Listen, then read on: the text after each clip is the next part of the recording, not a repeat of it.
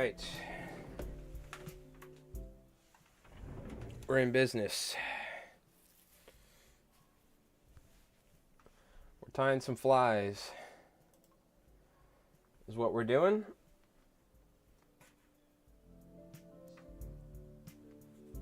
Just give me a sec here. I'm getting set up. We're going to be sitting down and tying flies for Westlake Marina and Montauk's. Just pull. Get situated. You got to pull your pants up for some fly tying. Pull up them bootstraps. All right. I hope everyone's doing well. Appreciate everyone tuning in. Go ahead, do this real quick.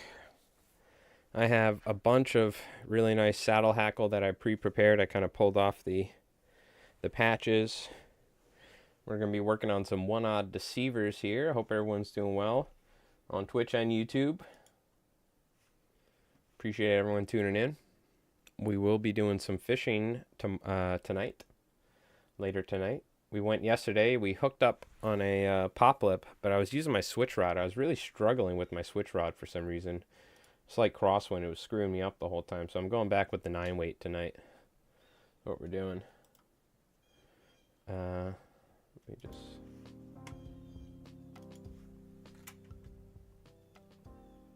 But I hope everyone's doing well. I hope you're having a good start to your week. All right, let's get going.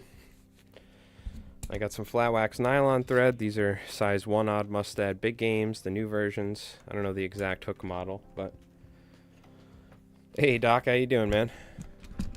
I hope you're doing well. And then before we get done today with the commercial time, we'll probably tie 1 or 2 flies for ourselves. Maybe a new gurgler or something. Yeah, we'll bring the 8-weight floating and the 9-weight intermediate down today with us when we go fishing.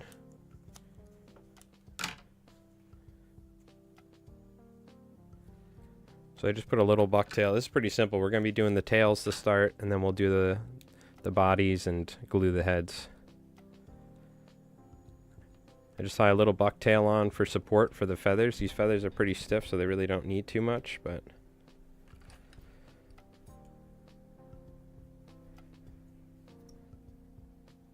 We're going to make these right about that length to this magnet. I don't know, it's probably about 3.5 inches or something.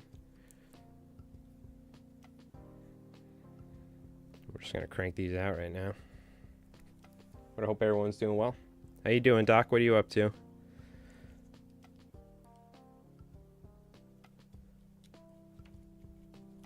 Is American Rooster Hackle. I wasn't able to buy any recently. But luckily I had a stockpile of it specifically for this, so. It's actually...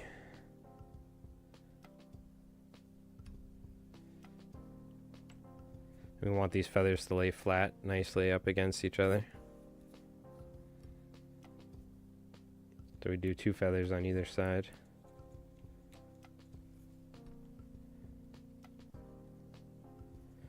Then we just take a little bit of crystal flash, take 2 pieces, cut it in half, and then we're going to fold it anyway again.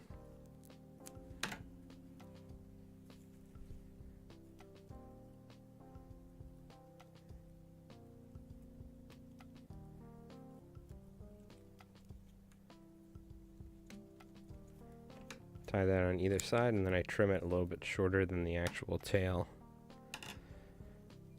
so it doesn't foul as easy. This is what we do.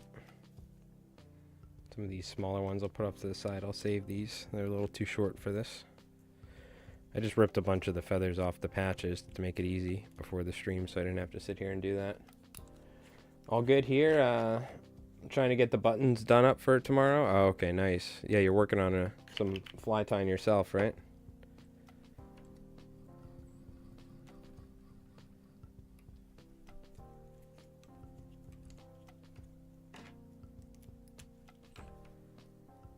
So it's pretty simple. We're just doing the tails right now like this, with hackle, flash, body braid. We'll do 4 dozen like that. Then we'll go ahead and tie the bodies on.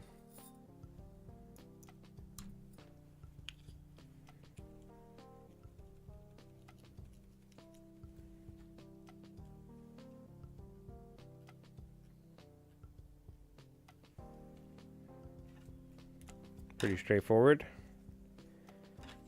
Yeah, yesterday we had some pretty good action fishing, but it was a little tough. The tide is changing, but I think we have a full moon coming up soon, if I'm not wrong.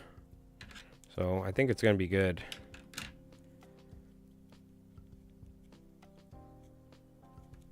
I had one fish grab a pop lip. They were boiling. I think they were eating smaller bait. They're a little bit more focused now on certain bait fish and stuff, so we'll tie some like gurglers or something before the end of the stream. That's what I'll fish with. We did really well with some gurglers the other day down in the back bay. And I talked to somebody from On the Water magazine and gave them just a little basic report of some East End action. So they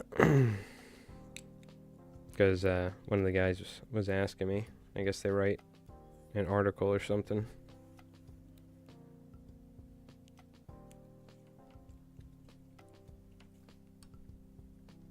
Because I posted a photo of my thumb all cut up from striper fishing, which you can see my thumb right here. See how it's all tore up like that? That's from catching striped bass, because their lips are like sandpaper, so they just tear up your fingers.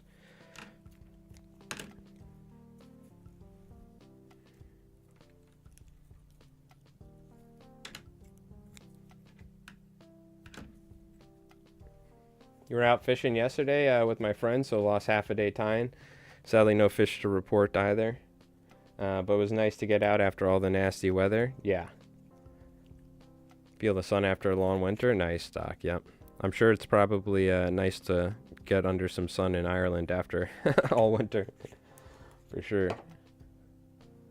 Yeah, it was actually pretty nice out yesterday, but the wind was coming from an angle that it was pretty much hitting my cast dead on. So today it looks like it's going to have a little bit more south in it, so I'll be able to cast a little easier. But I'm bringing the 9-foot fast action modern fly rod, so I can just cut through the wind instead of the switch rod. Whenever I have the wind at my back, the switch rod's great, but I think I still need to get a better line for it. What I find with switch rods, having the right line is a big deal.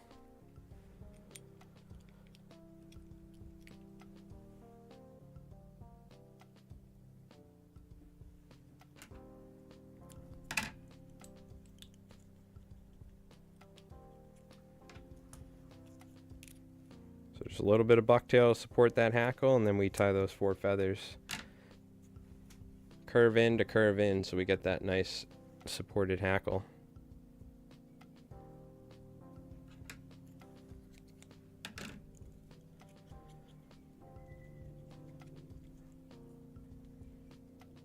These are the American Rooster hackle, which I really love. They're really good. Nice stiff hackle too, so they don't foul very easily a lot of times. That one I don't like. We're going to put that off to the side. Doesn't make the quality control grade.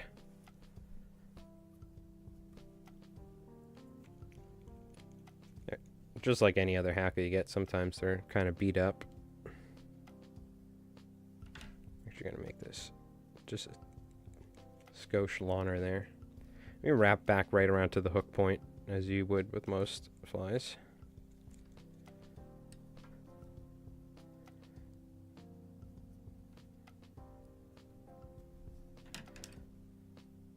We're going to need to put a nice stiff one on this side to counterbalance the very stiff one on the other side. It's a game of balance with this hackle, but it's nice because it's one of the reasons why they don't foul, because the hackle supports each other like this. Just one of the benefits of a deceiver in general.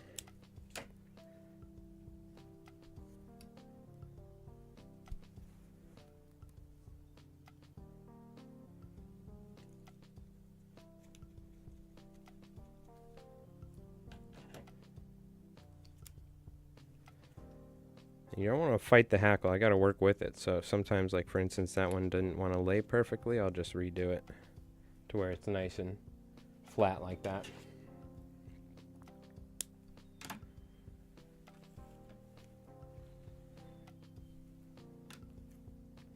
I hope everyone's doing well though. I got 4 dozen surf candies done this morning. I had to do the final coats of UV resin. Now they're out in the sun drying. So if you ever do any UV resin tying, I always recommend sticking the flies out in the sun, particularly anything like a surf candy or something where there's so much resin on it, because you'll take all that tackiness away. Even with some, I never really do the varnish on top like Bob Popovics does. I usually just stick them in the sun. If they're really tacky, I'll take a little bit of rubbing alcohol and just clean it up real quick. But I find putting them in the sun for a couple hours really hardens it up and makes them tough. There's no better substitute with UV light than the sun, unfortunately. It's one of the reasons why we wear sunblock, which I need to start wearing more, or at least wearing my buffs. My face is starting to get a little red, going fishing all the time.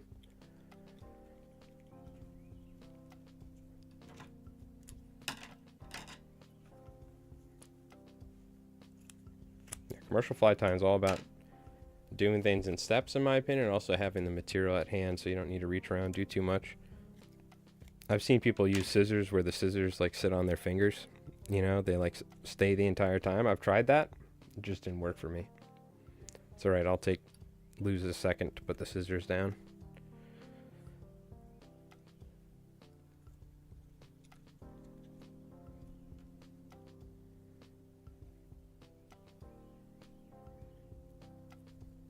And you can see I strip it off so it's a little bit easier to tie, and there's a little less bulk underneath that body braid. So it's a little bit of a nice clean body to it. These feathers are...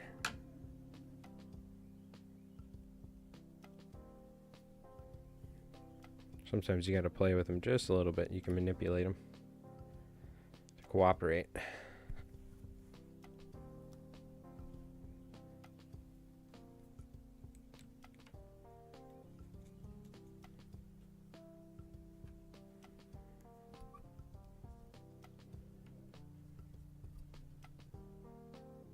You can just kind of tweak them a little bit, make sure they're sitting right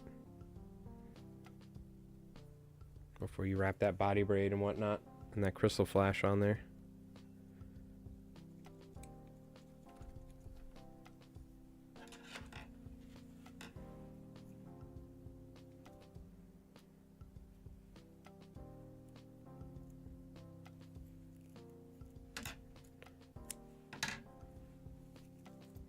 I'm excited to do some fishing.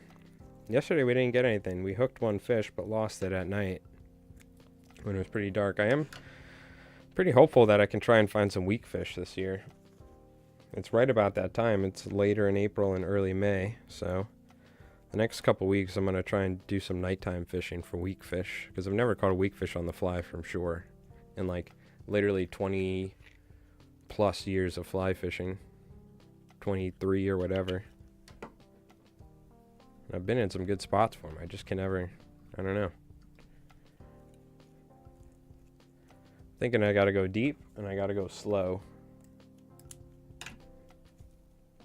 Half and halves, clousers, jiggies, deceivers, maybe some shrimp flies. I feel like where we fish all the time should be good, but maybe I need to go out more deeper into the bay.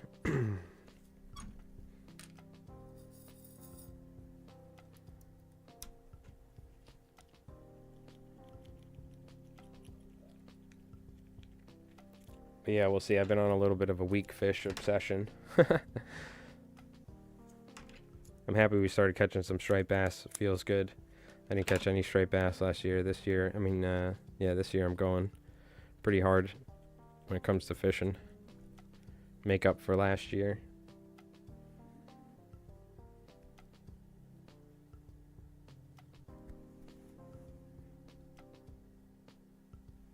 And when I can, I'm planning on just streaming fly tying every day, because I'm doing it anyway. So whether it's commercial or we're doing fly time for ourselves, you know.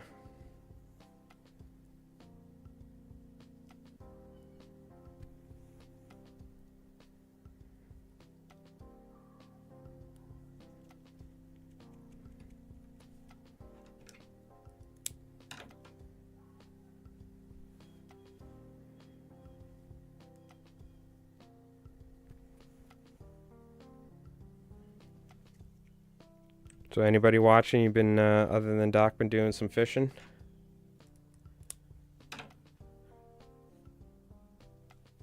Anyone successful? Are you still trying?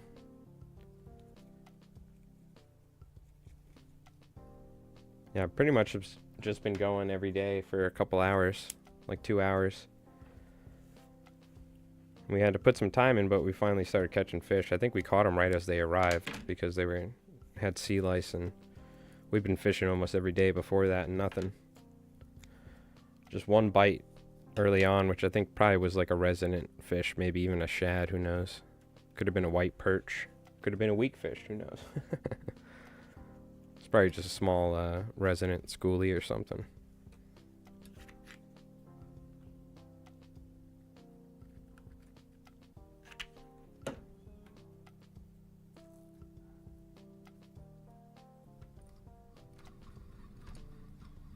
What were you fishing for, by the way, Doc? Were you doing freshwater or were you doing saltwater?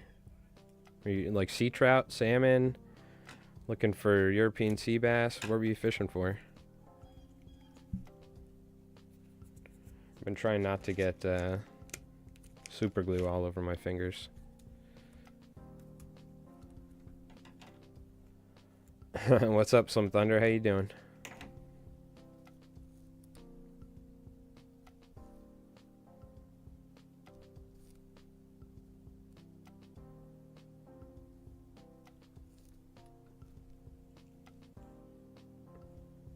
Just one feather.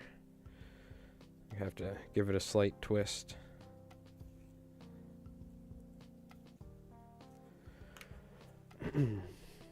Hey, Daniel, how's it going? My brother and I went fishing yesterday, and he caught a catfish. Oh, very cool. What sort of catfish? Is this like in a river or something? Redhead says hello. Tell her I say hi back. Hopefully you guys are doing good over there. Hopefully it's not too hot where you are.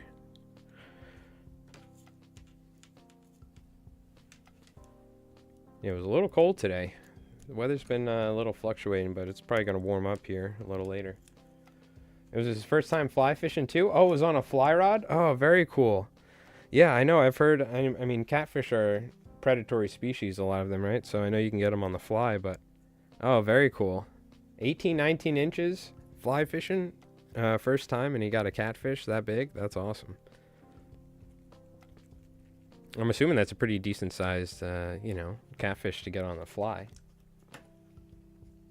Yep, it's already hot. Yep. You'd be doing a lot of tending to the garden, I guess.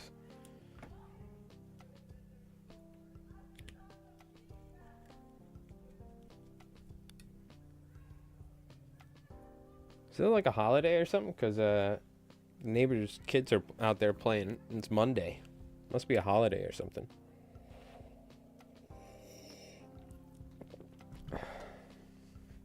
I certainly don't know.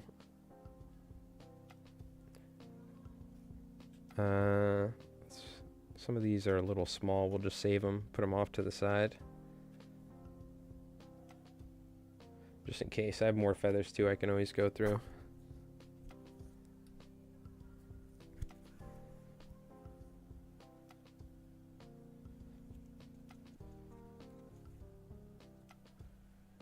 Unless school's out or something for some reason. I'm not complaining. I'm glad they're out there playing, getting in the sun. That's what I'd be doing if I was a kid. I just for a second, I was like, is it Sunday? No, yesterday was Sunday. What am I talking about?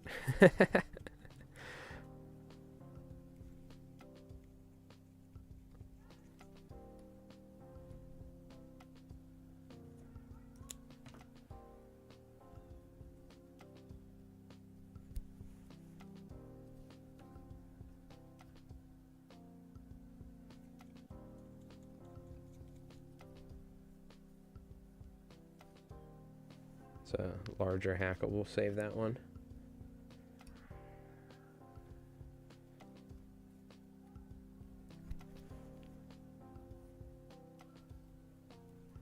And I got my window open to get some fresh air. Much needed. Just nice to get some after it being so cold. It has been we've had some really nice days though recently. No, I appreciate it. You guys enjoy them. We're good over here.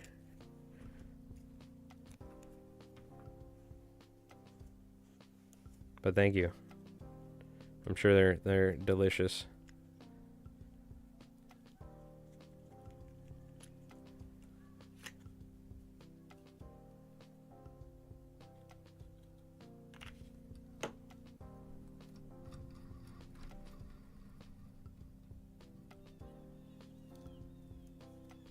We're making some good progress. I'm trying to stay focused here. Not being too chatty, just kind of cranking these tails out. Because we have quite a lot. If you look and saw the pile of hooks, you can hear the pile of hooks. But it's a pile, so. But once we get in the groove, it's pretty easy.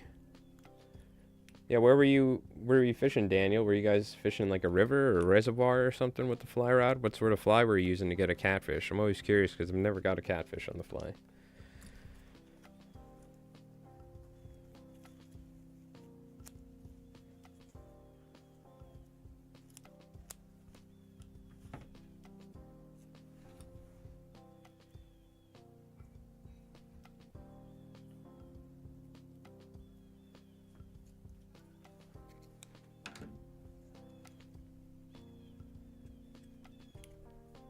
Just add a little bit more bucktail there. Both sea trout and bass, Doc, you've been fishing for. We had some activities, then a lad in a kayak came too close twice, and it kind of killed for an hour or so, and then you had 2 follows of trout right to your feet, but it was so annoying. Right as you lift the fly out of the water. I know, that's what happened yesterday a couple times. Yeah, so when you're getting follows like that, sometimes, like, a lot of people would say that you should just slightly change something up. Maybe it's like slightly change the color or size of the fly or the retrieve, you know what I mean? Maybe some more pauses or something. That's what I usually try to do when I get that a lot. A lot of times it turns out like I need to lengthen my leader or something. You know what I mean? But sometimes they just do it. If you've ever fished for bass off a boat around bunker pots with a fly rod, sometimes the fish will just fall straight up to the boat and turn around and stuff.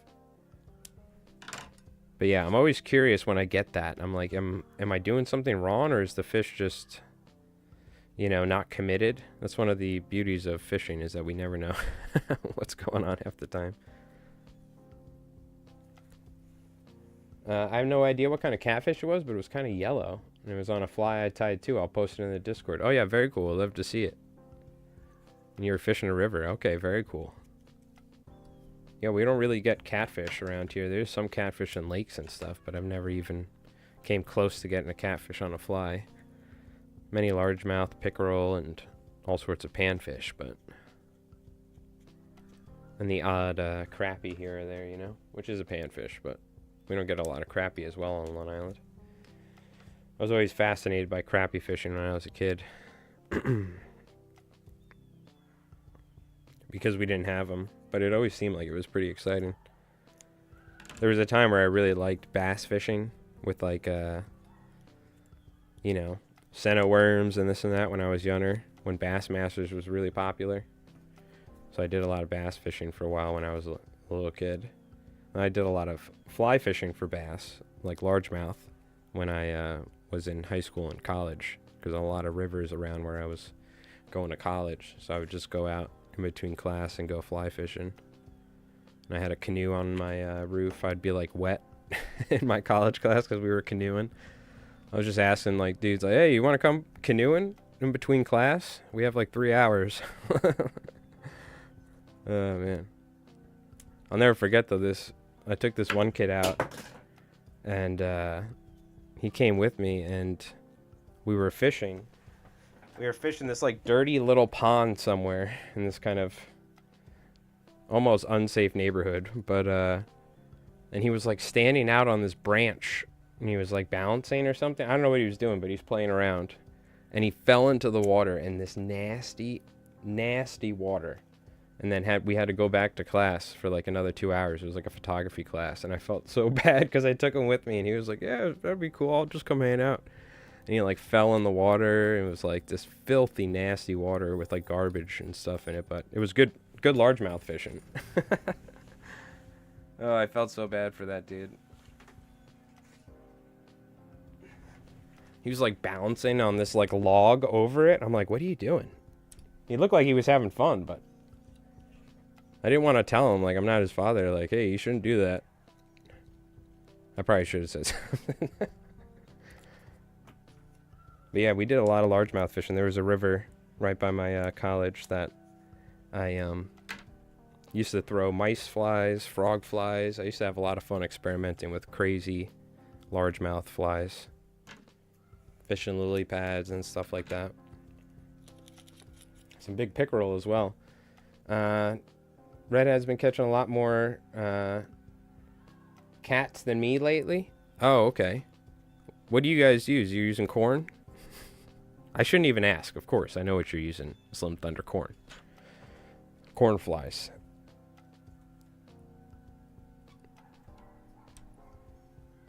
I don't know why I even asked. I forgot.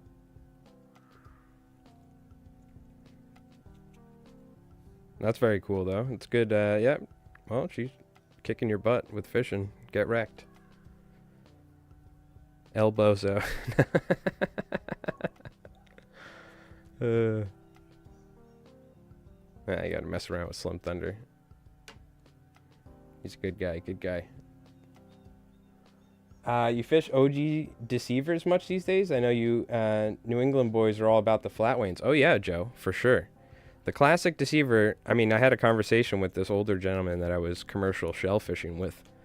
And there's one fly for striped bass that you only had one fly in a fly box. And you could only tie one fly for the rest of your life. It would be a size 1 probably, or 1 odd, all white lefties deceiver. That's it. Maybe a little peacock curl on top, and that's that. Classic fly. Same thing Lou Tabery talks about in his book Inshore Fly Fishing. I mean, it's, in my opinion, the most universal fly. Some people would say Clouser minnow, but I'm more of a lefties deceiver than Clouser minnow, especially because I love hackle in general.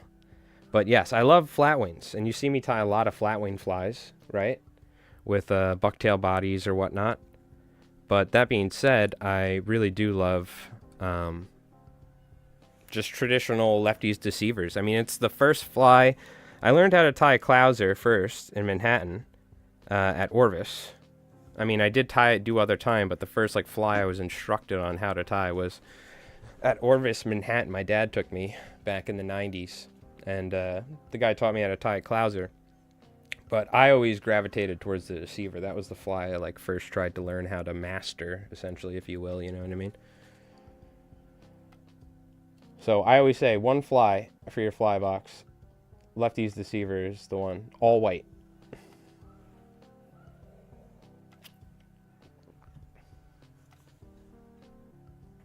Corn and worms. It's a cheap date. Oh, that's great. Yeah, you cracked me up. Yep. Well, you're a lucky man then, Slim Thunder.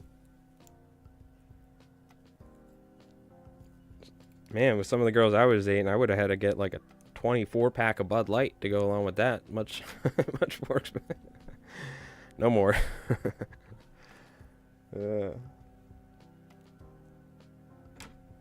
That or a Michael Kors watch or something, you know. Opposites. Extreme opposites. Nah, it's good times, good times. I'm glad you're going out and doing some fishing, Slim.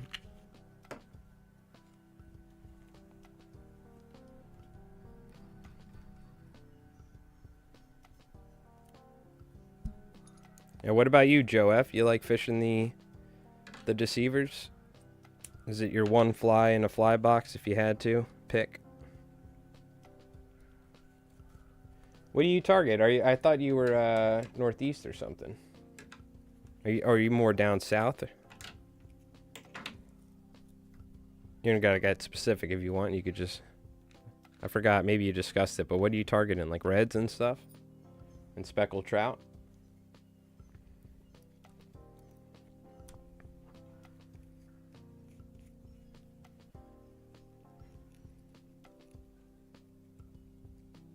Oh, I can't fish because you don't have a corn fly. Don't worry, look, I gotta... We'll get that out there. I have to actually, before this next Friday, I have to get Gin and Brew's FFG stuff out. I was looking into it. Unfortunately, I can't do the marble race on both YouTube and Twitch, so we'll probably leave the FFGs our Friday Fly giveaway night for Twitch, but eventually I plan on probably doing giveaways on my YouTube videos at like little milestones here and there, because the YouTube is, you know, we just hit 2,000 subs and stuff, but unfortunately I can't connect both YouTube and Twitch for the marble race and stuff. Plus I can't even buy Twitch TOS. I can't use third-party apps that combine Twitch and YouTube or something like that, but we'll figure something else out separately for YouTube, I guess, or maybe we'll try and figure out something in the future. I have to be careful because Twitch has very specific terms of service, otherwise I can get in trouble with multi-streaming, so YouTube's like, have at it, have fun. Go out there and get him, kid.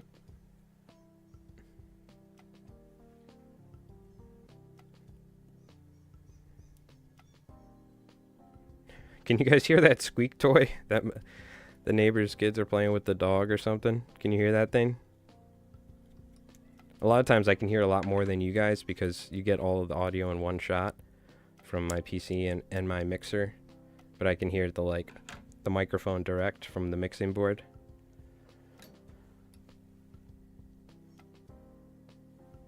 But I just hear this squeak, squeak, squeak, squeak of a dog toy going off in the background.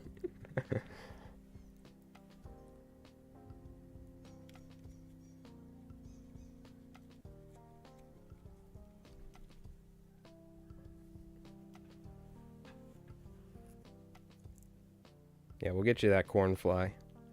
The problem is I can't just tie you one, you know, because what if you lose it?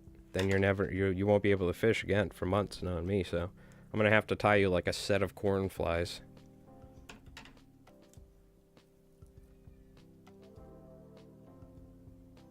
Oh, okay, very nice.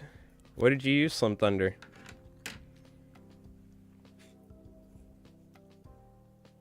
Oh, you can hear it? Alright, let me close the window, I guess.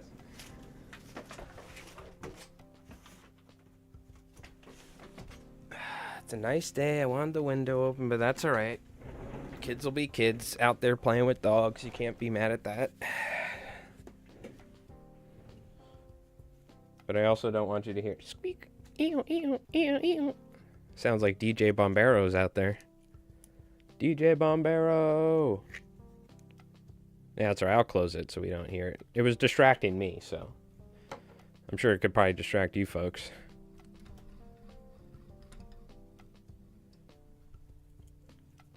That's good. They're out there playing with the dogs.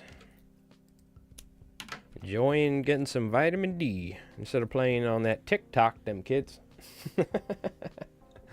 Sound like an old man. I need to get another cup of coffee here, but we gotta keep working on this first. I like to set little goals where I get a certain amount of the tails done before I go and stretch my legs, get another cup of coffee, vice versa. Okay, interesting. Yeah, cinnamon, okay. That'll work.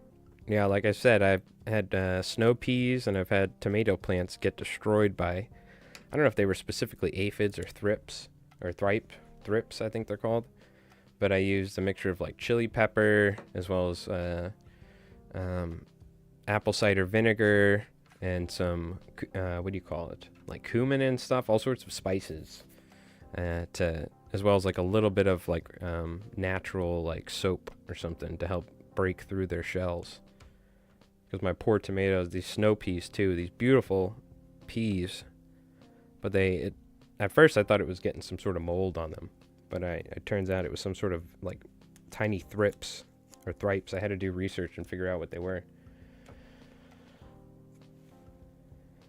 Okay, gotcha. Yeah, we have all sorts of pests out here that attack my veggies.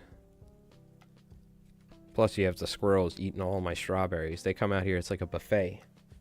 I see them out there just picking strawberries and eating them, looking at me. With a smug look on their face. We started moving them. To where they really have to be bold to get them. We have a bird feeder out there though that the birds love, and the squirrels play around with that. That keeps them busy, and they take little chunks off of the bird feed, and all the birds sit underneath the bird feeder. It's like a little symbiotic relationship they have, and it keeps them off of our plants.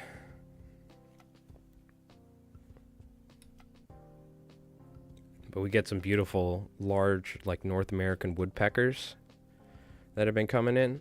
These big, big woodpeckers with beautiful, bright red heads. Really cool to see. It's like a mating pair or something. It's pretty cool. I hadn't seen that before. We have a lot of different smaller woodpeckers, but never these giant North American ones. I think that's what they're called, like the giant North American woodpecker or something. I forget the exact name, but they're big. It's really cool to see. It's like whatever that cartoon was based off of with the Woody the Woodpecker. It's like one of those or something. Beautiful colors on it. Yeah, for anyone just tuning in, we're working on some deceivers for a fly shop out in Montauk. So that's just starting up and they're getting their footing. So we're trying to get them a nice selection of striper flies set up for the springtime. Also, we're probably going to do some black and purple versions for whitewater as well, because I have that stuff and I need to do it. I have some nice American rooster, all black hackle that I've been saving.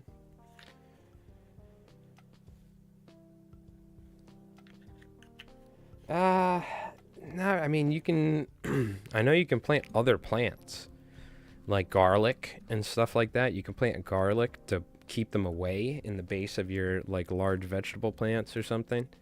Different stuff like that they don't like. But I don't think there's like a decoy plant you can use to keep pests away.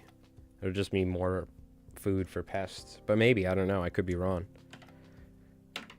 I do pretty small scale vegetable gardening in my backyard, you know what I mean? But we'll have like 20 tomato plants at times.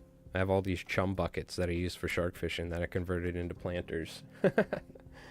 So we have tomatoes, snow peas. Oh God, what else does my mom usually plant as well that we take care of? Cucumbers, all sorts of stuff. I forget exactly. Peppers. But certain species just don't last well when it comes to the local environment with pests, mold, humidity, you know.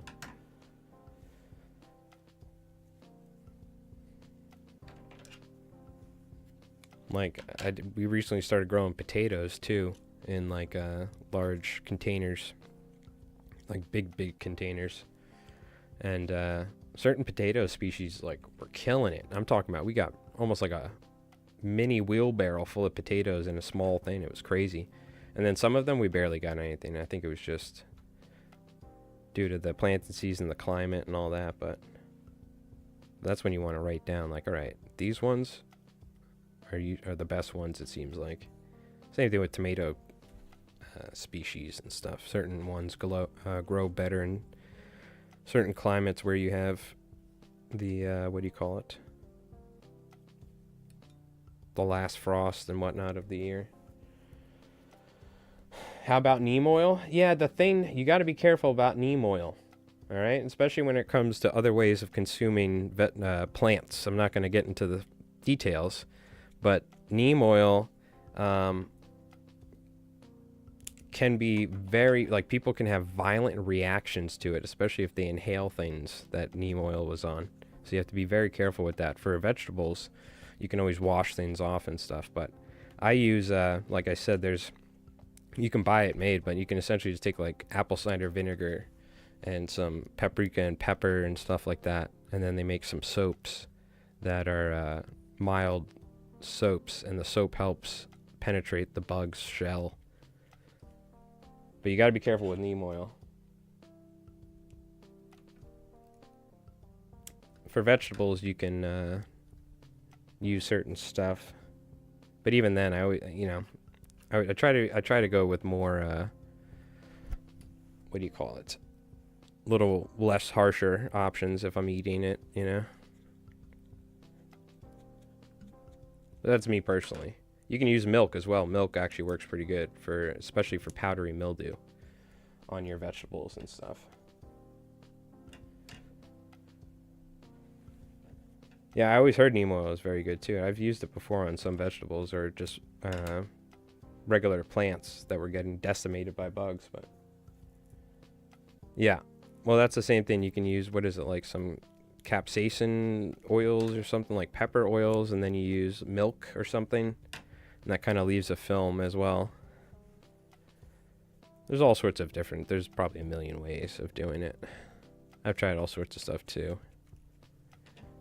I don't get a lot of really good sunlight in my backyard due to the trees, so I get, like, particularly with zucchinis and stuff like that, they always get powdery mildew. So I try to use the milk sort of option with that and hit it early on. That, and try not to what do you call it? Not over water them in particular. It's tough. Gardening's a tough game. That's right, Doc. It really is. I started to regrow green onions. Super easy. Yeah, we should actually probably start growing more green onions. I've tried growing actual onions and I always fail. They always just turn into, like, they're always just pretty much green onions. Yeah. Yeah, you probably just need to just wash it thoroughly after any produce or whatnot. It's the same thing if you're spraying, like, all sorts of apple cider vinegar and this and that as well. You want to, thoroughly wash everything anyways. Yeah, I would love to have, like, a giant vegetable garden and just have, like, a pretty good supply of fresh produce, but it's tough. I don't have a lot of space, so we have to pick whatever is that we don't have to maintain a lot, and also that can just thrive in its own. And during the summer, we just have, like, a nice steady supply of tomatoes and peas and stuff like that, and herbs.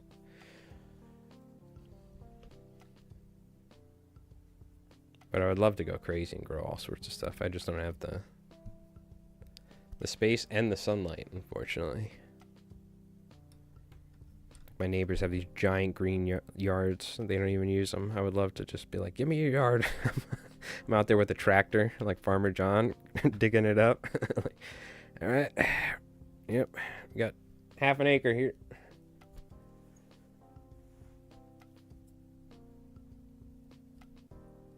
I like how we're just talking about gardening now.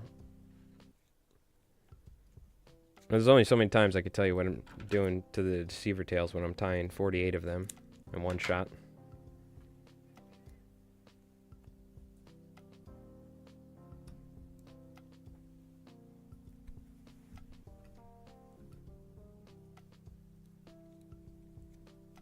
Oh, I'm definitely going to need to get another cup of coffee here. I think we got a pot of it.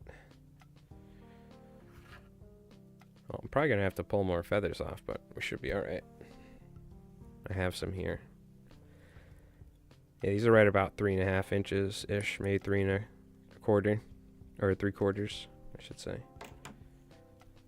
Ran out of thread, get another spool. Potatoes are easy. Yeah, I love growing potatoes. I never did that crag roll, and then we had, like, extreme success with certain potato species. I was like, this is great. You would starve to death, Thomas, doing the commercial time? Yeah. You still starve to death if you're pretty good at it, but that's all right. That's why I stream on Twitch and I do all sorts of stuff as well. I have a clamming license. So don't worry, you would still starve. And even if you were... Nah, that's not right. You can do all right, but it's tough. Tough game. Definitely takes time. Now, mind you, I'm even faster when I'm not streaming because I kind of just listen to music and get in the zone or put something on in the background, but I think we're doing all right. We're making some progress here. But yeah, this is a time-intensive game, that's for sure. Literally grow anyways. Gotta love the spuds. Mm-hmm.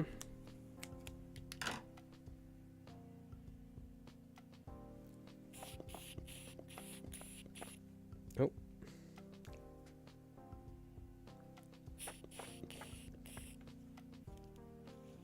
Yeah, I actually need to work on some YouTube videos at some point. I have the jiggy we're going to be doing is the next YouTube video. Because the last YouTube video came out 9 days ago, so I'm trying to do it at least a video every week. But we've been doing a lot of commercial fly tying and streaming at least. But I have the jiggy, and I think we might do an eel punt after this, but we'll see. Because the eel punt is a great springtime fly. I forgot who brought it up. I think it was Gabe or somebody in the Discord. I forgot exactly who it was. If you're watching right now, you can remind me. They tied a nice looking eel punt. I was like, oh yeah, I mean, we just did flat wing, so eel punt's right in there. We talked about striper moon, so it's relevant.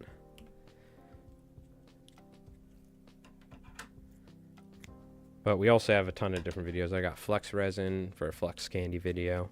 I'm gonna wait a little bit for that. We'll experiment with it. What's today's thread? We have 210 denier flat wax Danville 210 denier flat wax nylon in white, or titanium white as Mike Ross would call it. The classic. I either use two threads. I either use monofilament or I use 210 denier flat wax nylon by Danville. So those are the two threads I use. I like a nice strong thread, and I love the wax on this because it really cinches down, so it creates a nice durable fly. And I can put a lot of pressure on it. You know the deal.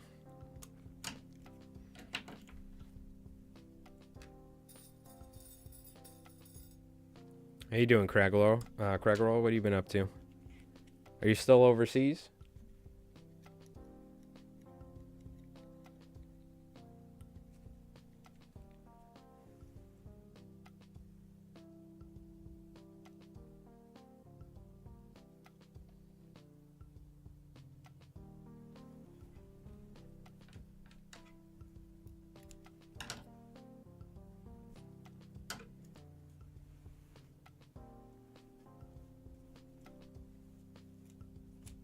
Tying some squimpish flies. Oh, that's the other thing. We gotta do something with squimpish material. I want to do a couple squimpish material videos. Saw a bunch of camels and a mongoose last night. Oh, very cool. A mongoose. Damn, that's crazy. I wonder if that animal knows how many bikes that were named after it, right? Isn't that the name of like the mountain bikes, the mongoose or something? The company? Is that like a childhood memory I just had? I think it is. I wonder if it knows how many children in America were riding bikes based off of its name. I feel like that was the thing, right? A mongoose was like a mountain bike or something. From like Walmart maybe, or a real brand, I forget. I don't know who else growing up in the 90s, but all my bikes were bought at Kmart or Walmart from the bike racks growing up. So I had like the Walmart BS bikes, never like a crazy bike brand. I was also a skateboarder as a kid growing up, but pre-skateboarding becoming mainstream and kids like me getting into it.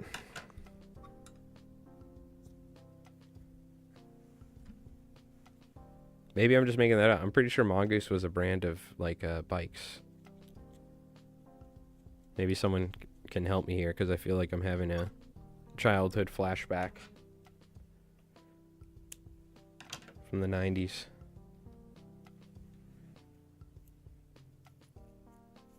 Or is it something else? I don't know.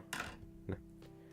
You threw me off with the mongoose comment, Craggerroll. Is that what you were trying to do? You slowed down my production value? I see you.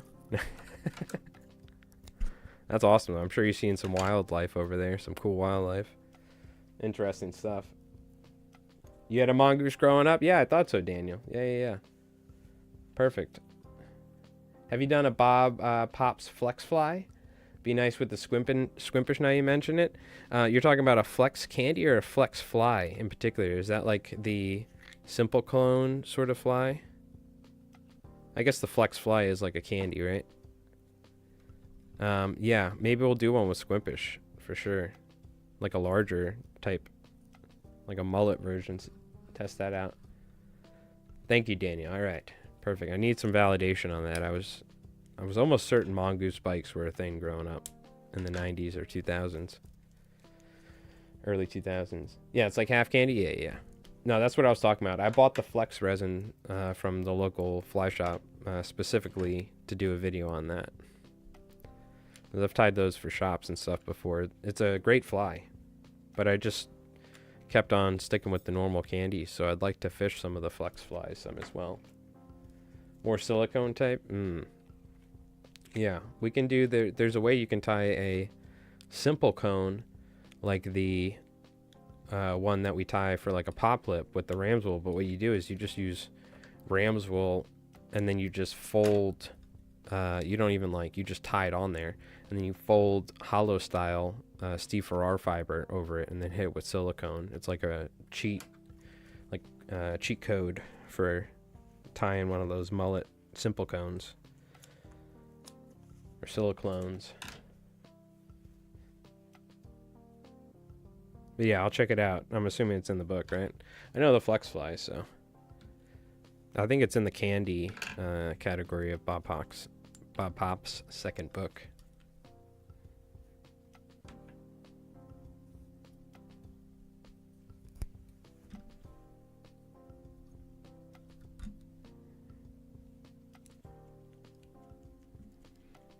Yeah, if anyone has any photos of any fishing or any fly tying you've been doing, put them in the Discord at some point later today. We'll take a look at the Discord and catch up. People have been posting a lot of flies and fishing stuff.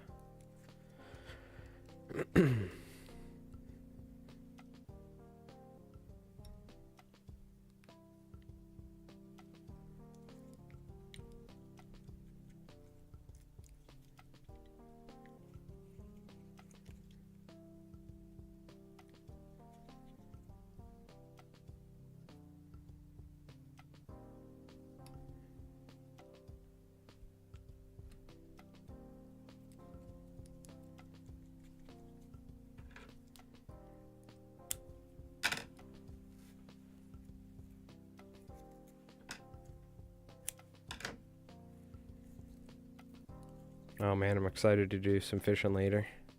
We got to get a bunch of fly tying done though, so we have to get, I would like to honestly get all of these deceivers done on stream, which is a little bit of a tall order for it's already almost 2. Geez, I should have gotten started earlier, but I didn't want to wake anybody up in the house. I got up super early today. I was tying.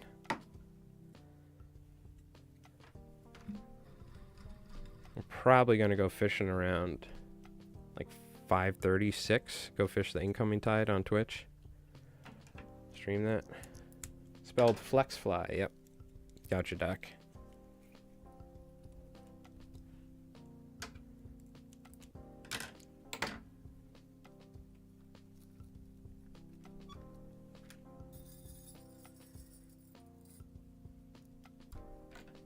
We probably got at least well over a dozen tails.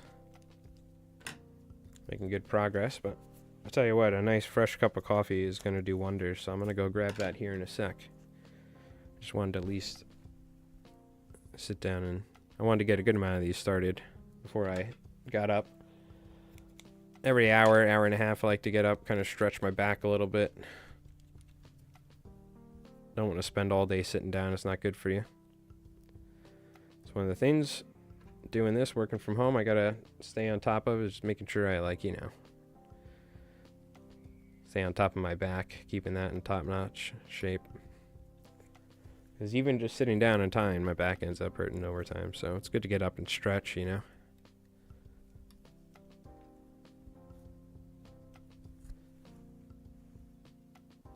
But again, appreciate everyone hanging out. I hope everyone's having a great Monday. Maybe we'll take a look at some of the footage we got on Twitch, streaming some fishing past couple days. We'll take a look at some of the bass we caught. Because I think one of them with that gurgler on topwater was a crazy eat. Hopefully I got it on camera. The fish coming out of the water, we'll see. It's always hard. The perspective with the phone isn't very good, but makes things look pretty far away. But man, whew, we had some cool takes. Fish coming airborne out of the water trying to eat poppers. It's one of my favorite things to stream is topwater. It's very exciting to watch.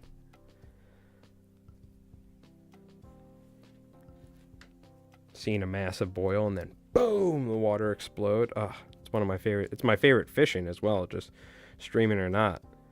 I kind of pretty much always stream when I go fishing now. It's just like unanimous.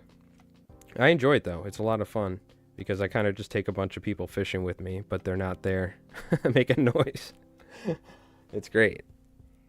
But I have somebody keeping me company so I don't go crazy fishing for 5 hours when I'm not catching anything. I'm waiting for that bass to hit. So I really enjoy fishing and streaming it. But it makes it, you got to worry about so much more stuff while you're fishing. It's kind of a pain, but I've gotten used to it. I've been doing it for so long now. One day I would like to get a really sick setup with like a backpack and routers, but for now the good old phone works for me. I was having issues with the phone screen just turning off yesterday after it got, because we caught this one fish the other day. It was soaking wet, but I mean, that phone, it's a Samsung S20 or whatever. That thing's been taking a beating between commercial fishing and clamming and live streaming fishing. You want to test the phone out, go out and stream straight bass fishing every day for a year, and you'll see how good that phone is around saltwater.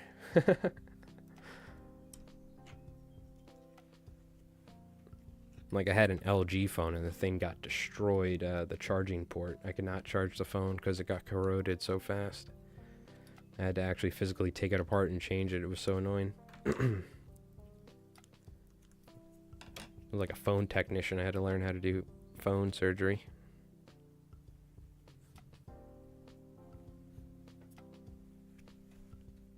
Samsung's have been pretty good for IRL streaming. For me, it seems like. What's saltwater?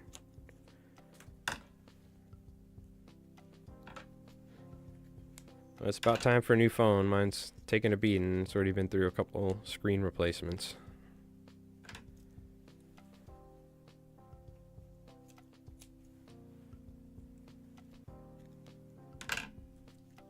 So maybe the streams will look a little better here soon. Probably go try and get a new phone. It's always kind of a pain though, getting a new phone, swapping things over. I'm always hesitant. Like a whole process.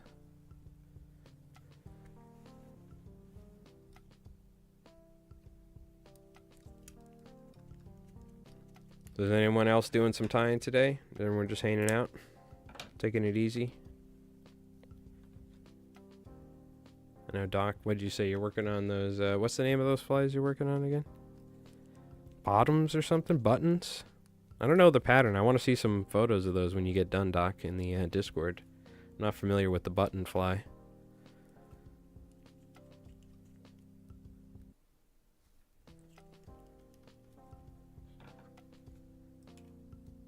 Yeah, we definitely got to see some photos of those. Hainan, nice. Good, I'm glad, Thomas. Taking it easy. Chilling like a villain. I might have some time for more squimpish. Ooh, nice. Very nice.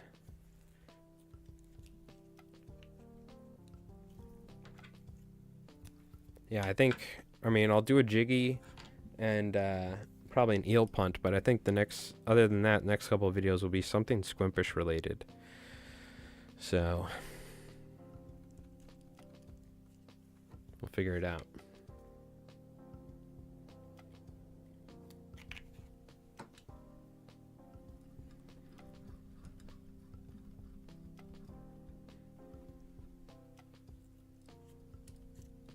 Gotcha. Nice, nice. Hell yeah, brother.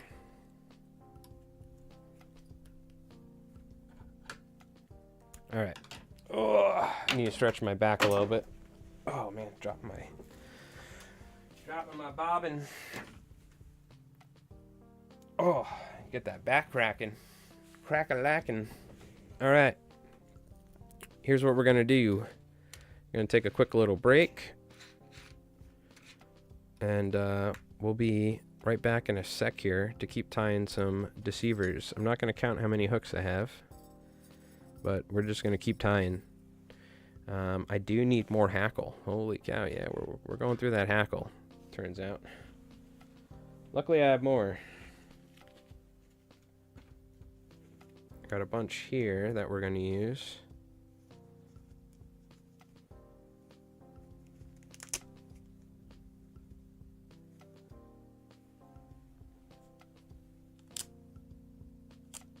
Use that. Leave that for now. And we got some of this. We'll just pull these off so we're ready to go.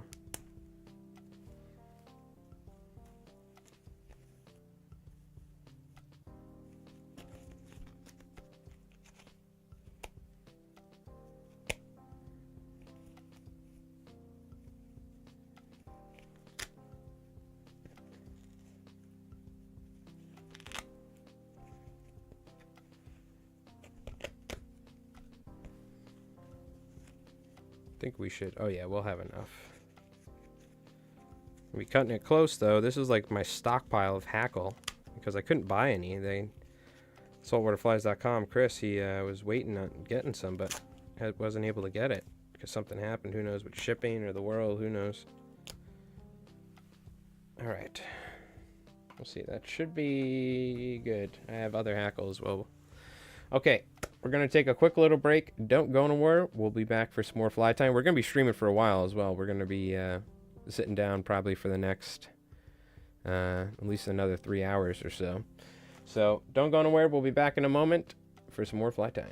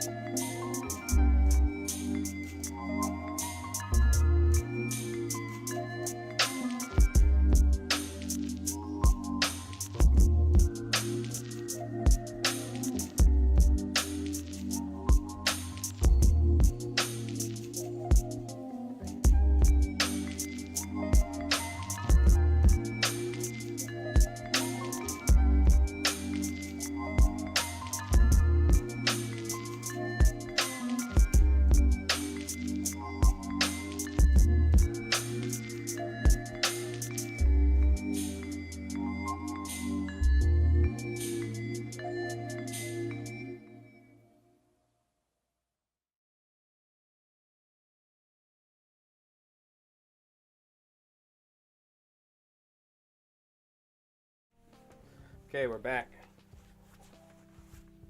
All right. We are back. Oh, stretch it out a little bit.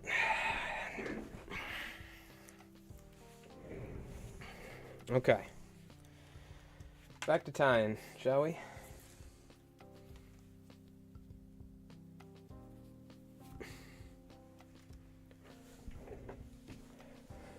Keep on cranking them out.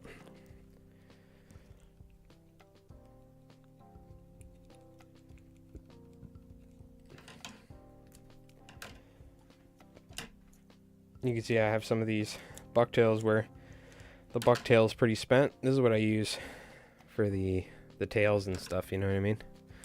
It doesn't have to be pretty, it's there for support. Just a little bit. I'll add a little bit more actually. And I make sure to tie the bucktail on the shank there so when I wrap the body braid it's nice and neat. Which is important. And we're trying to tie consistently.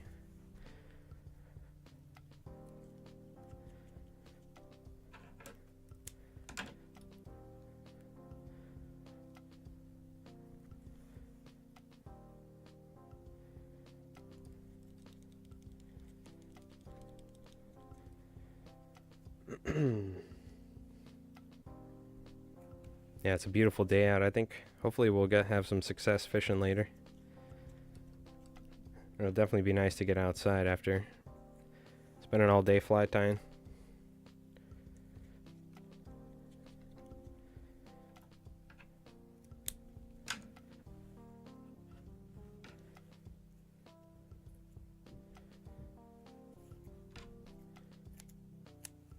Appreciate everyone tuning in too.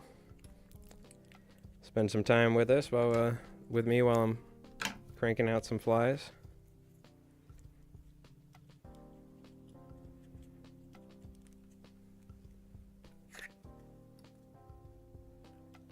Like I said, we'll tie a couple more flies for the arsenal later for some fishing.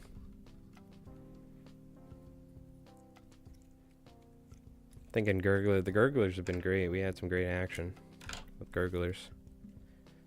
Flat wing tails. Classic New England boys.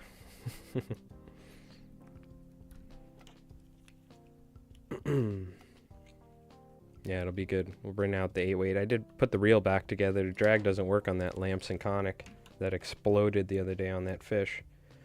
The shaft was almost welded to that nut on the inside or something, so I greased it up, put it all back together, but the drag for some reason doesn't work. Maybe I didn't do it right, I don't know, but we'll see. I might have to fiddle with it some more.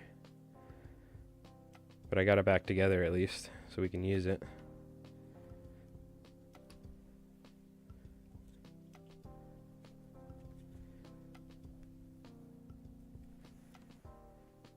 I guess we'll see how it goes. We'll give it a shot. Nice new floating line too. The Rio outbound short, beautiful line. So it's casting really nicely. I'm happy I got it. It was a little expensive, as every fly line is nowadays. It's crazy. Every fly line's like $100. But nothing like new fly line. It casts so good after using an old line. It's like a brand new car.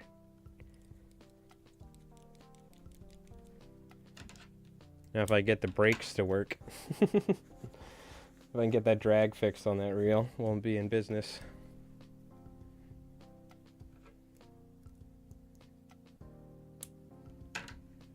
Part of me, I mean, if I have some old fly reels, part of me wants to use them, but I can't fit the line on there. Just for fun, like use an old 1950s fly reel or something.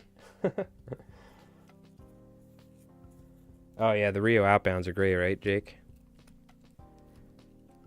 Yeah, I got the Rio outbound short 8-weight for our 8-weight 9-foot fly rod. I've used outbounds and heavier weights for switch rods as well. They work great. Just for a while we were using the Rio striper lines with the intermediate. That's what I use on my 9-weight for the intermediates. But I usually recommend the outbound short. It's just a good line in general. Pretty nice aggressive head on it too, so you can cast into the wind and whatnot. I mean, we were throwing this giant pole dancer type fly on that 8-weight. We weren't getting it really far out, but we were getting it out far enough without killing ourselves, so I was impressed with that line. I haven't got a new outbound short in a long time, like 5-6 years. Most of the times the lines last a while, especially when you have different rods, but we were having issues with the Rio striper lines cracking, which we were having quite the issue. Some of us too, like some of my buddies were getting the short end of the stick when it comes to some of the Rio striper lines. But I think they changed up their formula with it. It seems to be a little better.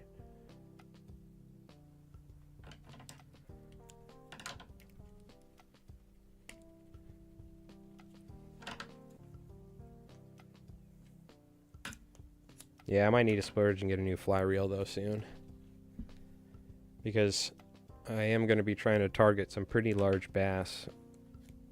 They're going to be showing up here in May, specifically in early June. So I think having a really good, having a proper fly reel is going to help for sure. There's even a 30-inch fish, you can, palm the spool if the drag's not really working that good. I've had many crappy fly reels over the years.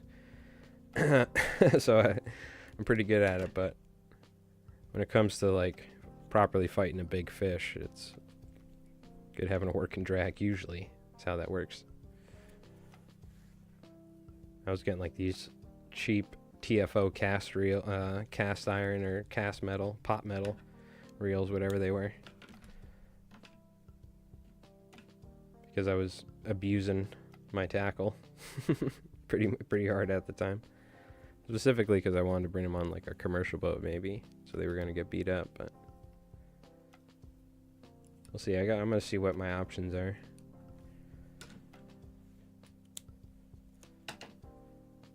Because I have a couple of the reels that are great, work beautifully, but I use them with other lines, like sinking lines and stuff, which I don't always fish a lot, so.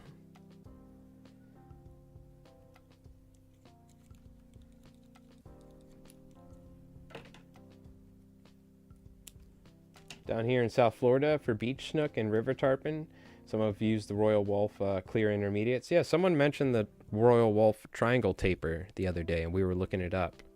I've never used any Royal Wolf lines myself personally, but I wouldn't mind trying them out one day.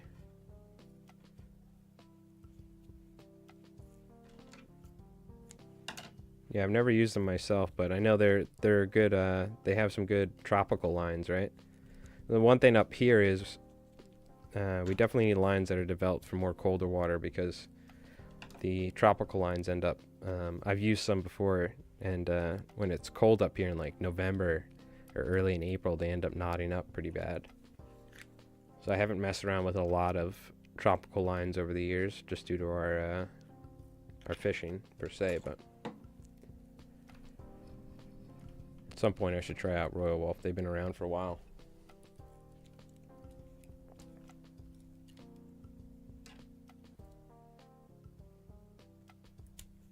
Okay, gotcha. I don't understand what that is. I don't know if that was a typo or what, but it probably was. Damn mobile.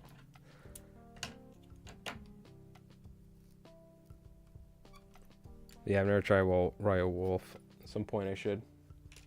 Mostly used Rios. I've used some Cortlands. I've had pretty good luck with Cortlands. Airflow, I've never really had good luck with airflows over the years. That's just personally. I always think lines are a very personal thing, because you can hand someone a rod with a line and they might love it and the next person might not, you know what I mean? Very much so dependent on how you like your fly rods to cast and your style. So it's always tough recommending fly lines, but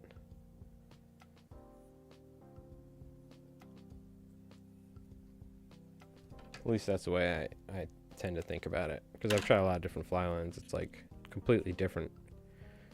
You can have all the same 8 weights that are supposed to be the same sort of line, but they different heads, different grains. They all feel very different. Outbound short with a clear intermediate all of the time. Nice.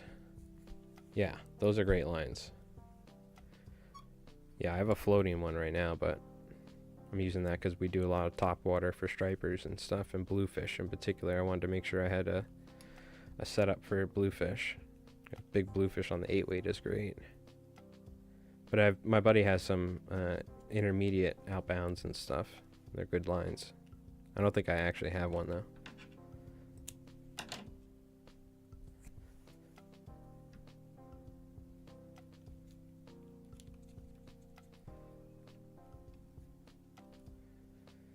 Got some smaller stuff here. We'll put those off to the side so we don't get in the way.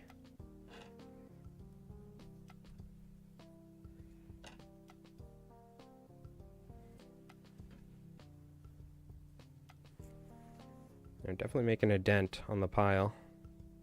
So we just got to talk about fly lines and tarpon fishing. Next thing you know, all these tails will be done before you know it.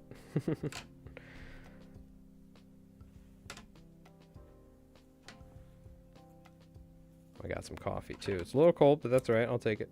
Take cold coffee over hot coffee. I mean, over no coffee. Definitely take hot coffee over cold coffee, but it's not iced coffee time yet.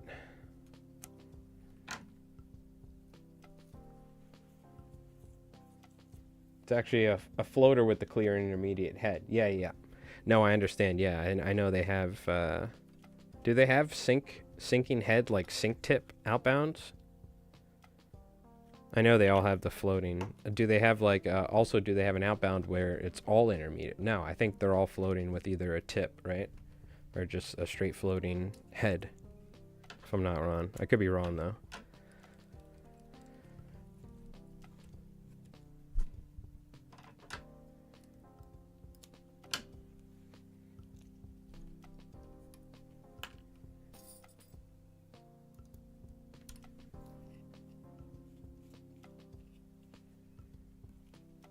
Oh, was that the model number? SWTB8I. So the I is the intermediate, 8 is the weight. Gotcha. I have the box here. Let's take a look and see what this one is.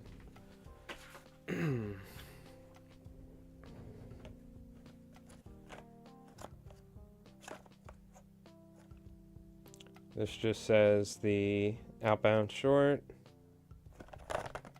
Does it have a particular number like that?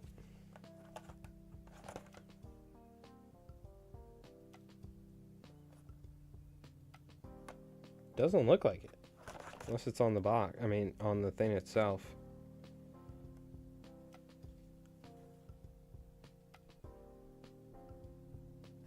I don't know. Outbound short 8-weight. Floating straight up 100-foot, 30-foot head. Simple. Oh, that was for the wolf. Okay, gotcha. Love the line stretch. Love the line stretch once and you're good. Yeah. It's always annoying with, especially back in the day with older fly lines, constantly having to stretch lines all the time. I'm really a fan of just stripping it off and going instead of sitting there and stretching the entire line out before you fish for like 10 minutes. You know what I mean? Which was a thing that I used to do. Otherwise, you would just be dealing with knots the whole time, and you still do. You still have to stretch it and whatnot, but fly lines have come a long way, that's for sure. And we still had fantastic fly lines back in the day. I really loved the Scientific anglers back in the 90s. That was one of my favorite lines. They were expensive though back then too. $90 or $80 for a fly line back in, well, I think they were like 70 or 80 maybe. But even with inflation, it slowly crept up. Our moderator, Jin, loves Monarch lines, so I might need to try them out at one point. He keeps ranting and raving about Monarch. And I think they're a little bit more cost affordable, if I'm not wrong. But he swears by him, so I'm going to have to try that out. The Rio?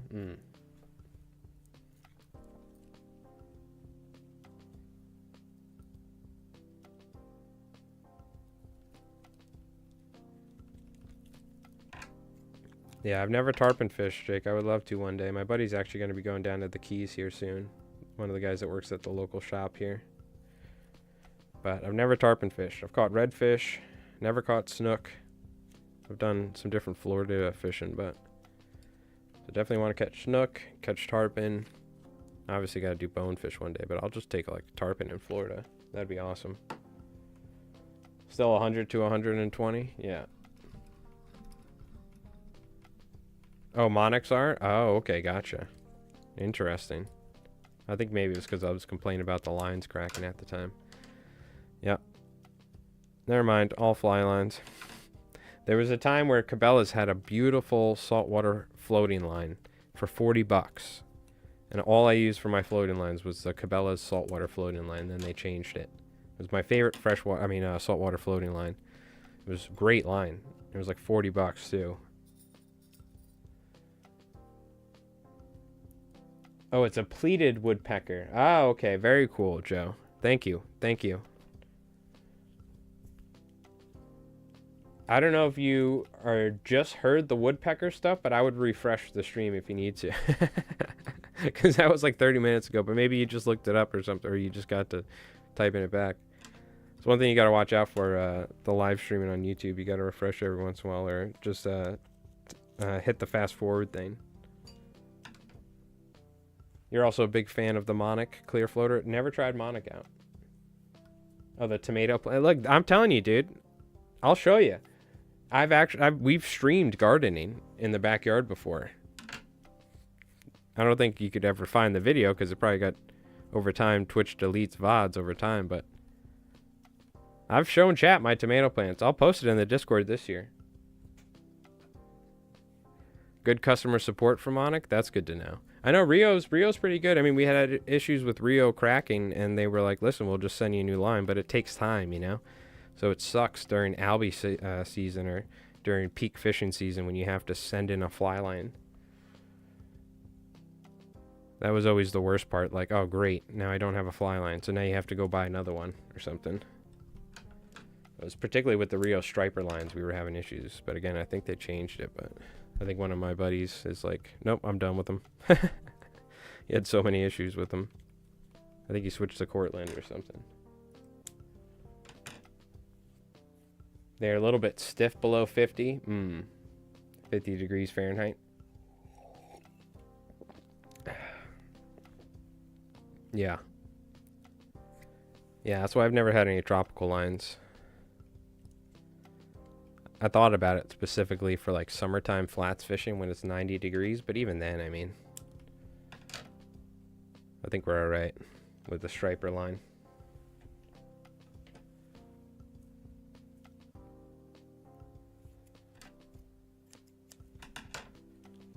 See, I kind of want to count and see how many tails we've tied, but I don't. I don't want to know. I just want to keep tying. I think I have 50 hooks here, 48. So I think I got to stop when there's 2 hooks left, and that's when we switch to black or something. I'll leave that. Rio is good, but Monarch's a small company. I had issues with Rio Bonefish Quick Shooter cracking, and they sent me a new one. Yeah. Yeah, I know. Rio's great. They'll send you a new one every time. But imagine you're on like a trip or something, or imagine it's like peak fishing season. It just starts. And the fish are running, and you're like, oh man, your line's like unusable. So you gotta wait like a month or something, or a couple weeks.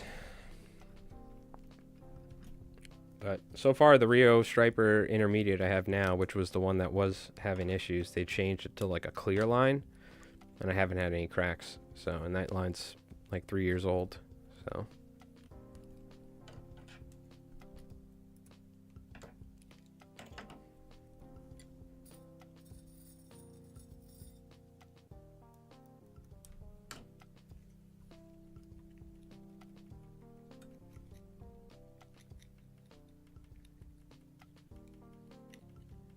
Yeah, fly line's a tricky thing, right? Because you don't want to spend $100 on a fly line and not get one that you like. And it sucks. You can't always try them out. If you can, try them out. But so when I find a line I like, I usually just stick to it. I'm like a loyal customer. Because if the line works good, like those Rio Striper lines, I cast so well with my style and just the TFO rods I use, the cheap TFO rods, it just cast like a dream. I don't want to do anything more than 2 false casts. And I still want to get 80-foot casts, and I do it, you know. So I love the Rio striper lines. They pick up, they fish great. But I told them, I saw the guys at the fly shows, and I was like, man, you gotta do something about these striper lines, because they're cracking like crazy. And I told them it's like my favorite line. I absolutely love fishing them, but we can't have them cracking every 2 months or something, 3 months. They were talking about that they were changing, and then they did, so good on them.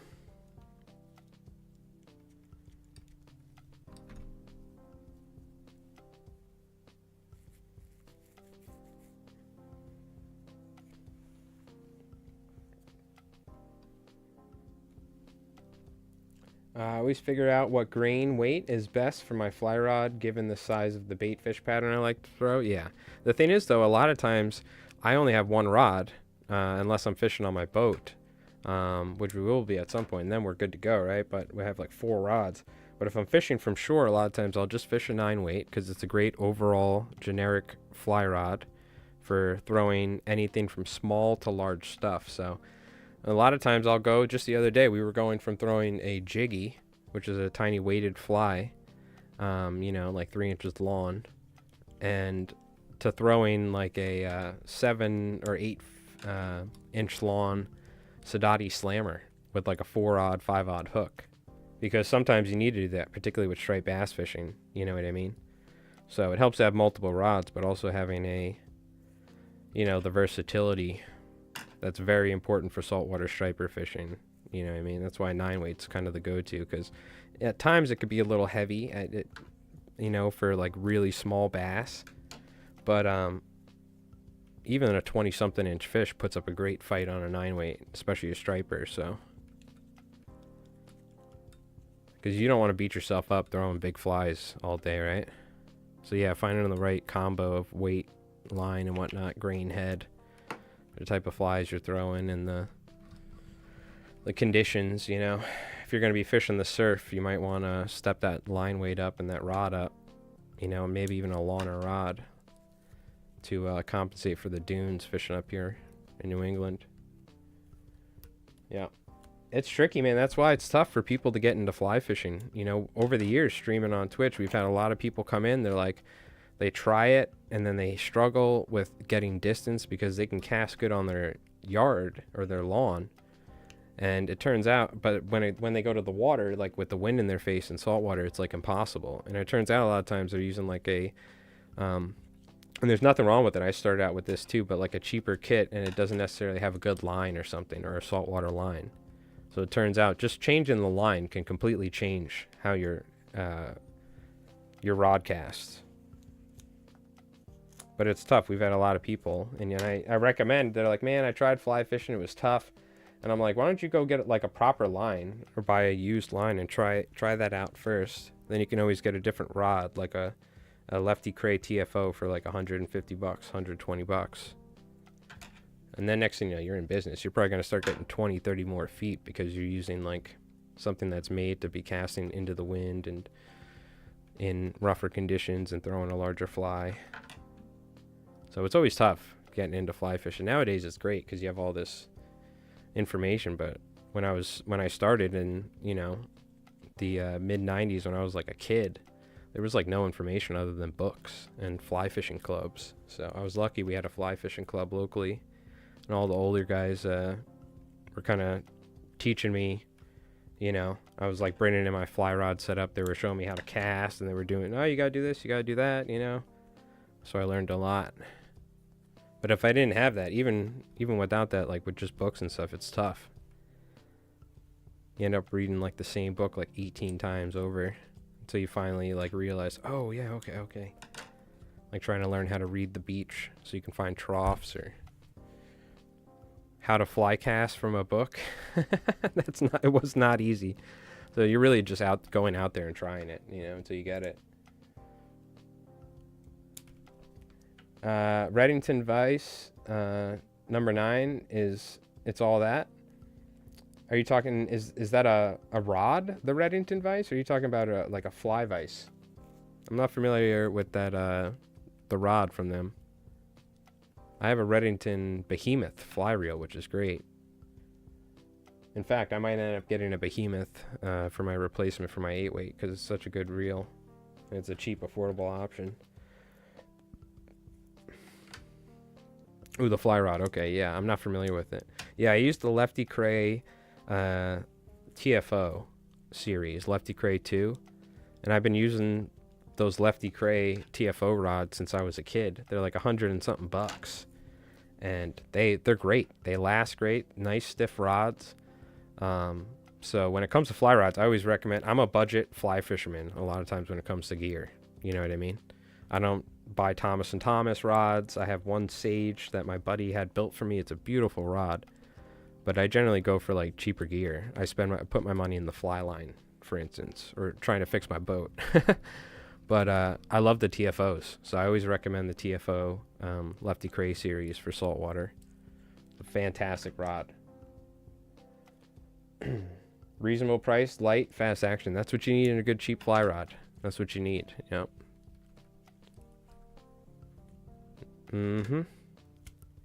That nice fast action for cutting through the wind and not tiring yourself out all day.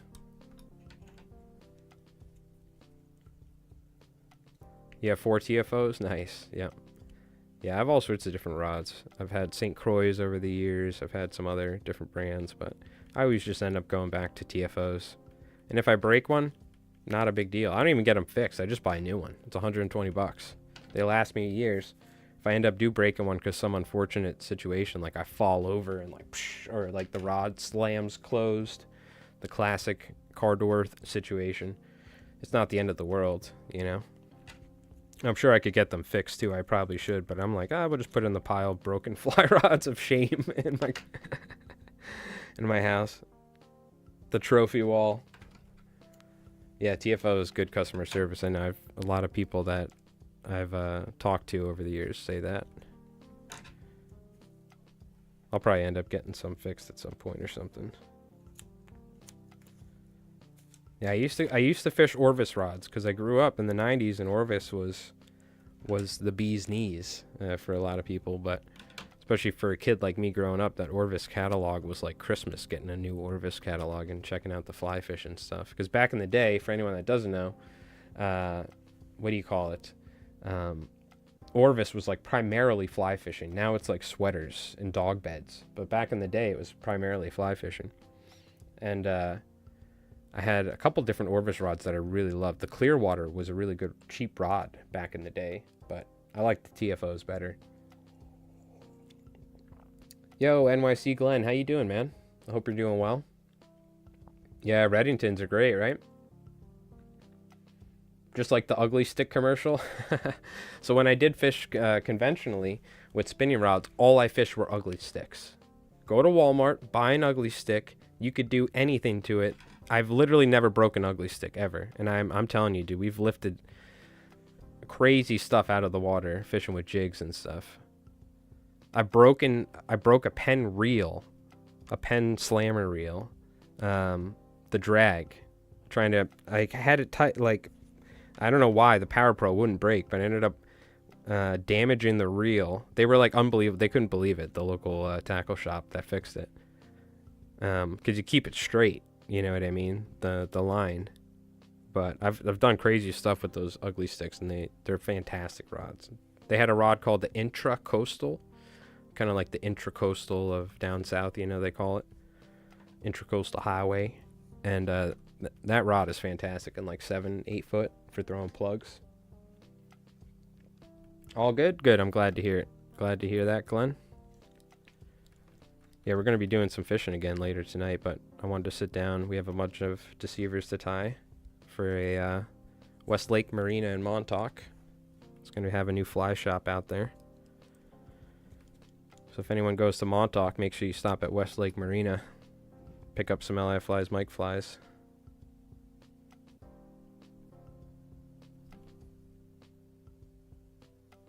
Gotta retie that. That one didn't cooperate very well. Instead of fighting it, we gotta work with the feathers.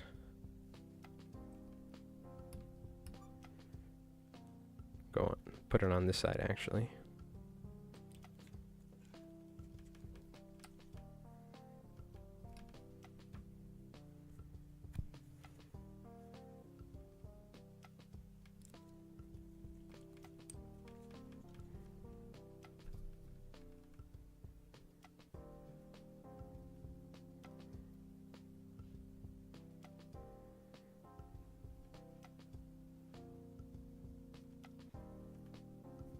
Sneaky little buggers. Get on there. There we go.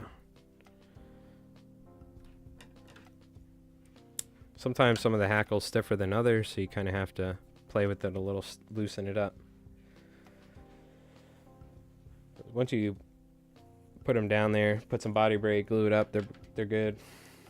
My first kit was from Scientific Angler, sold at Walmart. Oh, very nice. My first kit was some Shakespeare kit.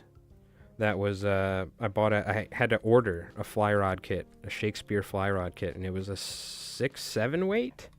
The line was terrible, could barely cast it, but eventually the guy also like put a new fly line on there, and I started catching bass after.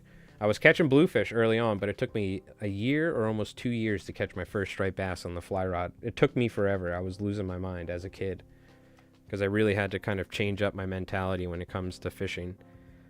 I had to focus on water close to me that I could actually reach instead of trying to constantly fish where I was fishing with plugs. And I learned a lot about striper fishing with that crappy fly rod. Especially going up to Pulaski, Reddington, and Ugly Sticks. Yeah. You broke one ugly stick on a salmon, really? Went to the shop, got a receipt, and got a new one? Nice. Yeah. And $70, $80 for a fishing rod is much more reasonable than $500, $600 nowadays. You know what I mean? I've had surf rods as well, pretty nice surf rods. And I don't know, you know, I mean, they're great. But I don't know. I'm not a luxury fly fisher or luxury fisher. Definitely a more reasonably priced fisher. Blue collar fisher. My buddy has Thomas and Thomas rods and stuff. And I mean, if you save up and stuff, you can afford stuff like that. But I don't know. I feel bad because he breaks them on bluefish and whatnot. And I'm like, dude, I would die if I broke a $900 rod on a bluefish. You know what I mean? I know you can get them fixed and stuff. It's probably like 100 and something bucks or whatever. But still, I'd be like, fishing a $900 rod, I'd be like, ooh. I'd be, I would not want to damage that thing. Because a lot of times I have to lean up my rod up against the rocks while I'm fishing inlets. You know, the Northeast is pretty rough on tackle. So I can't do really expensive fly fishing gear. Those really fancy, lightweight aluminum CNC cut reels. Something like that falls off the back of the truck over here and hits the concrete. It's done. You know what I mean?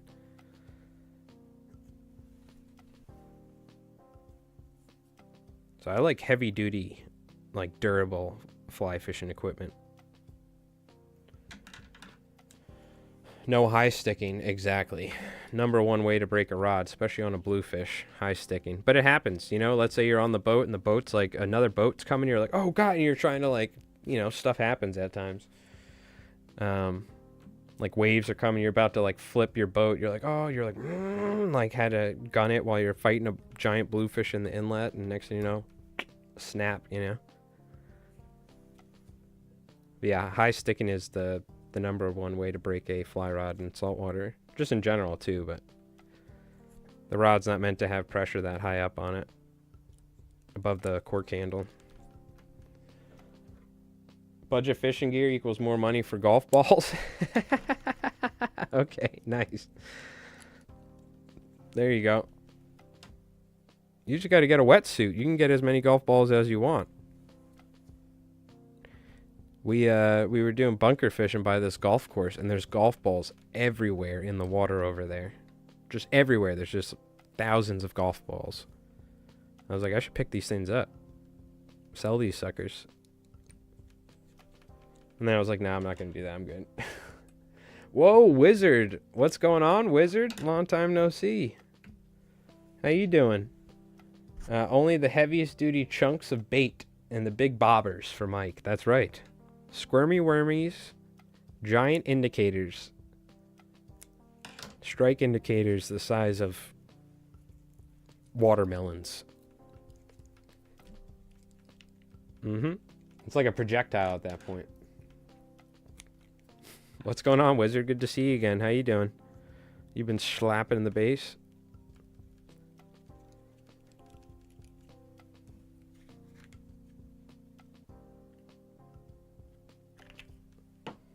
Oh, we're looking good. We definitely got probably about 2/3 of the way through in these tails.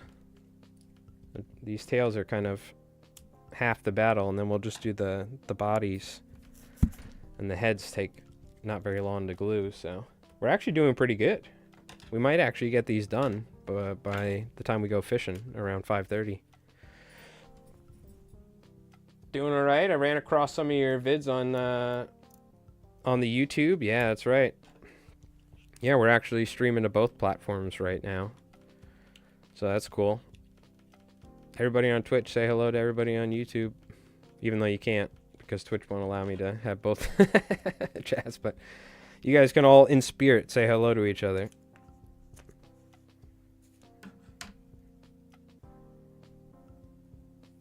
I could put the Twitch chat on the YouTube stream, but I feel like that's just, you know, we got to have everybody. You know what I mean?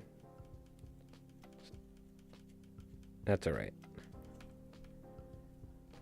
I try to read everything out so you folks can get an idea. I tie my own indicators. Ah, yes. A true gentleman ties his own strike indicators. Of course. I gotta say, if you are gonna use strike indicators, I like the idea of that little bit of yarn or something on there. It's just a running joke on our channel about squirmy wormies and strike indicators.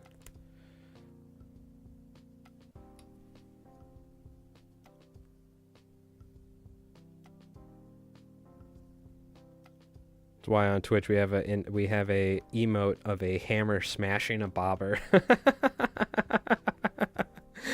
Oh god. It'll be great because soon we're going to get memberships on YouTube and I can have emotes.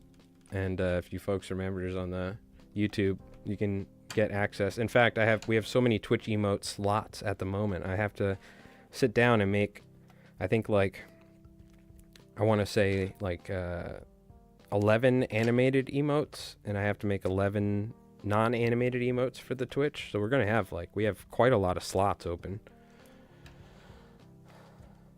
Hi, YouTube nerds. There you go. Thank you, Wizard. It's very kind of you. Oh, my back. Whew. Jeez Louise. It's almost time for another stretch break here.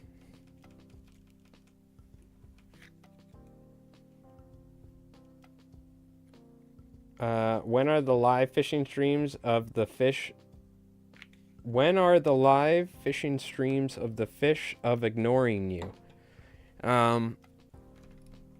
Yes. Later. We actually, I think we've done like 10 or 11 fishing streams so far this year. And we recently, the past couple, we just started catching fish. They just showed up, so.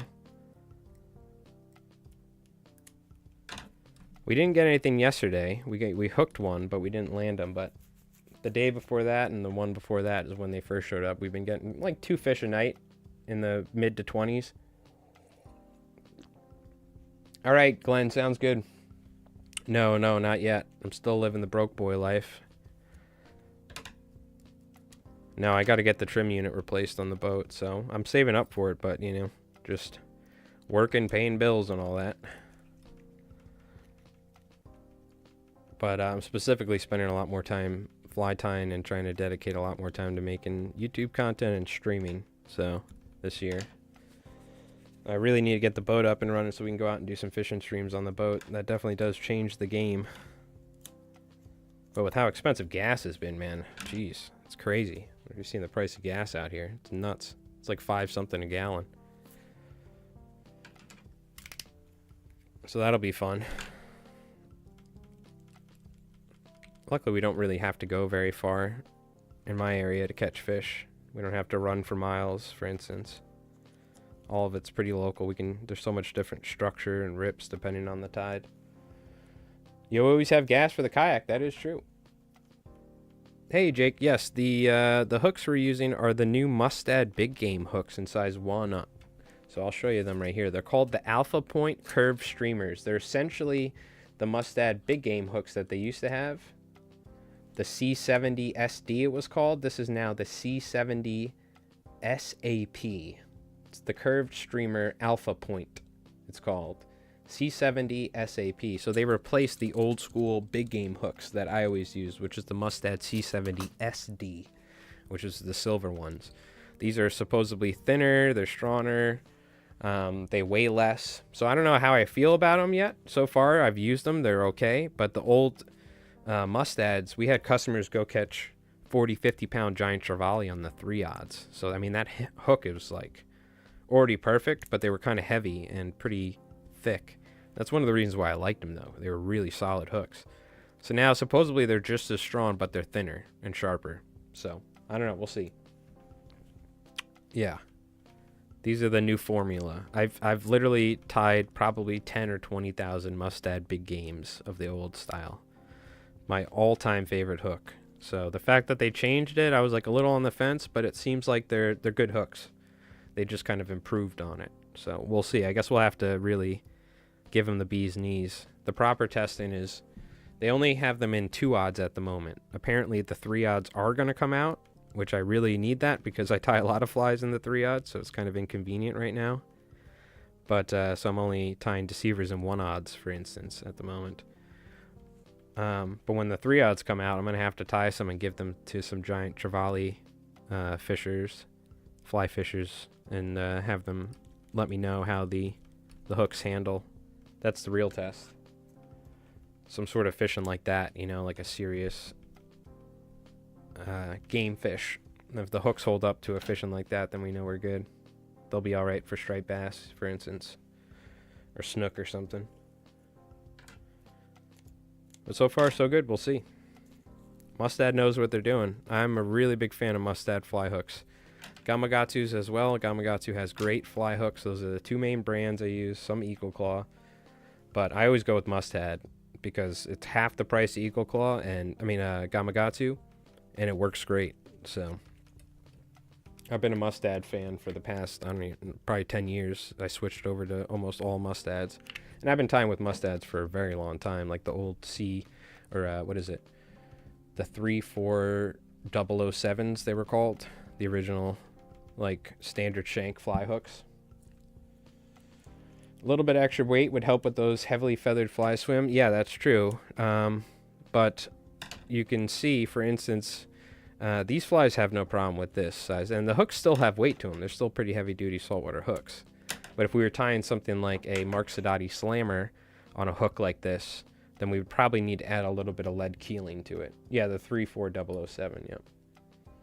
34-odd-7. I'm pretty sure they're still making the originals. It's just a heritage. Yeah, no, we have some. We actually bought some recently. It's like a different packaging and stuff, but yeah. They used to come in the standard Mustad sort of orange packaging, which is now changed to these fancy boxes over the years. Yeah, Wizard, if we were tying something like a large bait fish fly on a hook like this, you know, let's say on the 3-odd and it was a light version, or if they had a 5-odd, right, then I would probably add some lead strips, thin lead wire to keel it like a Sadati slammer does. So that way it tracks properly, and is also, you need a heavy enough hook to counterbalance the weight of the material at times as well. That's where a keel comes into play, like a Sadati slammer or something. But that's when they only made these hooks up to 3-odd anyway. So we pretty much only tie flies like deceivers and stuff like this on here. Small bucktail deceivers, not heavily dressed flies. If I'm going up to something larger like that, that's when we go into the Gamakatsu SL12Ss, which is their big game hook, the Gamakatsus, which they go up to 4-odd, 5-odd, 6-odd, 7-odd. Is there an 8-odd? I don't know, a 9-odd, maybe even a 10-odd. I've used 10-odds for sharks. Great hook. But they're quite expensive. They're like double the price. You get half the amount of hooks.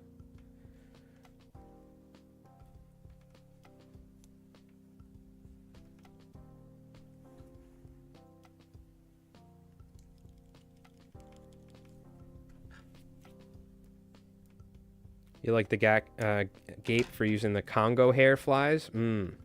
Yep. Congo hair. I haven't heard that for a while yet. Is that from the Fly Tires dungeon, that Congo hair? I remember I bought some. It's kind of like an EP fiber. I forgot about the Fly Tires dungeon.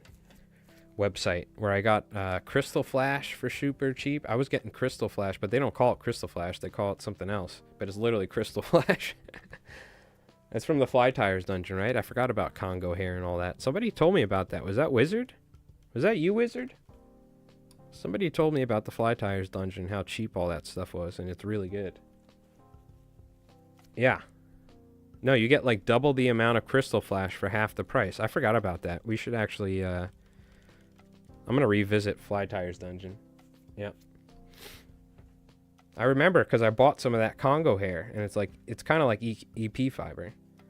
But that like hit the memory bank because I haven't talked about that in forever. That was years ago. It was when we first started streaming. I bought some stuff from there. Wasn't you? Okay. I don't know. It was a long time ago. I remember somebody told me about it on stream. About Fly Tires dungeon. Maybe it was Jin or somebody. I'm just saying because you're old. You know what I mean? One of you old guys. You know what I mean? I'm just messing around. Wizard bullies me, so. Nah, I gotta be nice to Wizard. What have you been up to, Wizard? You been doing any fly tying or fishing?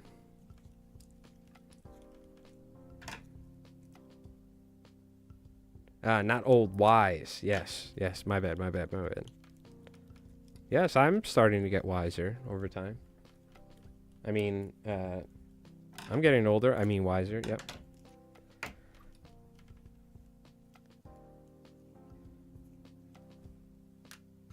Well, you didn't know jack about Congo hair, so.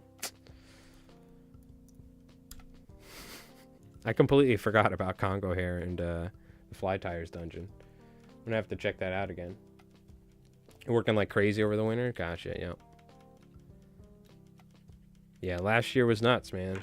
I was working like every day, doing clamming and stuff, but... So we didn't get to stream pretty much at all. It was barely fly tying, so I'm getting back into it.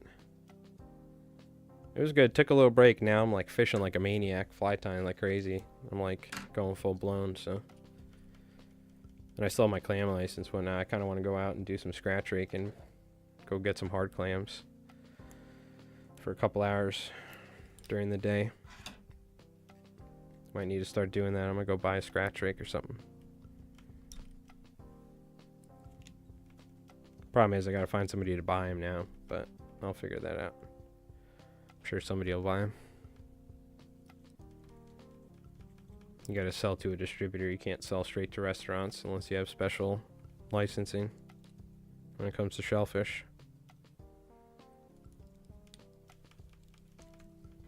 And the place that I was selling them to isn't buying hard clams anymore, so.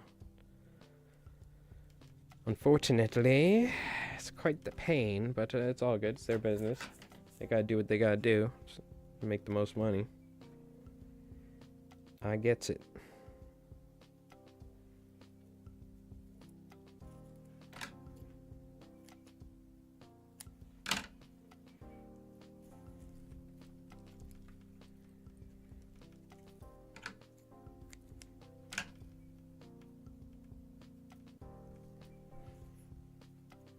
Most people call it going to the bar. You call it clam harvesting. All right. Funny guy over here, huh? We got a funny guy over here, Wizard. Real wise guy, huh? Yeah.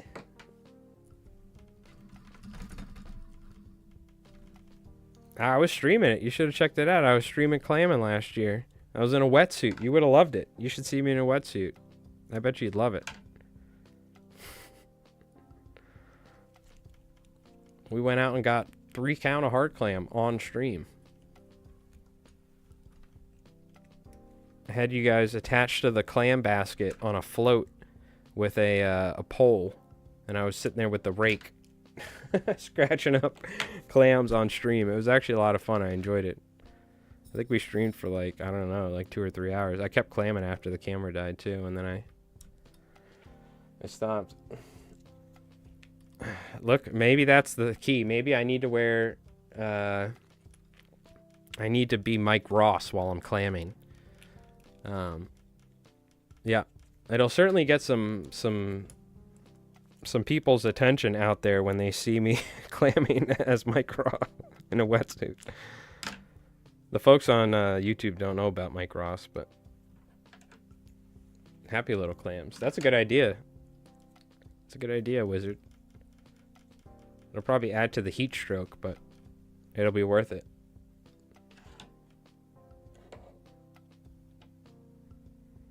Mm-hmm.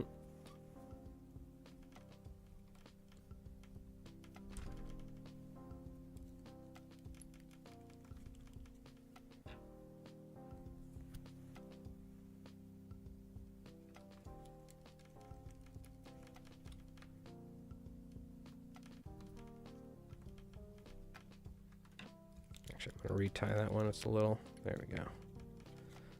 Let it sit nice and flat. Is anyone doing any fishing this week coming up? Maybe on the weekend or later this week? I'm going to try and hit it up every day if I can. We might need to start doing a morning tide, though, for the fishing streams, because I think the tide is kind of switching. It seems like outgoing's been better, and now we're kind of have more of an incoming tide in the afternoon. We'll see. I mean, it depends. If we keep catching them in the afternoon, then we'll just keep fishing. But at some point, then it's going to be like pretty low tide. But with this moon stuff happening, I think sunset's a pretty good time.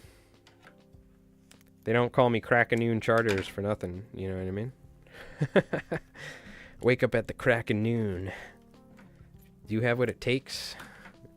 Be part of the LI Flies Mike Fishing Club?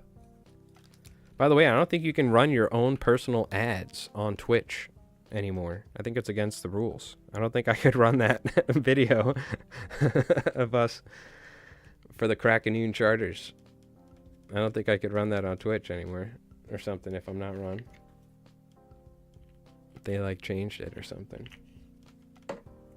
Do you have what it takes to wake up at the crack of noon or the crack of dawn? No, the crack of noon. Eat 2 to 3 Panera scones and an iced coffee and then go fishing for 3 hours. That was the lifestyle. Now I'm waking up at 6 in the morning or 6:37 and I'm fly tying from the moment I wake up. Back then I was taking it easy. That's for sure. Alright, let's see how many we actually have tied. I'm just curious after sitting down for 2 hours with tails.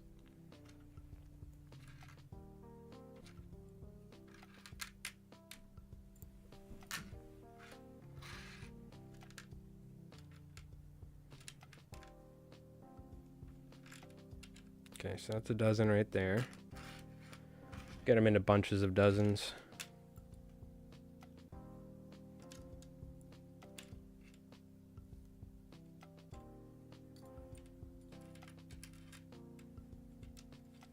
It's another dozen.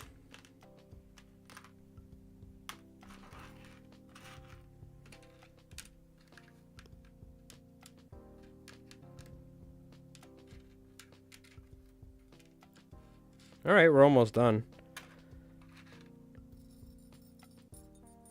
We have 3 more. That'll be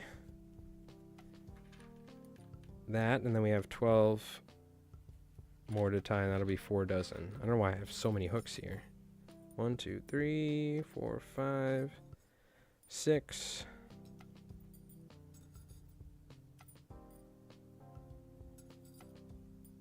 There we go. Yeah, I had extras because I dumped 2 boxes, is what I did.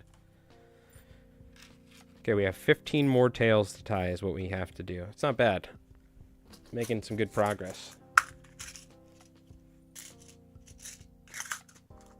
Do I have enough hackle here? I might need to pull off a couple more from the looks of it, but we'll see. I think I might be all right.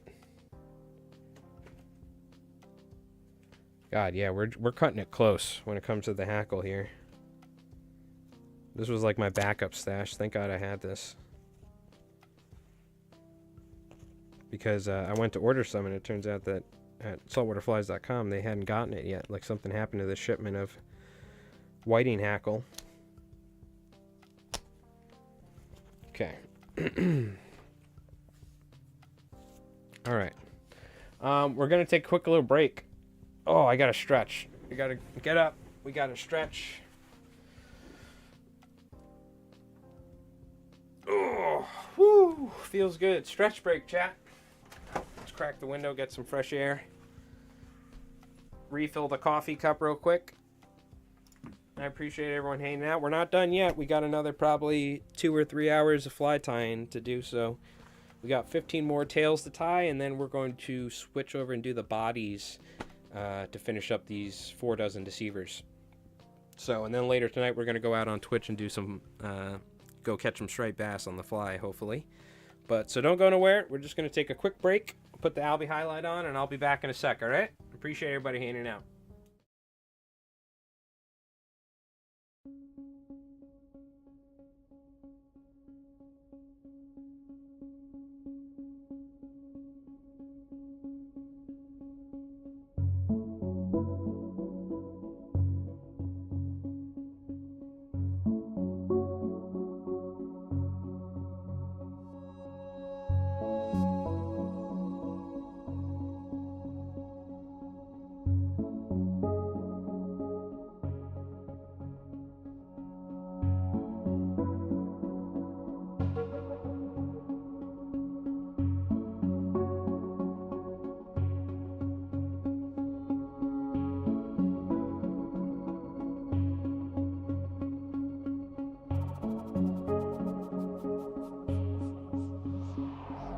Yeah, dude. Yeah, dude. Stay tight, all right? Yep, keep it tight. Yeah, dude. Yeah, he did. Knuckle buster. Are you good? Do you need me to do anything? Yeah, I might need a ride. Yes. Okay. Hold on, I'm gonna turn now. I'm gonna try and get on the bow. Yeah, get on the bow. All right, you're doing good. Keep doing your thing. I'm gonna move us away.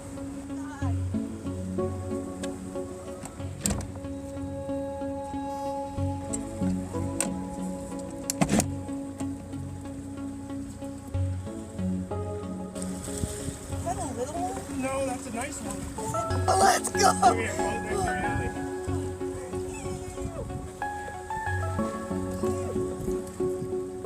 Good job. That's sick.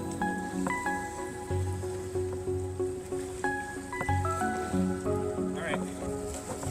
Nice. Let's go! Albie slap!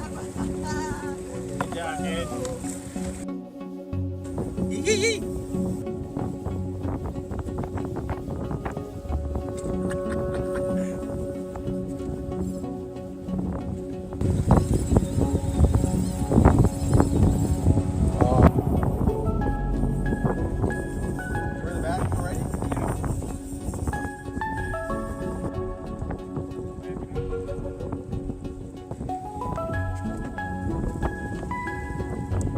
Looking down the barrel of a 12 gauge little toonie, bro.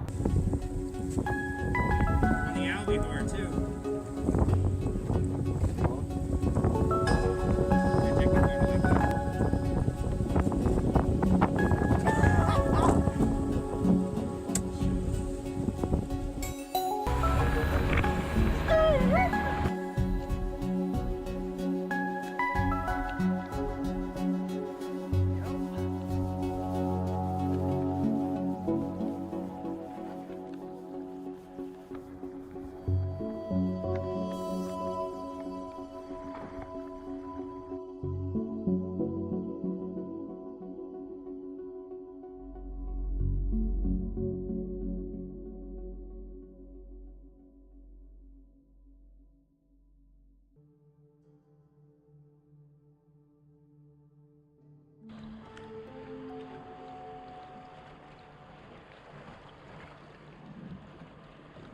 Oh my God, dude!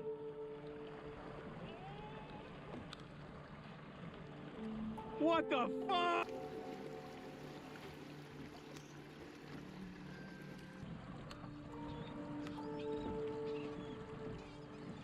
Woo!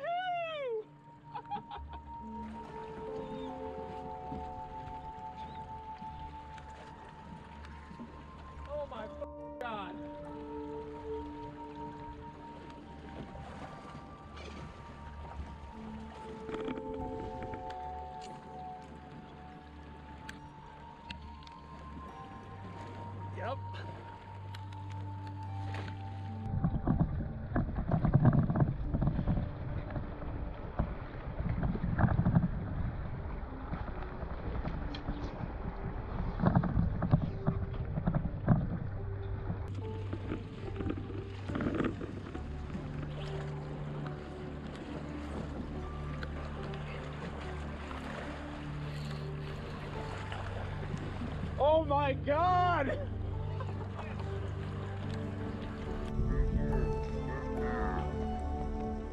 All right, we're back. Albie fishing. Gotta love it.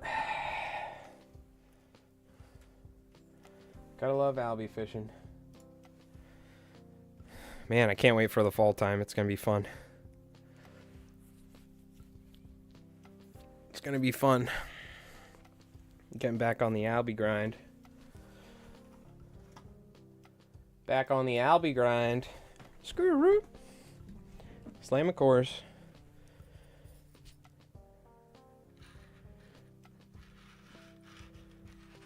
All right. Keep cranking. More flies. Don't stop. Can't stop.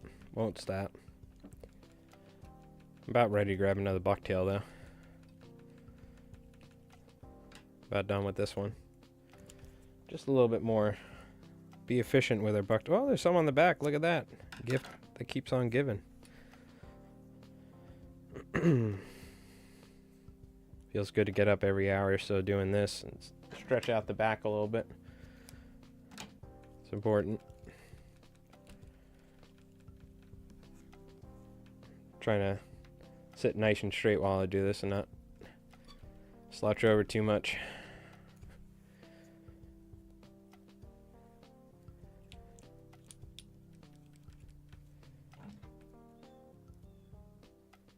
Come on, you bugger. That's why I got to get those quills cut to the right length before so I don't have to mess with it.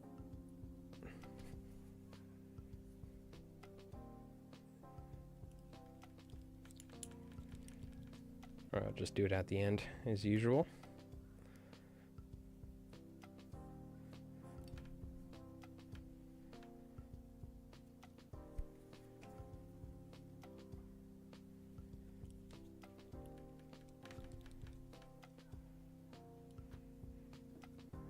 Yeah, it's hot. I might need to take the sweater off. It's getting pretty hot.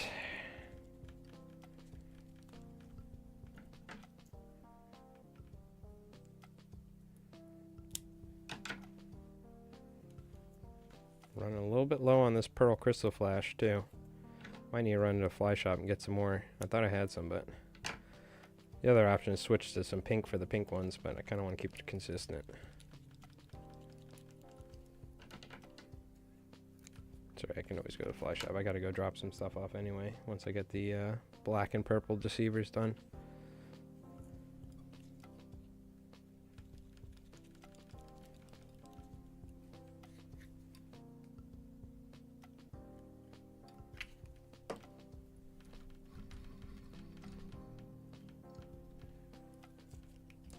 I'm gonna switch up the song, but man, this one I call it bumps. This beat we made, it just works good. It's a good sit down and tie flies in the background noise song.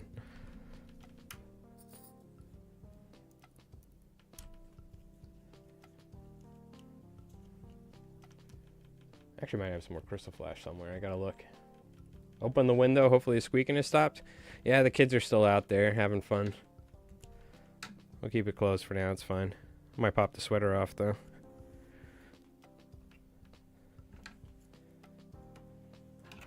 Kind of no reason to wear it, but it was a little chillier earlier today before that sun came up. A little bit colder.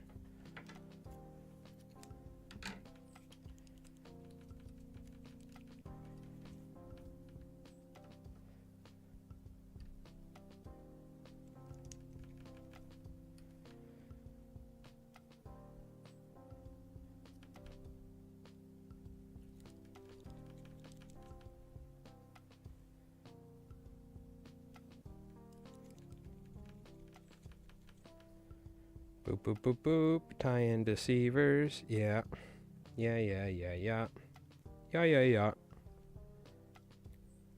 Call Randy Marsh. Yeah, yeah, yeah, yeah. But definitely my favorite South Park character, Randy Marsh, of all time. Yeah, yeah, yeah, yeah.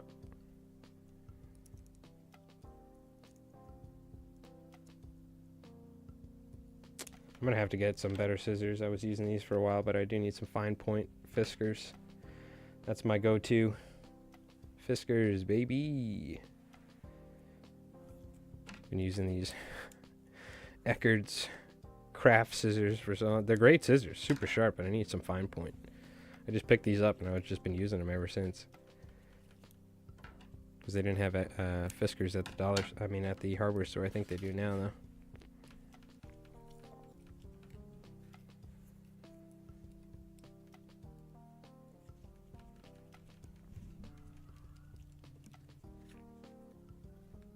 Yeah, no, I'm not telling the kids to shut up. We'll let them have fun on a nice day. That's why I was asking if school's out, because it's Monday, but it must be something like that. They're out enjoying the sun playing. Let them have fun. I remember playing at my friend's house, the neighbors would come out. You be quiet, you damn kids. Like old people. Grumpy old farts. Yeah, they're just kids running around having fun.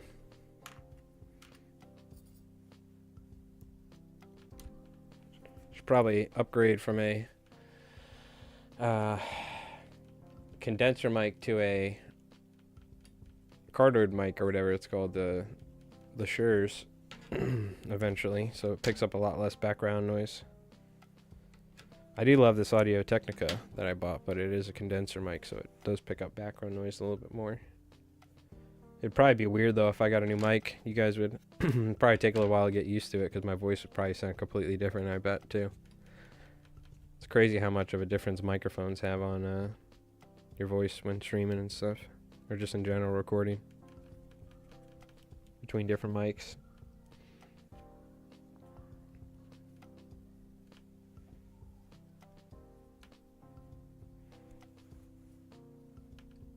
Yeah, we're gonna end up having like just enough feathers for these to use the same feather and stay consistent.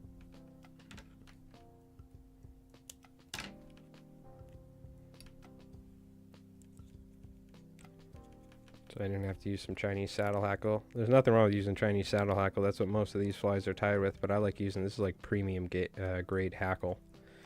This American Rooster. It's so nice. It's pretty expensive though. It's like $40-something a patch. But I like tying flies that not only look nice, but fish well.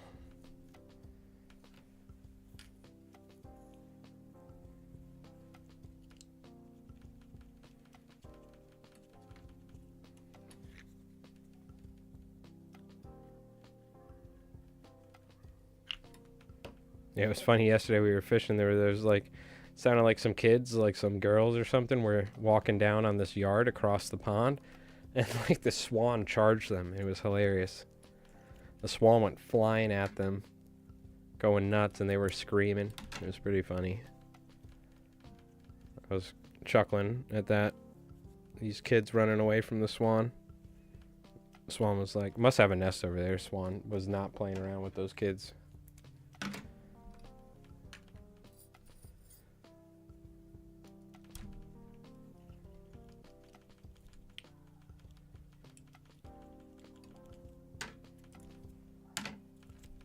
Get enough thread on there before I tie anything so nothing spins. It's nice and secure.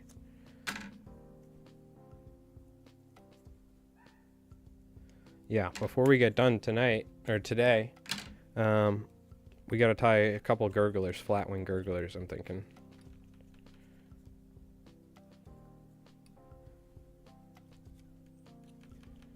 That was working pretty good for us past couple days.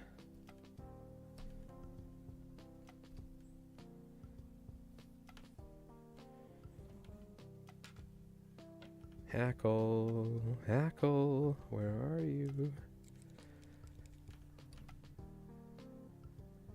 Yeah, we almost didn't have enough. I think we'll be okay though.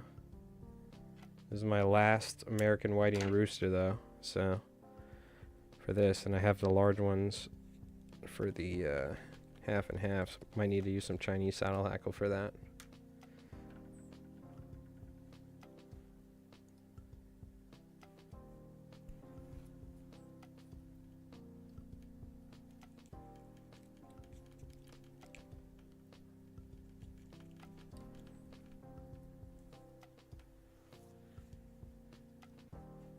I think we'll have like just enough crystal flash too from the looks of it.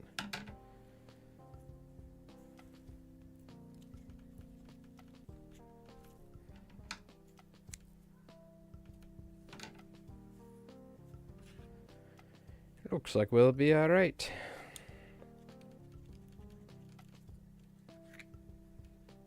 And later on tonight, we can go fishing and go get my thumb all chewed up. I'm gonna look and see if I have a way to put that camera on the post, so I don't have to have that thing strapped to my back the entire time, or to my chest. Helps with my back.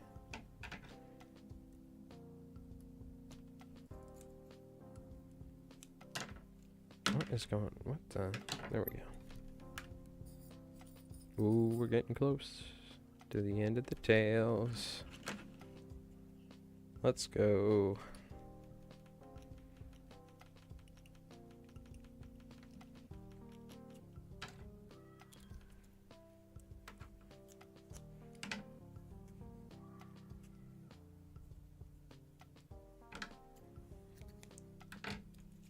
I'm gonna have to get some more of this American rooster. I told Chris at saltwaterflies.com, let me know when it comes in, because I want to get a bunch of it. Secure it, lock it down for the reserves. Because I love using this for my own fly tying as well, excuse me.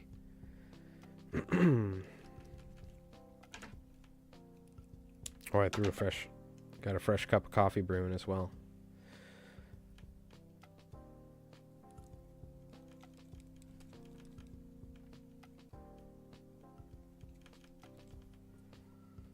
Forgots about that.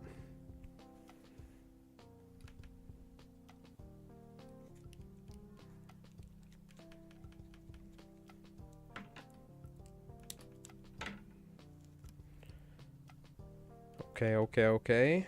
Looking good.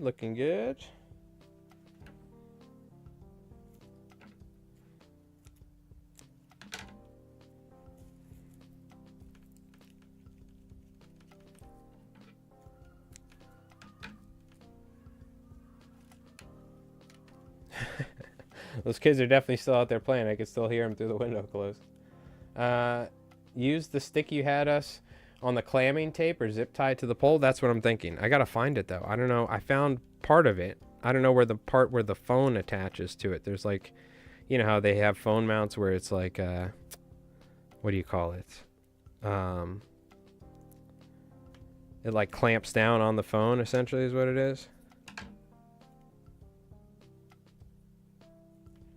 So I gotta see where that is the problem. I'm gonna take a look though. I think I have it. Oh, my back is getting a little sore though. I was up since like 7 doing fly tying, so I've been fly tying for a bit. I've been doing like probably 8 hours so far today.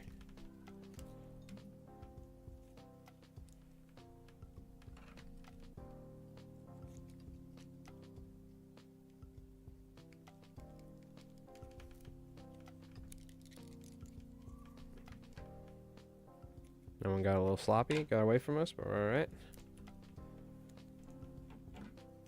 Yeah, I'm gonna take a look at that before I go fishing, Doc. I'll take a look for that.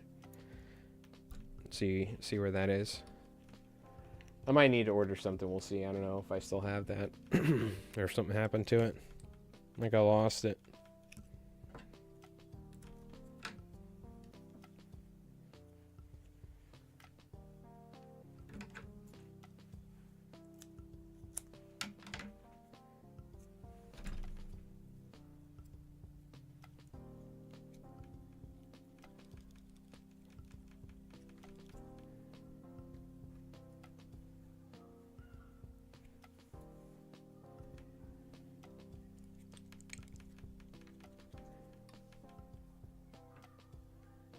Some little feathers, we'll get those out of there. Get out of there.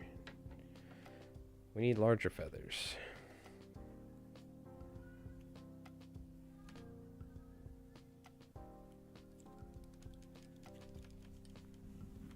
Oh, yeah, I'm getting to that point where my back's my back's getting pretty sore.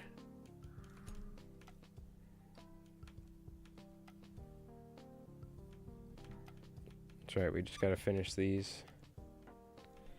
Finish these tails.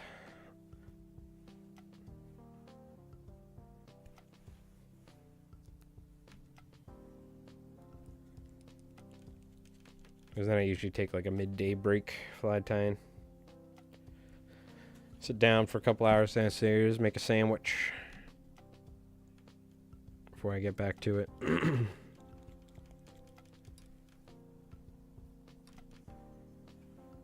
excited to do some fishing. So we get these tails done, and then we're gonna tie a gurgler or two. And then I'll like kind of take a break, eat some food, and do all that. And then we'll go fishing later. And I'll continue working on this tonight.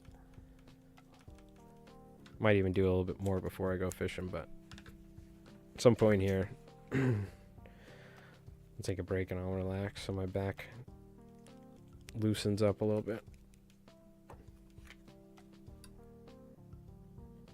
Put some arnica gel on it.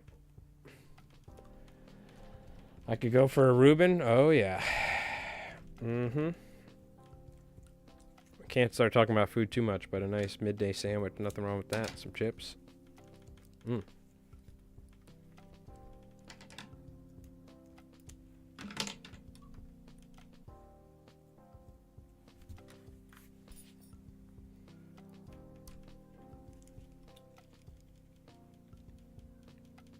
Oh.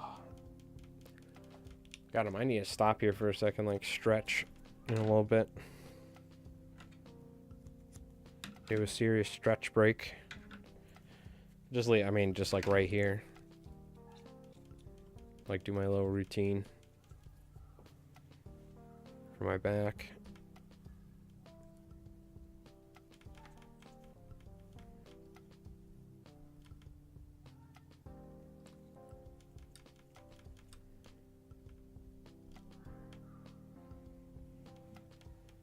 Looking good though. We're getting close to being done with the tails. That's half the battle, and then it's pretty quick from there, doing the top parts.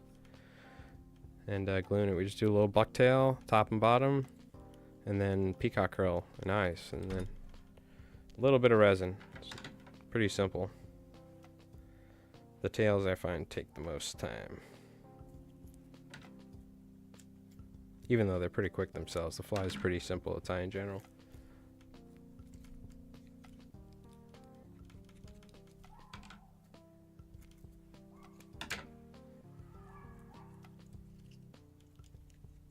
You can hear that dog. I'm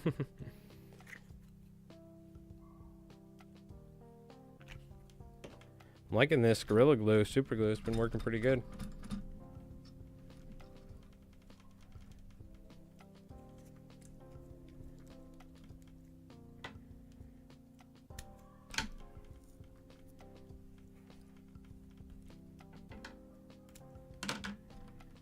All right, real quick.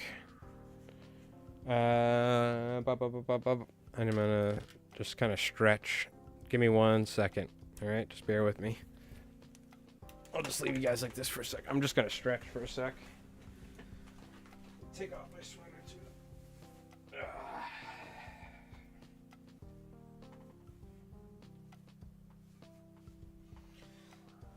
Get my arms up. Ugh. Whew. Stretch my back out. It's my lower back is bothering me. I'm sitting down for so long, tying. Get a crack-a-lacking. Bend over, touch the knees.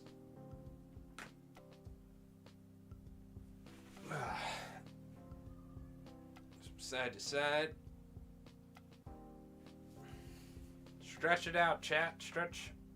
If you've been sitting down for a while, do some stretches. Loosen up your back.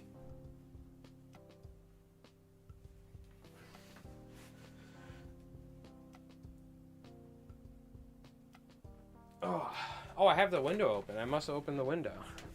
No wonder why we can hear everything. Yeah. See what happens? You sit down and tie all day. You start going crazy. Going crazy. Okay, it's a little better. My back's a little better.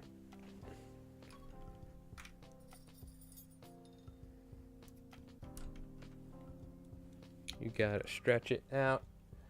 Just gotta stretch it out like Summit.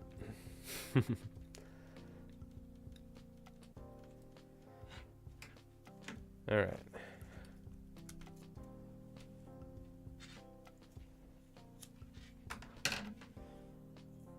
Almost done with the deceivers. The tails, that is. Still got a ways to go, but that's all right. Getting pretty close to being done with this order. I'm hoping in the next couple days I can finish this, get that out, and start on whatever's next.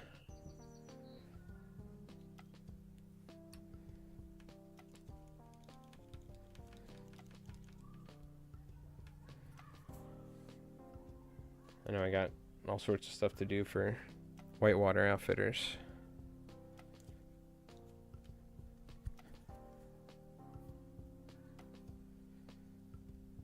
And I have a ton of YouTube videos to make, so once I get a little bit of time, I'm gonna have to just, I plan on filming a bunch of videos and then taking my time editing. That's what I'm gonna do. So I can release videos pretty regularly. Instead of like filming constantly. Take a day, sit down, film like 3 or 4 videos. And then I can, you know, throughout the week edit them at my leisure. A little bit of a, maybe, I think, better workflow for me, but for that sort of thing.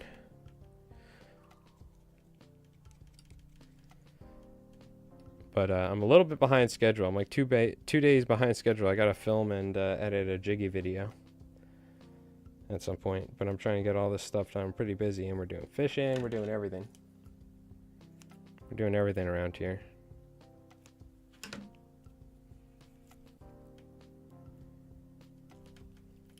I kind of need to focus on getting this done first. So it might be a couple days before I get to film, but we'll see. Maybe I can sneak an hour in and record real quick at some point. Jiggy's only going to take 10 minutes to tie.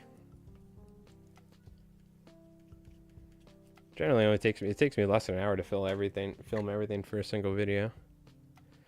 It's the editing that usually takes time, especially with normalizing audio and all sorts of stuff. Lining up all the audio and the video, because I record my audio separately. It can be a pain sometimes because it's a little, I do it a little differently with OBS.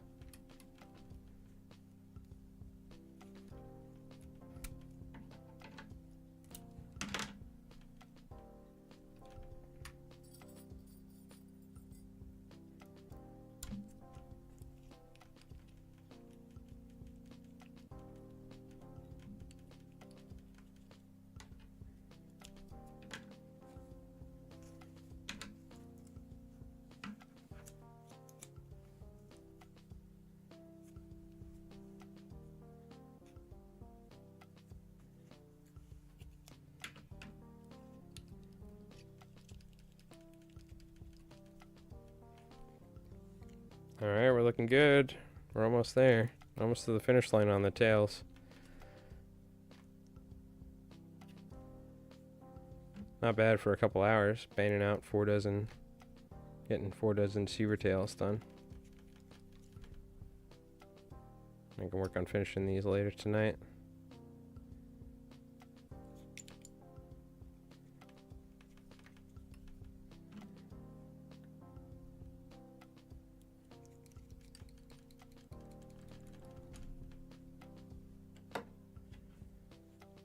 Oh yeah, we'll have just enough pearl crystal flash where I don't need to get any more to finish these, which is beautiful. I'm happy about that. We got lucky with the feathers and the flash. Yeah, it was pretty annoying not being able to get this hackle, but it is what it is. It's not Chris's fault. Can't wait to get my hands on some new American rooster patches, though. That'll be nice. Fresh ones. Like gold around these parts.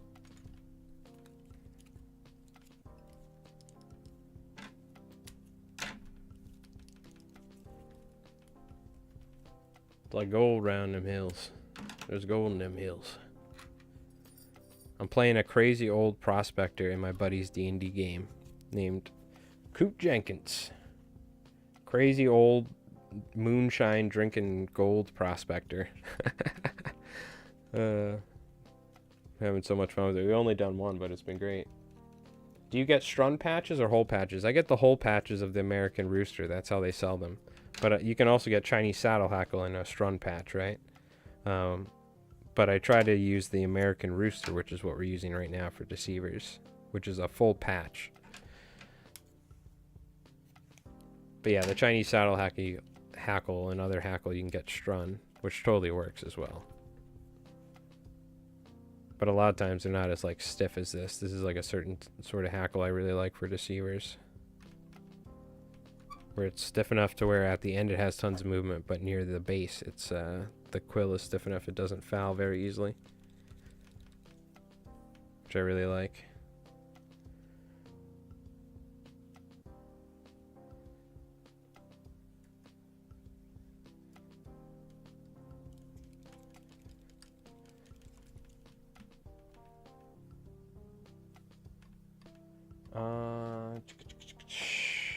Oh man, we're cutting it close on these feathers.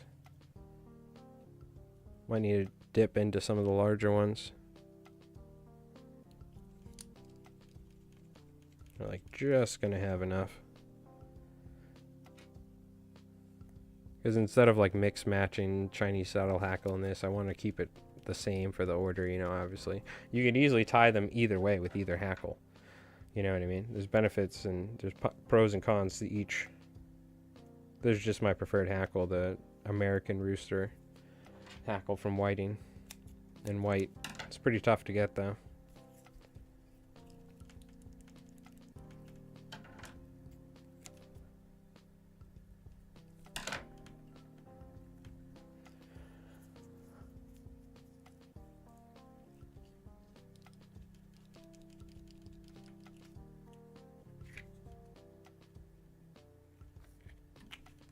Boom, boom, boom, boom. Banging them out.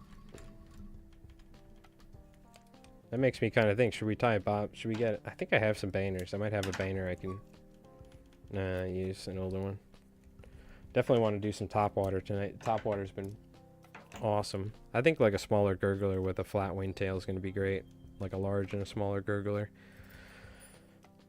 Now we were fishing all yellow and that worked good too. We still have it, but I wonder what colors we should tie. Maybe like an all white gurgler is really good. Maybe like a chartreuse one. We'll tie a couple different ones. When we get these tails done, we're almost done.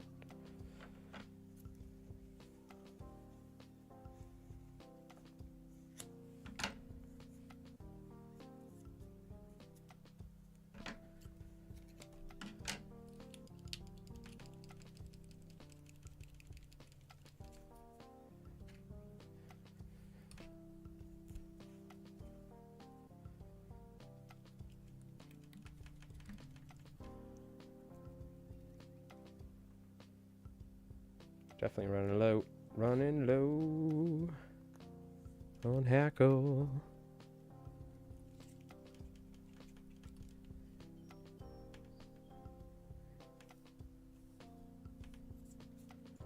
But we'll get there. We shall get there.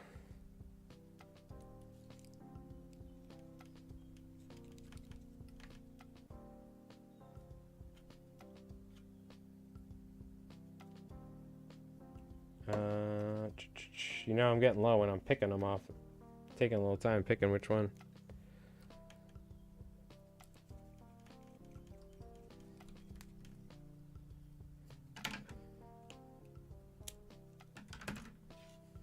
Classic Deceivers. Lefty Cray.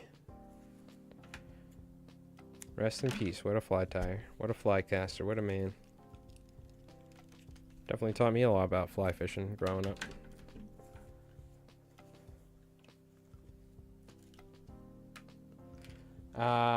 Go for the Montauk Monster if you got the belly hair. That's, people keep mentioning this Montauk Monster. I'm gonna have to look this thing up. I always thought it was like a dead deer that washed up, or fox, that people thought it was a thing, but apparently it's a fly pattern, so I need to look this thing up. I'm not familiar with it. You guys keep talking about it in the Discord. Yeah, I have tons of deer tail for the belly hair, or for that to simulate the belly hair. I also have proper belly hair. But does it specifically use the backside of the deer tail? Is what you're saying?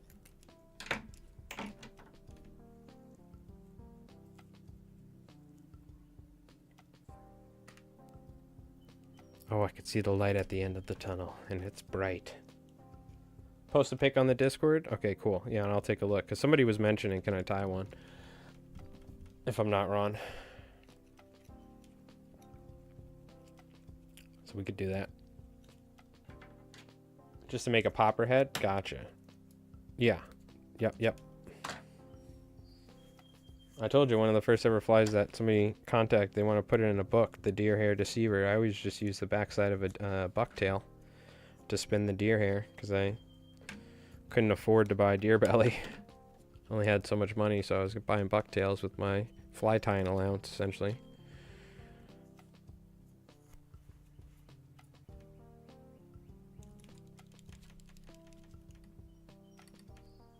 Oh man, my back.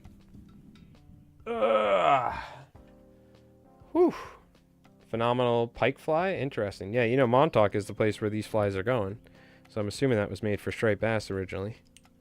And there's a legend about like some on Plum Island that they're doing government testing, and the Montauk monster was this cryptid, you know, monster that washed up on shore or something. There were photos of rumors of the Montauk monster, some sort of genetic project or something. Very cool. Someone made a fly pattern out of it, though. Okay.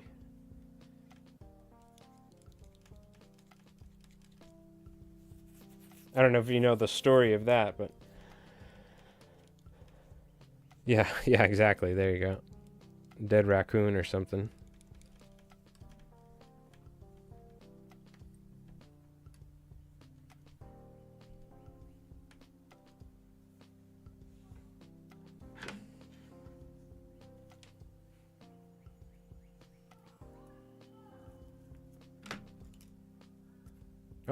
Just cut that body braid off. Damn it. I did not mean to do that. I got a pretty trash belly section, and I wanted to get some veneer deer hairs. Yes, I know what you're talking about, yeah. Coating deer hair heads in veneer or something so they... Nice solid popper heads, essentially. That's how they used to do it back in the day before they had the foam. It was either cork or using deer hair and coating it in a varnish head and stuff so that it was more water resistant. Which I have a video on a deer hair popper from back in the day, a couple years ago on my channel. That we did on Twitch. But there's a tutorial, just sort of like an old school kind of bass, largemouth bass popper, but for striped bass. That sort of thing.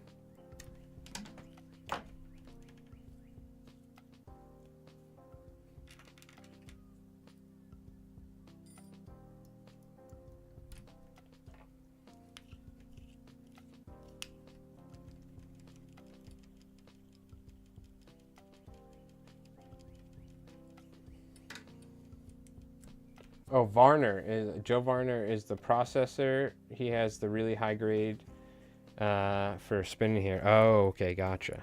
I thought you meant veneer. Like a veneer finish.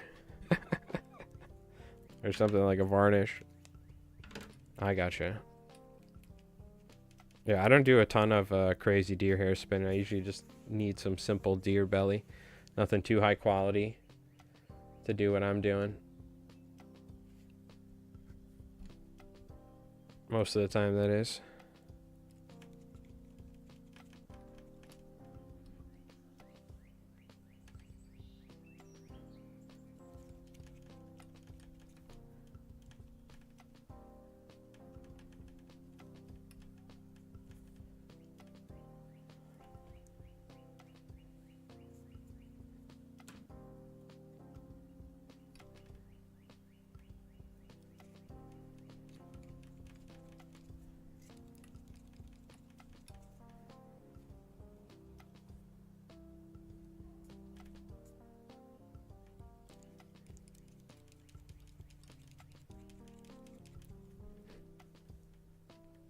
Yeah, we gotta take a look at the Discord here at some point and see what everybody's been tying, what everyone's been up to.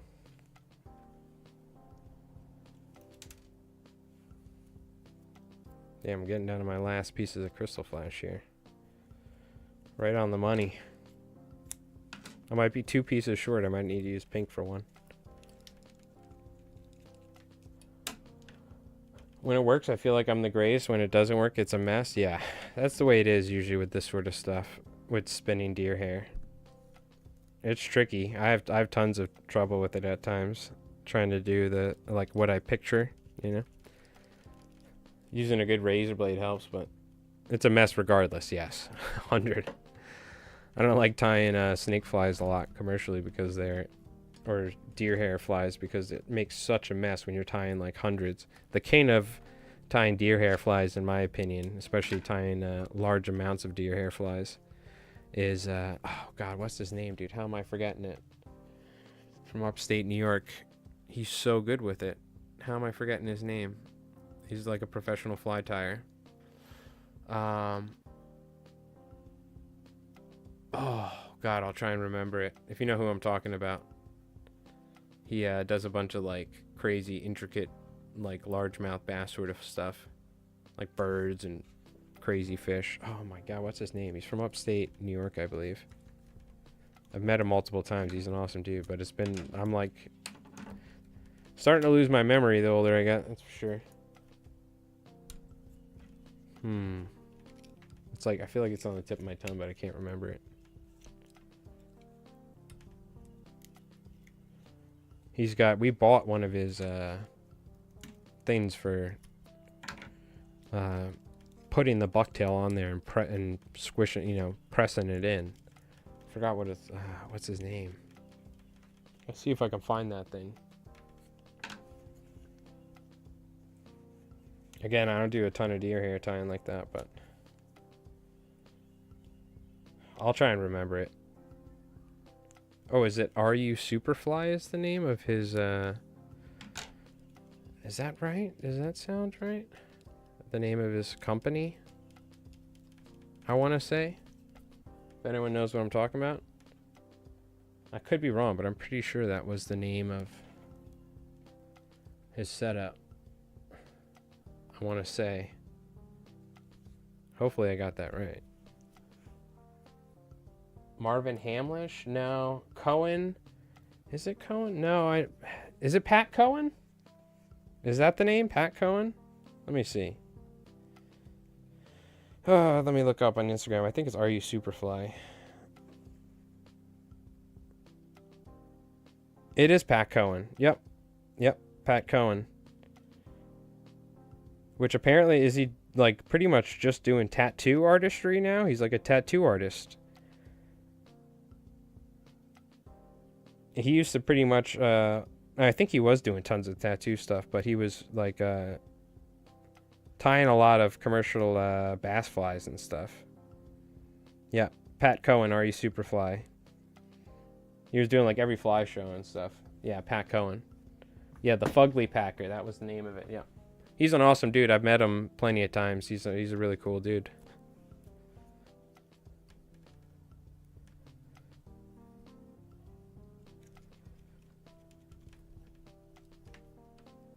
Nice guy. Really nice guy. Looks like he's doing a lot of tattoo stuff now, though. Not much fly tying or fly fishing. Not a very profitable business, folks. Yeah, he's a very nice person, Jake.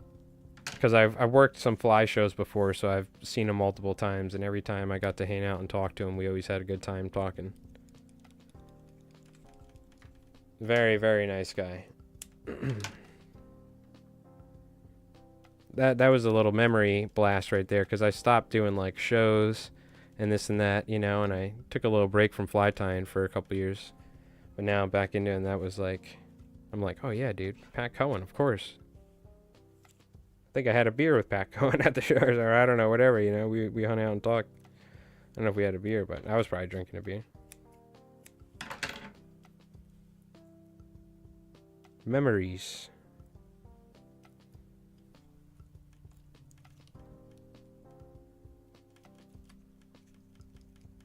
I think he was coming down the Long Island Fly Show, but also I'd seen him at the Somerset show. Another person, if you haven't met, is go meet David Nelson from Squimpish Flies. Another wonderful person to go talk to and hang out at a fly show. He's a very cool dude. One of my favorite fly ties of all time as well, with Squimpish style. He hasn't posted a video in 6 years yet. Yeah, it's tough, dude. You know what I mean? Believe me, not many people make money. He was probably doing better than I was, a hell of a lot. Probably doing a lot better at doing tattoo stuff than this.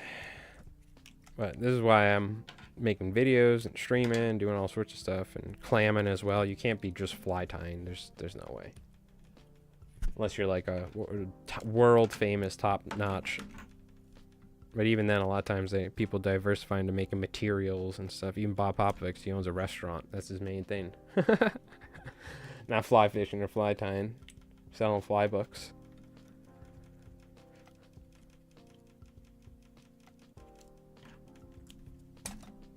All right, last one. Let's go.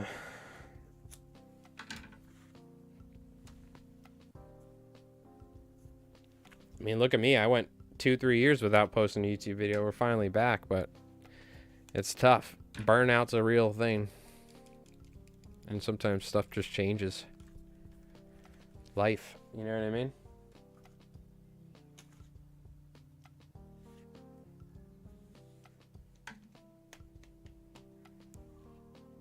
Looking for, I have all these larger ones, but I think there's probably a couple of smaller ones that got pulled out.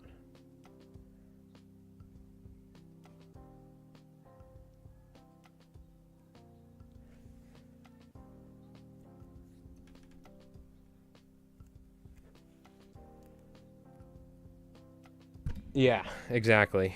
You got to sell some sort of product, like have a fly material company or something, and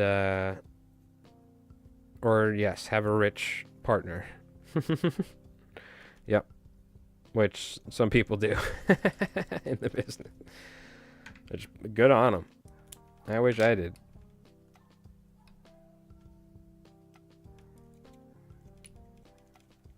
Mm-hmm.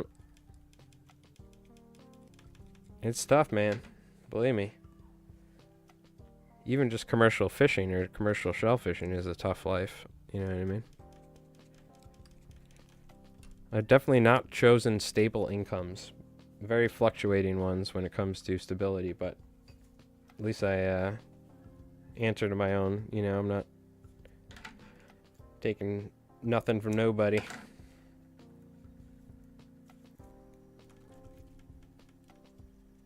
We use a little pink on this last one. Cheated. I ran out of my crystal flash. We just needed 2 more pieces for that last one, but we're good. That body braid, where'd you go? There was a little bit more, right? Did I drop it? Did I use that? I might have used that last piece. All right, 48 deceiver tails, Dunzo. Woohoo! Let's go. Now we could tie a couple gurglers, and then I'm gonna go eat some food and stretch my back a little bit. Make a TV show and sell it to all of us to buy the sponsored gear? No. Hey, what's up? LI Flies Mike.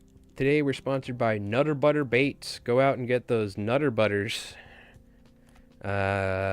Use my coupon code. They're only $85 a piece. Mm-hmm. Yep.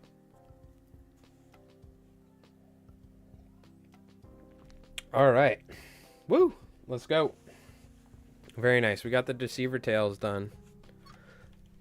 All right. Awesome. Now, we'll take a quick little break. I'm stretching again. I'm going downstairs. I got to walk around a little bit. My back is all janked up. And we're going to tie a couple topwater flies for ourselves. So these I'm going to finish later tonight. Then I have half and halves. And that's pretty much it. I have a couple more things, but that's the main hurdle. And we're almost done. So, beautiful for this new fly shop out in Montauk. We got to tie some gurglers because we were catching some fish on gurglers. I have some foam here. Let's look for some foam. Zoom out a little bit. Hello, chat. What's going on? How you doing? I got to cut my hair. My hair is getting really long. Getting a little out of control. Oh, look at this beautiful foam that I have that just jammed in here. We could use this. Gurglers don't have to be pretty. I'll tell you that much. We got pink, red. Okay, we got more yellow. We got black. Oh, maybe we should do a black gurgler for when it gets dark. What do you think about that? I think that's a good idea. What was I saying? Chartreuse? I don't know if I have any chartreuse foam. I mean, we could just use white foam, but... probably do, but I don't have any right here at the moment.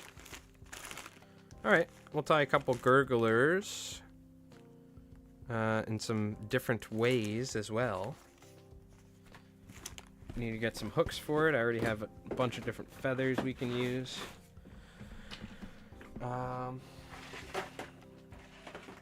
That's good. Let me find some hooks for these real quick. Actually, I think I have some.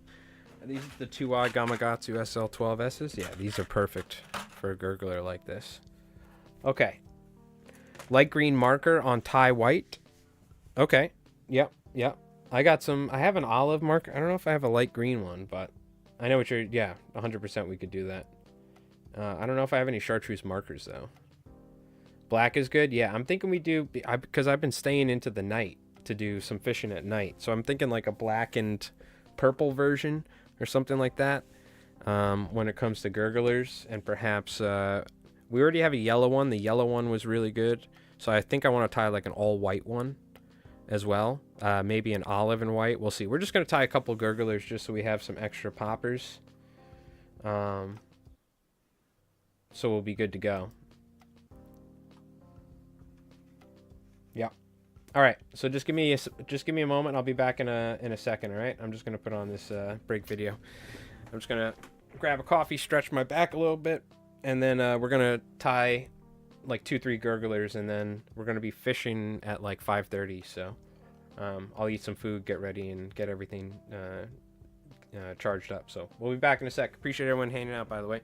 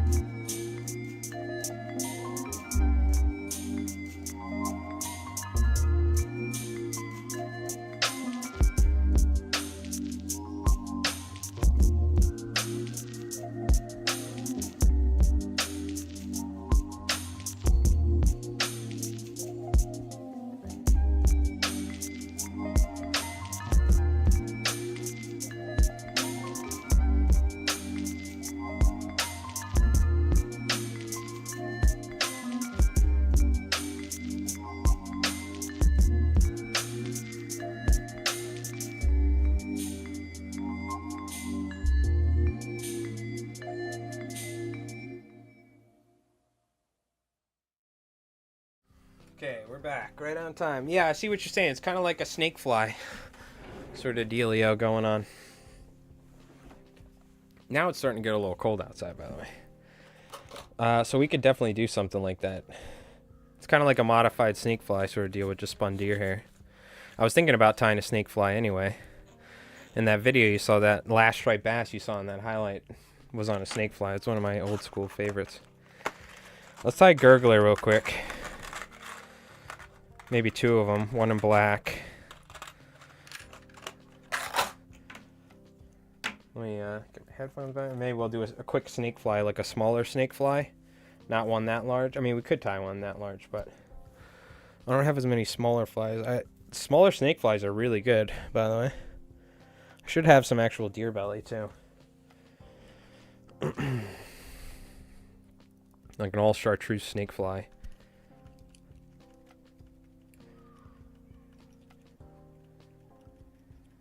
Essentially, that Montauk Monster thing is very reminiscent of one of my old school favorite fly tyers, Bill Peabody. He used to tie some amazing deer hair spun head flies for striped bass. We should probably do a series on those one day, but it's almost above my skill level almost. Not really, but they're nice flies, so.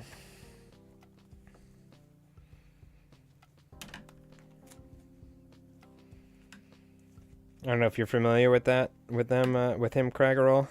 We covered him before on the innovative saltwater fly stuff on stream, but that might have been before you watch. I think I'm gonna do a series on YouTube of different fly tyers from some of my books, like Bill Peabody. Or no, Bill Catherwood. Bill Catherwood is who I'm talking about. I'm sorry. I don't know why I said Bill Peabody. That's somebody else. It's probably like a gold trader from the 1800s. I'm talking about Bill Catherwood. I'm sorry, Bill Catherwood. Ugh, damn it. That's my bad. These are like old school guys that I almost forgot about sometimes. Yeah, Bill Catherwood's really, really good deer hair spinner. I don't even know if he's still alive, but he used to breed his own roosters, specifically to get really good hackle for, schlappen hackle for striper flies up in Maine. So we should cover that at some point. He's a really good fly tyer. That was like probably Montauk Monster and stuff like that. Alright, we're going 3 feathers for the flat wing. We're doing an all white right here. Flat wing style is how I like my gurglers. Even when they're not moving, they're moving. I'm using some Chinese saddle hackle for this too, because why not? Perfectly acceptable.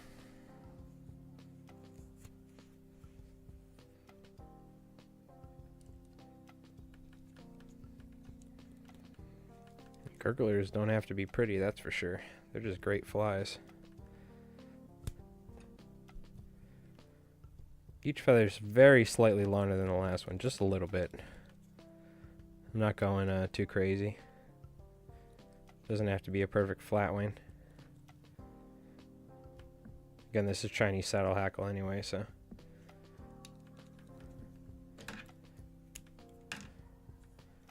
Put a little crystal flash because we have some here. I'm actually going to retie this one. This one doesn't want to sit right. Going to loosely wrap it and then guide it.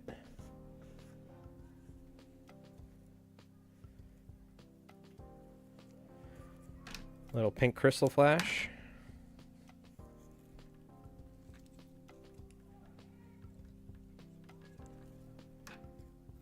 Like so. Then we need some white saddle hackle to Palmer, so I'll just grab a kind of junk one here. This works. In fact, maybe we'll grab, do we have a larger one? Doesn't have to be pretty for this. We gotta cut some foam. First, I guess we could tie some hackle in. I might even wrap 2 hackle at once, because I'm a freak. Let's do that.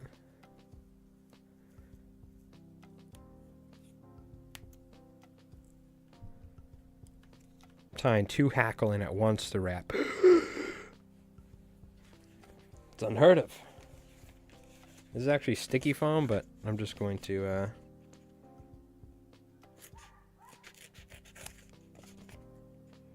use this.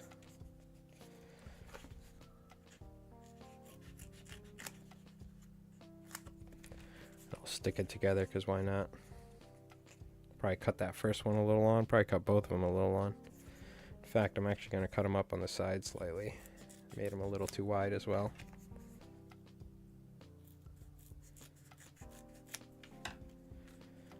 That's all right. Can go tape to tape actually.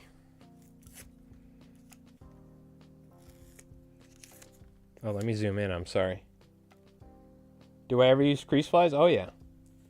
I don't fish them as much as I used to. When I was growing up, I fished a lot more crease flies growing up. I don't know why, but we could try and tie a crease fly. They're a little bit tricky. Sometimes you need the right foam. This sticky foam doesn't always work good for it, but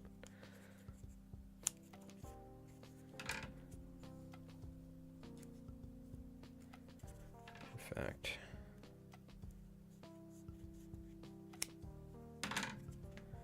okay, move this back.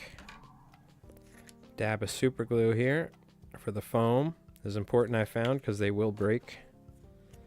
So this is extra security.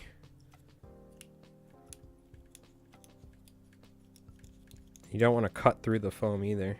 You got to be careful.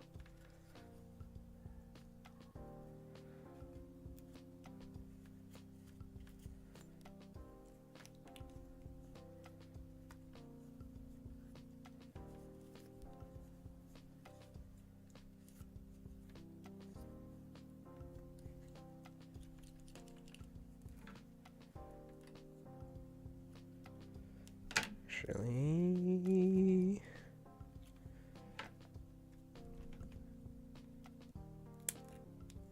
got a little wild with that 2 hackle at once, but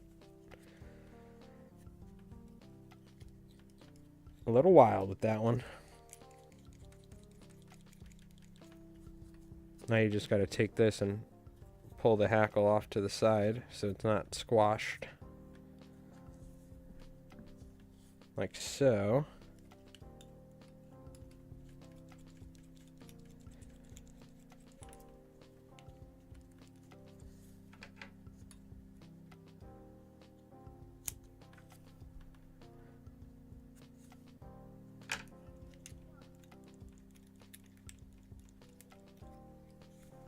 There you go, simple gurgler. I've been fishing these for over 20 years. One of my favorite flies. 3mm foam? I don't even know. This is around the same, just cheap foam, EVA foam. It doesn't even say the thickness. I don't buy fly foam. This is just foam from the dollar store. I couldn't tell you. Some stickable foam from, I don't know the thickness, it doesn't say on it. Maybe on the original packaging it did, but I don't get too deep into like I just go to the dollar store and I buy foam, is what I've done for the past 20-something years. Every time. I don't even know the thickness. I never buy fly foam or whatever. I just buy some EVA foam for these flies. Put a little super glue on there. Again, it doesn't need to be pretty. This is for me. And I think what we'll do is, I'll actually do this at the end here. So there's like a slight V cut at the end so that hackle can breathe a little bit, almost like a crease fly style on the back there. Nice and simple. All right, that's one gurgler. That lip is kind of big. We'll just take it down a skosh like that. Again, you can fish this like a slider, or you can fish it like a popper due to that lip in the front. Let's tie a black one.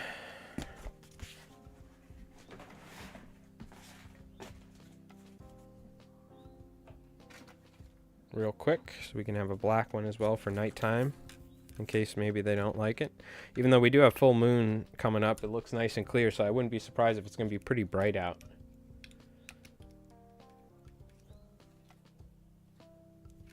You know what I mean? So we could probably just stick with a white one.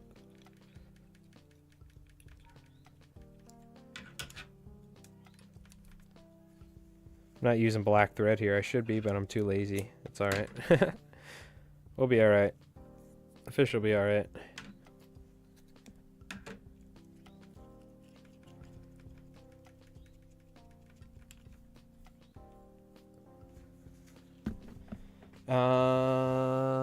Do I have all black? Oh, you know what? Let's just, instead of using saddle hackle, let's use ostrich roll for this because I don't normally do. That could be fun.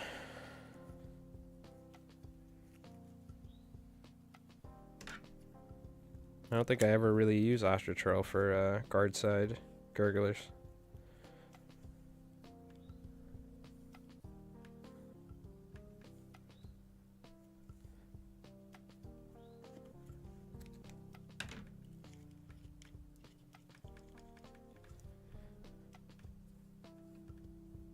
And maybe we'll do like a bucktail collar around it. Tie in a little bit more.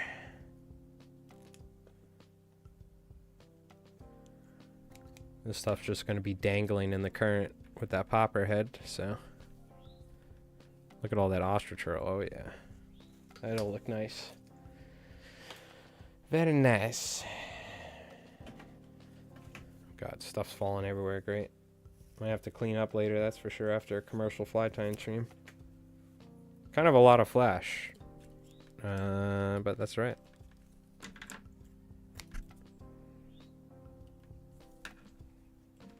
Now I'm going to do a bucktail collar around it as well, because this isn't like saddle hackle, so just to make sure this ostrich roll doesn't foul. I mean, not ostrich hurl, the ostrich feathers don't. Yeah, it is ostrich hurl. What am I talking about? I'm sorry, I'm losing my mind. It's been a little bit.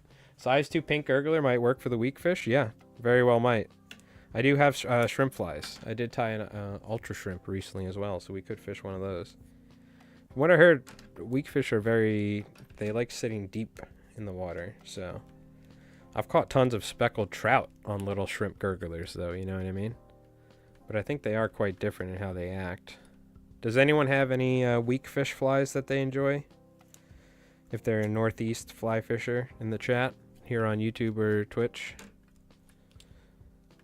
I'm trying to get some weak fish this year.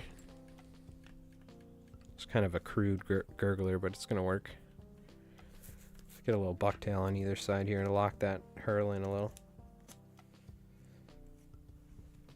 Yeah, you might be right. I mean, we are fishing those shallows and stuff. But that's kind of at night, you know what I mean? But the shrimp pop and stuff, so we'll definitely catch bass on something like that as well. Maybe we do a tiny gurgler.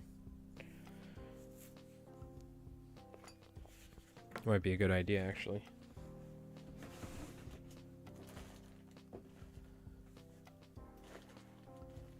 I'm going to use some red hackle for this.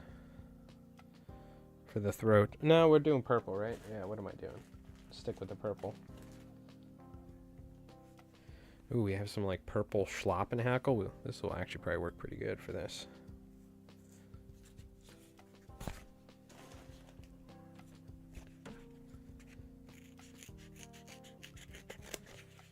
Let's see if I think this is a little bit more of a manageable size strip.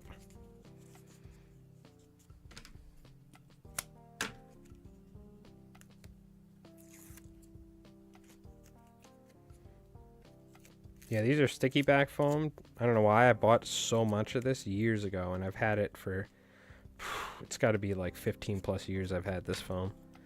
This is what I use. Works perfectly fine.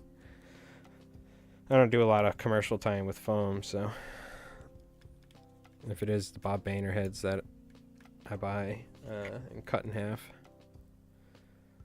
or the foam cylinders, I should say.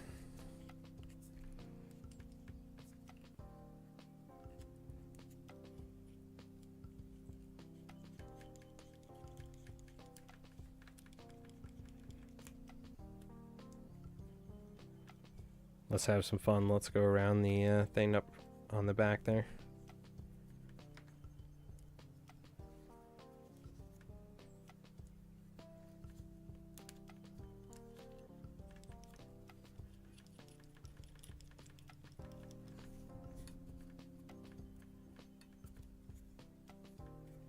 Spread those feathers out so they're not suffocated under the foam.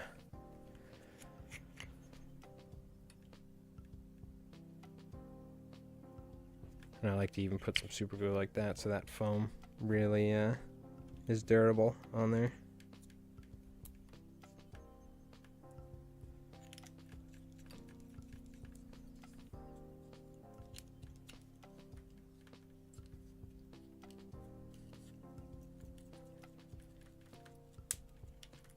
You can wrap some thread underneath it to help kind of prop it up, you know what I mean? If you want a little stiffer lip, a little more popping action, vice versa. And you see me I'm double stuffed here with the gurglers. I call them double stuffed gurglers. I shouldn't say I'm double stuffed, that's probably not. But they're double stuffed. I use 2 foam. Ah, God. About ready for some fishing. I'm losing my mind. Need to eat something too.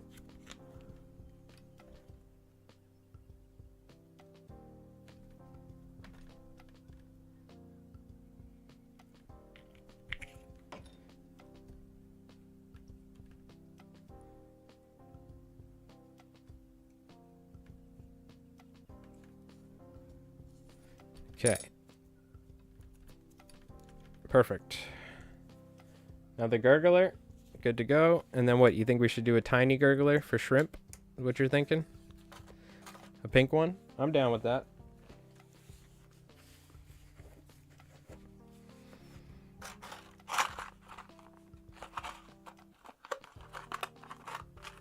I am down with that. Yeah, we're burning the 8-weight with the floating rod. With the reel I fixed. I think these are size 2. They're set up for candies, but we're just going to wrap over the braid. Those are old.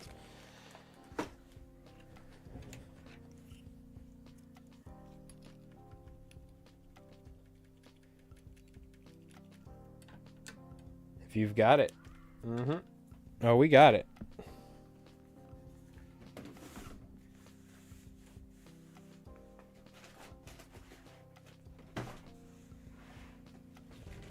Yeah, you think so, Jake?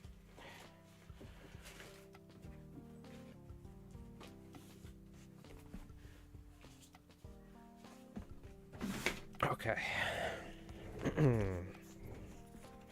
All right. Hackle. Don't I have some lighter pink? I might have some lighter pink.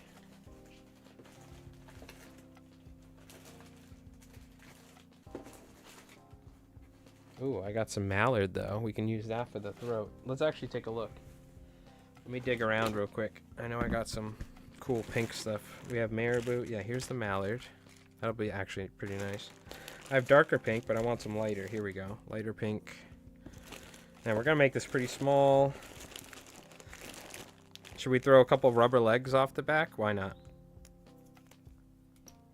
Because we're having fun here. And do we go a little marabou? Because a lot of times I like using marabou as well. And I know I have pink marabou, so let's just go a little marabou as well. Okay. Perfect. Oh, I might even have some unbelievably relevant pink. Yes, I do. Ostrich herl for this. That I don't get to use very often, like this. All right.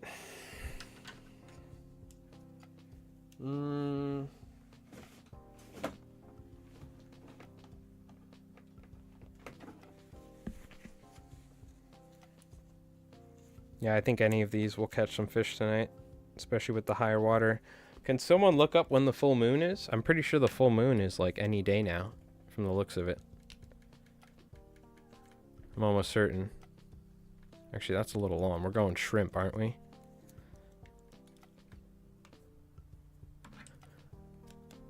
Again, we want to make a shrimp here, so I'm not going to make this very big.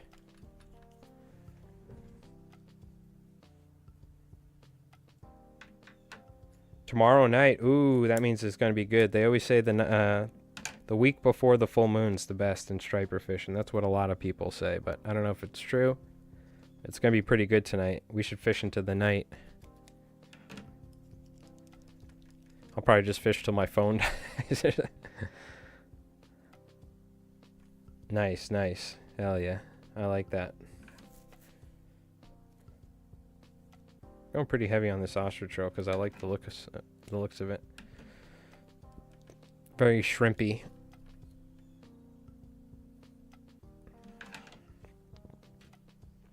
It's very shrimpy.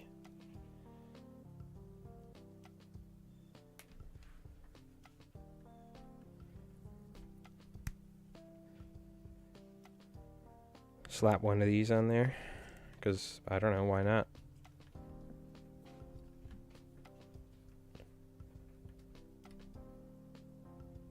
Actually, yeah, why not?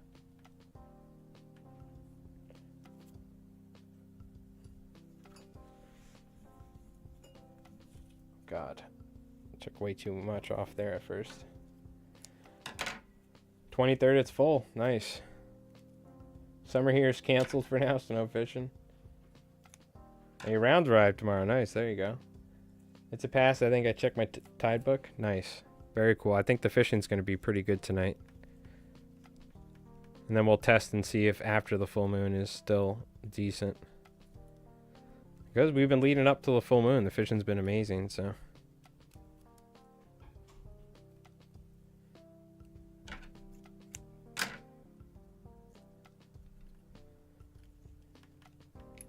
I'm going to tie some rubber legs, because why not? We're just going wild here.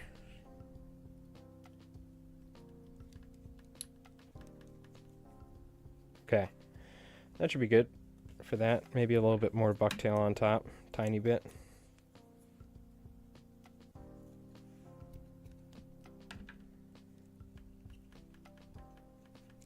That little shrimp sort of profile-ish.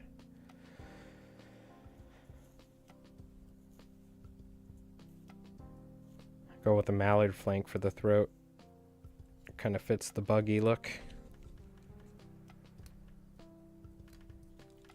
Well, we got fish, GD, so we're in full-blown fishing mode. We're going to be going here in a little bit. It was clear for me last night. Didn't even need a head torch. Yeah, it was pretty bright yesterday.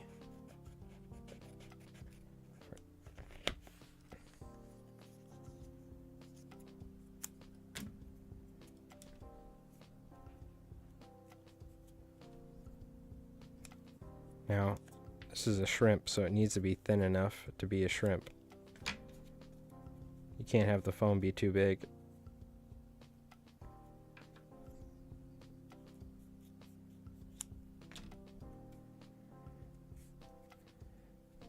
This is where I usually like for the tail, cutting it kind of triangle shaped as well for that shrimp look.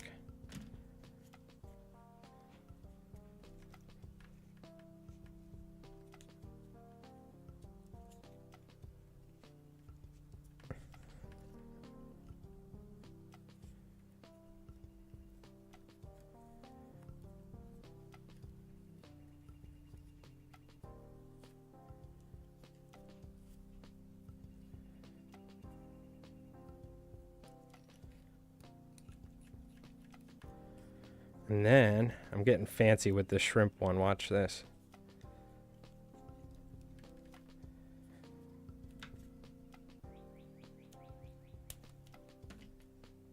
We're getting fancy.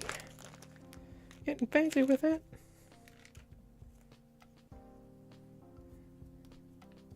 Multiple segmented gurgler body. Mm-hmm. That's right. That's right. Watch out. Watch out now.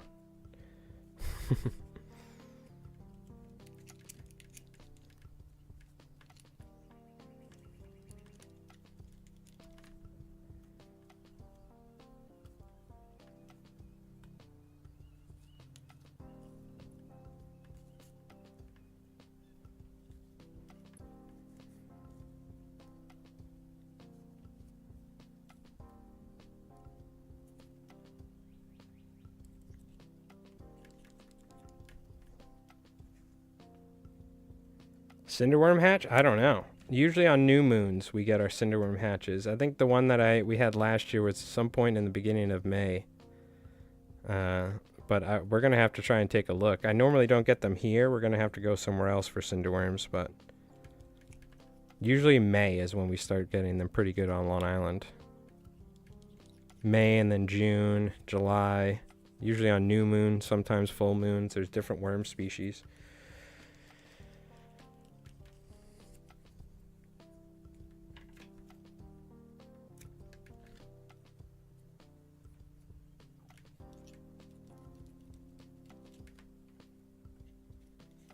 All right, we'll see how the little shrimp gurgler does. I think that's a pretty proper shrimp gurgler. Only thing better would be some eyes on there, but definitely buggy looking, right? I'd say that's pretty shrimpy.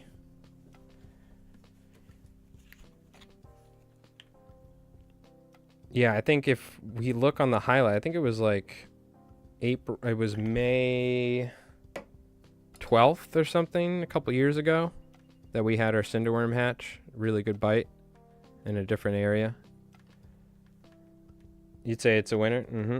I put a little extra juju into this one. Maybe we'll get that, the fabled weak fish.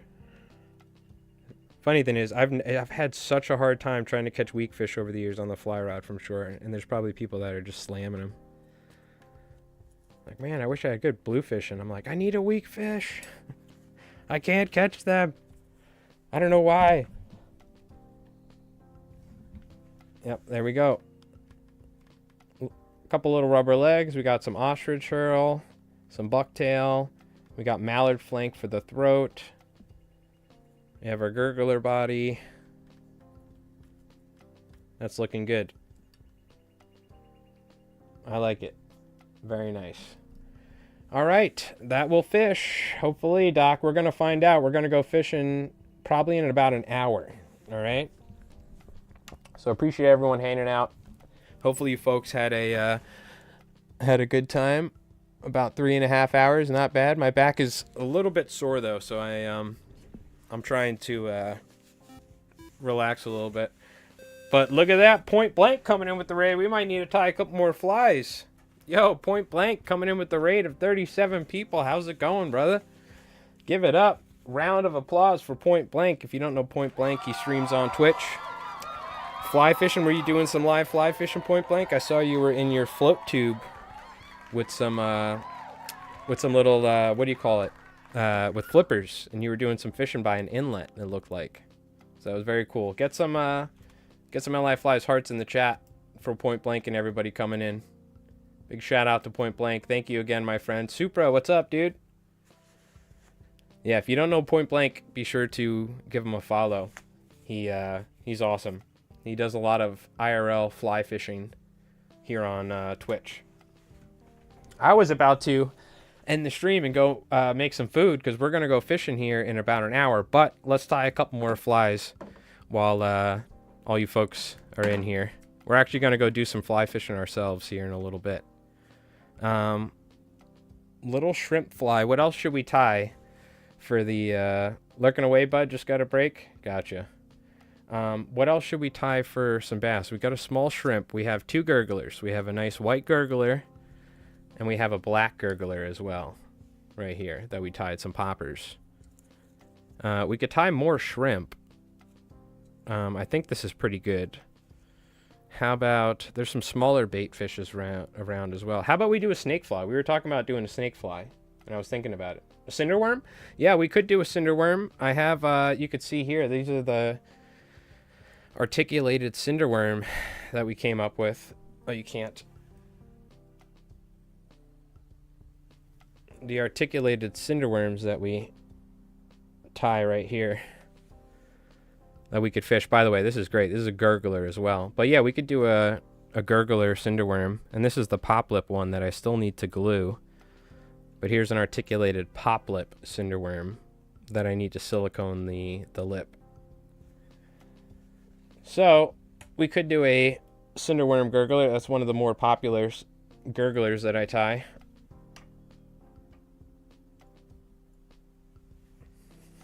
Let's do that. Thank you again to Point Blank, though. I'm sure Point Blank probably is coming off the water, so probably not able to chat. But if you don't know Point Blank, check him out on Twitch. He's one of the only other people that does fly fishing and like fly tying consistently here on Twitch. So big shout out, one of my fly tying brothers here on Twitch. Hell yeah, thank you again, Point Blank. Appreciate it, my friend. Out in Utah. Hopefully catching him up. I think you're out in Utah. I know that's where he's from, but I don't know if that's where he was fishing today. But all right. Cinder worms, you say. Okay. I think I do have some orange foam, which is perfect for that.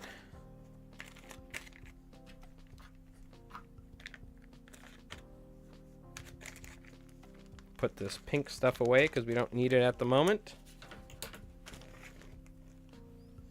How's everybody doing coming over from Point Blank stream? I hope you folks are doing well. Hope you folks are having a good Monday. I do have some orange foam, which is nice. We could try to do articulated. I think I do have the shanks. It's going to take a little bit longer, but I do want to tie these and test them to see if they really are the bee's knees like I think they will be. The articulated cinder worm flies. It'll be good to have a couple extra too in case any of my buddies show up. You know, they're going to need some flies as well. They'll be over there throwing deceivers while I'm throwing these fancy cinder worm flies.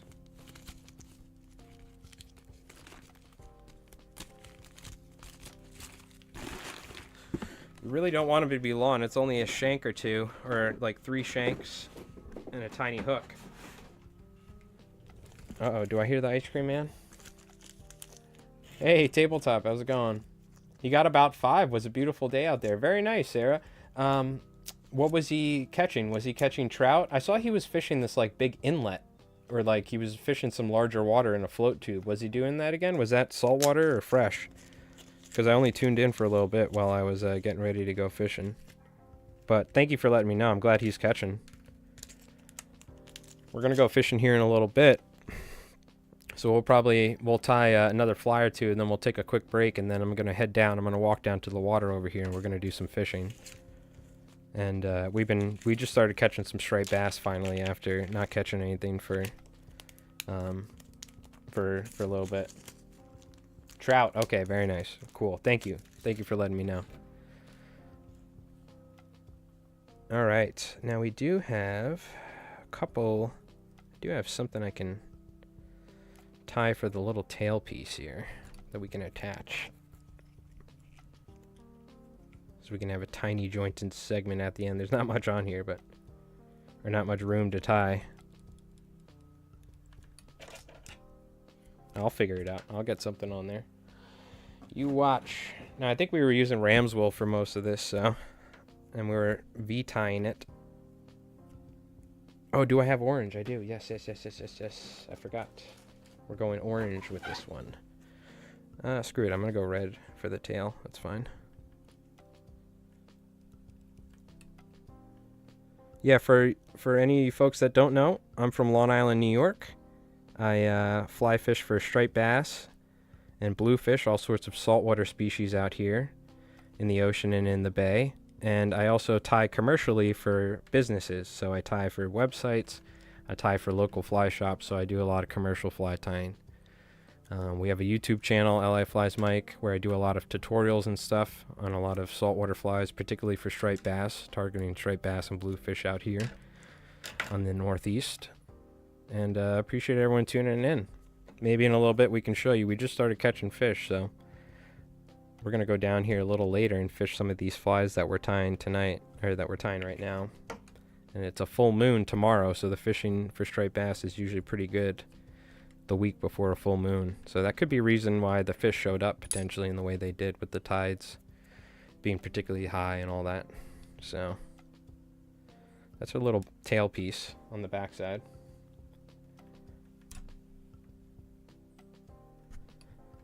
What's going on, Reaper?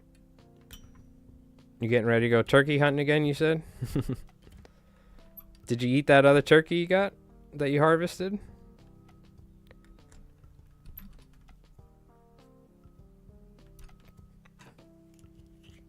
But thank you again, everyone coming in from Point Blank stream. That eye is a little... We gotta, like, bend that in. That eye is a little, open right there. We'll just need to tie in. Fill the gap with the thread.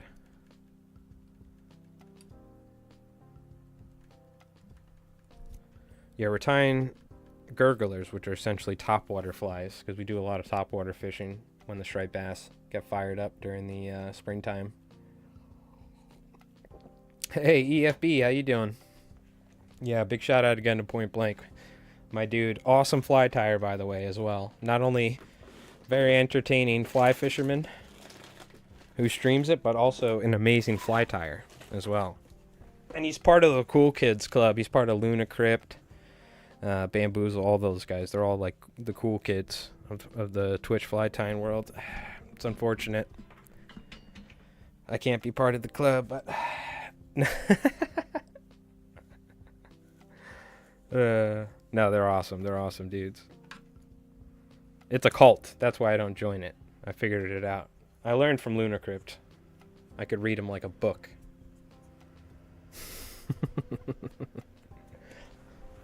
Oh, God. No, they're a very talented group of fly tyers and fishers. I think Sledhead, right? No, who else? Oh. Can't believe I'm forgetting. Now, mind you, it's been a while since I've streamed, so I've forgot a lot of stuff. But yeah, Point Blank's awesome, so make sure you check him out. Awesome dude.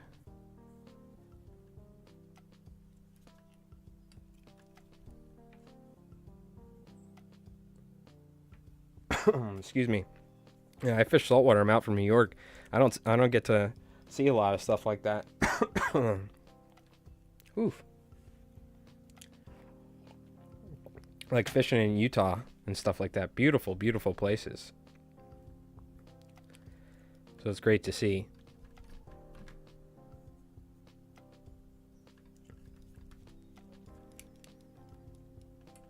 So we're essentially just V-tying this on there, and we're going to trim this all in the end. We're just going to have a couple articulated shanks attached to each other. Whoa, whoa. It just popped out of the... It scared me for a sec.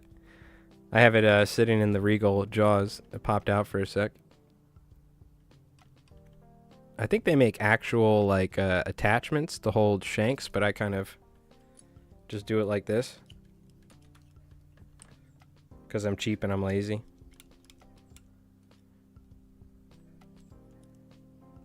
Boing. Yep. Spooked me for a sec. I'm telling you, these Regal jaws are strong.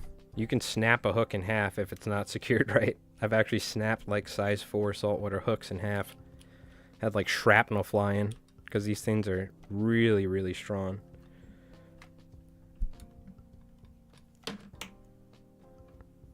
Unfortunately, got that V-tie a little screwed up. Again, this isn't, these are really small shanks too. This isn't probably the most efficient way to do it, but what happened to my tie there kind of got, there we go.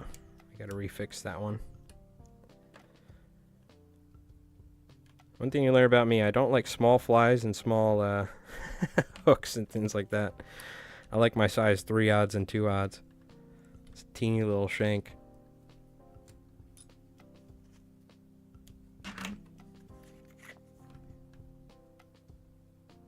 I don't know how Point Blank and some of those guys do it, tie size 20s and stuff.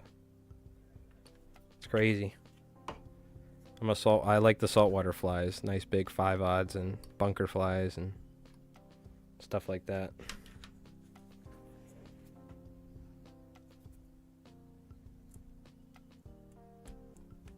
Okay, one more and that'll be 3 articulated pieces. Because this is a cinder worm. They're not necessarily very large baits, right? So you don't want to make them too long. One thing I found with cinder worm flies, you make them too long and a lot of times the fish won't eat them. You start ripping some of that material off the back just shortening it up to match the size of the worms, and then they get very picky during a worm hatch. It could be very frustrating at times if you don't have the right flies.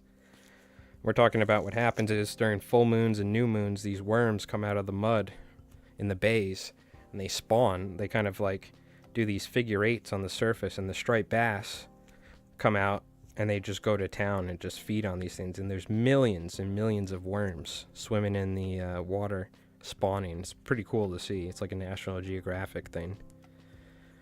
It's pretty wild.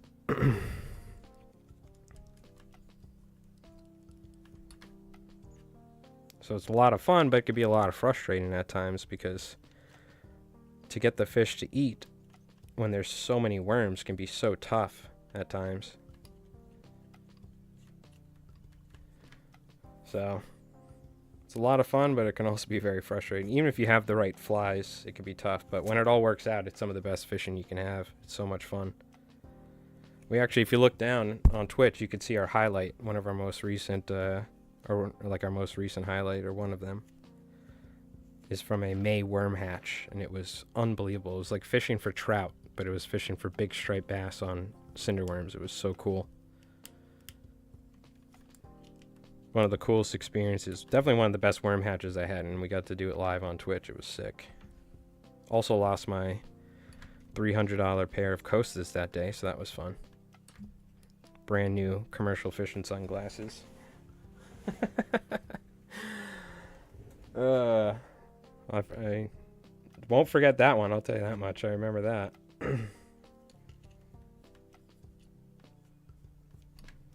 But at least we had good fishing. So it only cost me a couple $100 that day, that cinder worm hatch. So it was worth it. Then I went back to using dollar store or gas station sunglasses for the year while I was working on a boat. I was like, nope, I'm not buying another pair of sunglasses for a bit. Screw that. Nope.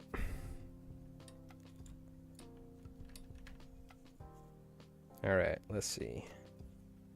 In fact, I think we're going to definitely use the smaller one here. What I'm going to do, just to be efficient, I'm just going to break this like this. And then I'm going to tie it on like that. Now we need a hook. We do have these smaller, what are these, like size 1s or 2s? $50 peppers from West Marine. They float too. Okay. Yep. I don't even remember what we were talking about. $50 peppers? Are you talking about pliers? Gotcha. I'm pretty sure you meant pliers. I was like, they sell peppers at West Marine? I've been there. I mean, everything is expensive, so that would make sense that peppers are $50 at West Marine, because everything's really expensive there. But oh, sunglasses. Okay. Is that the name of it? Gotcha.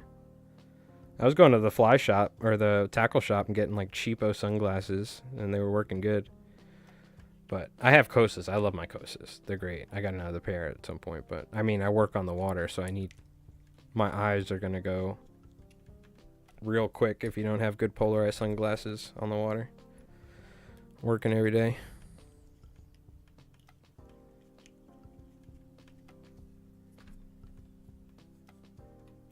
Where's my brush? Let's brush this real quick. I almost kind of want to put this on a smaller hook, but in fact, you know what? This is a little large.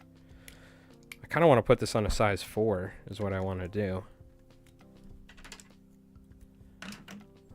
I put a float on my pliers because I dropped them last player. Oh, I gotcha. Yes, yes, okay. Yep. Mm-hmm. That makes sense.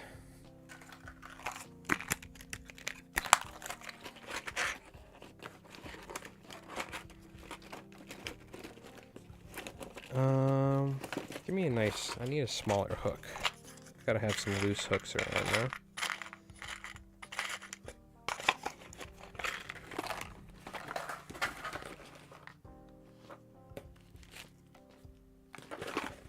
I think I have some size 4s in here. Size 6, that's a little small. I don't want to go size 6. Size 2. I think we were just using size 1s. I want to go size 4, ideally. Is what I kind of want. I don't know if... Do I have any more size 4s? I think I do. Just gotta look. I reorganized. By reorganize, I just put all the hooks where there's a million of them in one box. I didn't organize the hooks. I just organized hooks from other things, that is. Oh. Size 6, big games. Alright, we'll use size 2s. I don't know where my size 4s are. It's all good. We ain't got any right now. 12S short, size 4s, yeah. Yeah. I don't have any. You like the Kona big game for articulated stuff? No,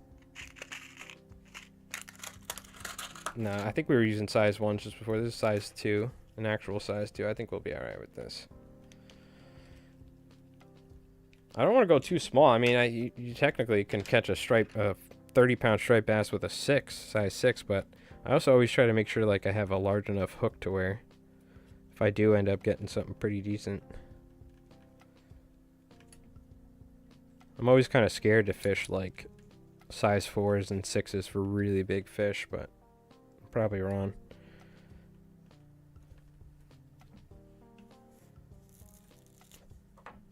Okay, now we can, this will be pretty simple, this part.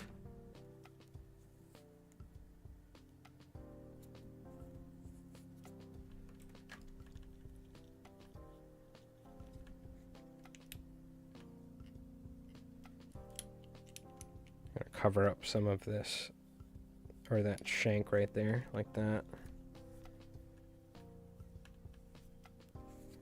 Like so. Do some more V-tying. This is where like a dubbing brush would be. I think I even have a red dubbing brush, which I might just cheat and use that for the throat here. Instead of having to V-tie this whole thing.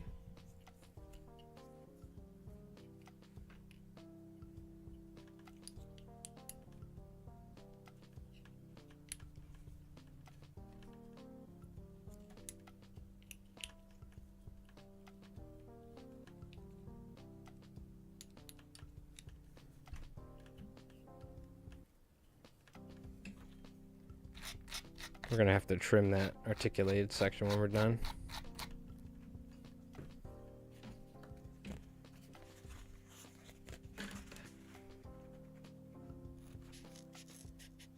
We'll go a little wider than that.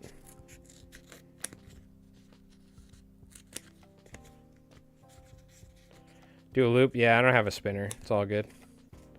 Let me ask you, is this a freaking dub and loop spinner? I found this. What is this? I have no idea what this is. I just found it. I don't even know if it's anything, but I think I could just make one.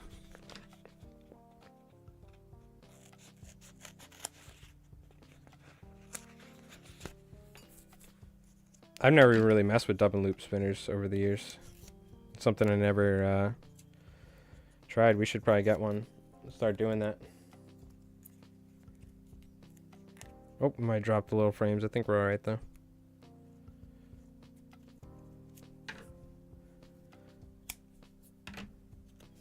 Oh, that is a spinner. Oh, okay, good. Then I have one. So I think someone gave this to me, and I never used it. Okay, I figured it kind of looked like one. All right, cool. I'll do a little research and then we'll start messing with that.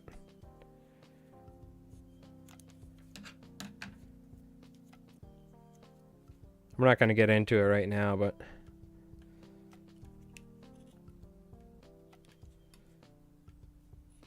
Wait, let me do. Actually, you know what? Yeah, no. Let's do what I was thinking. I think I should. It should be right around here, shouldn't it? Yeah. There we go. I got some nice EP dubbing brush. All right, we'll. You know what? We'll have to do a stream here soon where we mess around with the spinner, and try that out. Then crag roll. Because I've been wanting to mess with it and learn. I completely forgot I found that in the box. In my box of like just random stuff. I was like, ooh, that kind of looks like a dubbing spinner. And I don't even know what they look like. But I figured that was probably, that looks like what I would imagine, a contraption to wrap your thread and then put the material in there.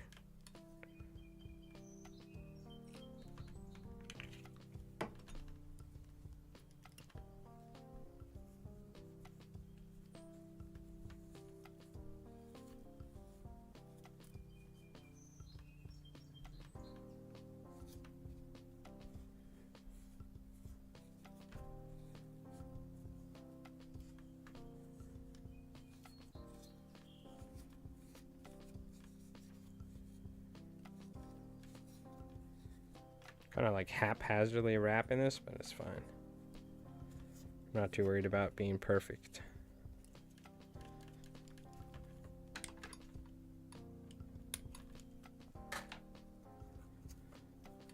Oh yeah.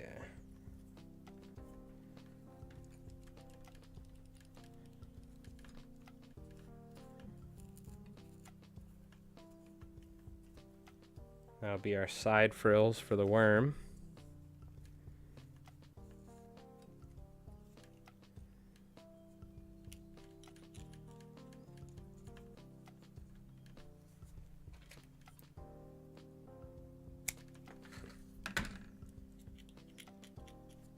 And we just gotta trim that back section, which I probably should have done beforehand, but that's alright.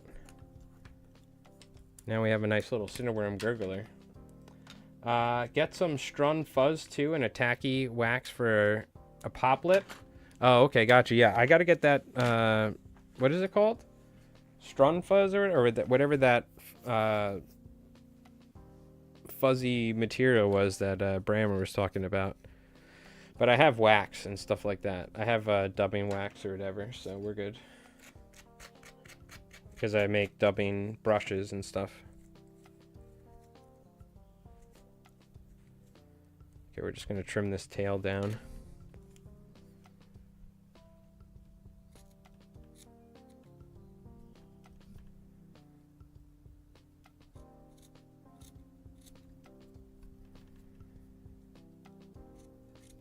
Because obviously if we leave too much material on that articulated tail, it's not really going to move much. And we're trying to taper it down to give it the shape of a worm anyway, so.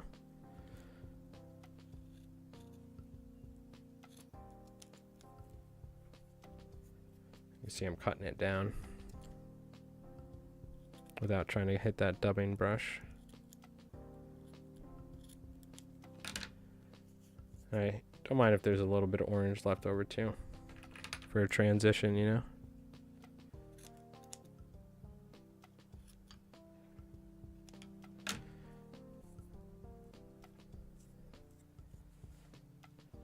There you go. Look at the action on that tail right there. You wiggle it and it just like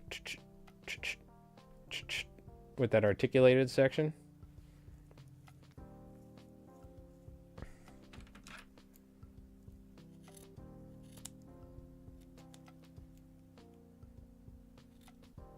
Trim down a little bit off the bottom because again, if there's too much material, it won't wiggle as much because these are tiny little sections.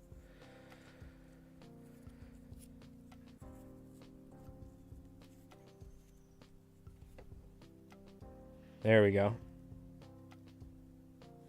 The strun fuzzy fiber. Okay, gotcha.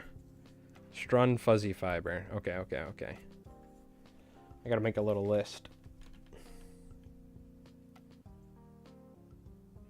All right, very nice. Nice little cinderworm gurgler. Let's go. Time is it? 4:51. Ooh, we're getting ready to do some fishing.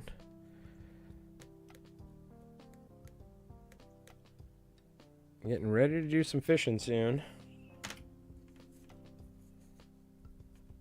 All right, very nice.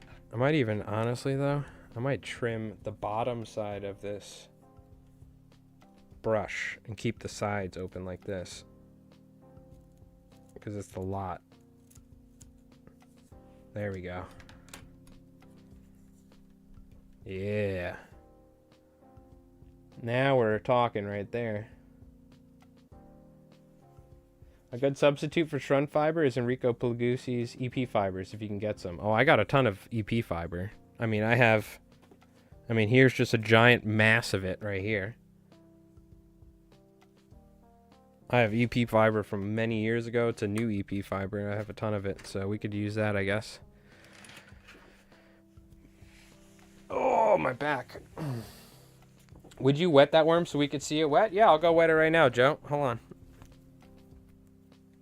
I'll go get it wet in the sink.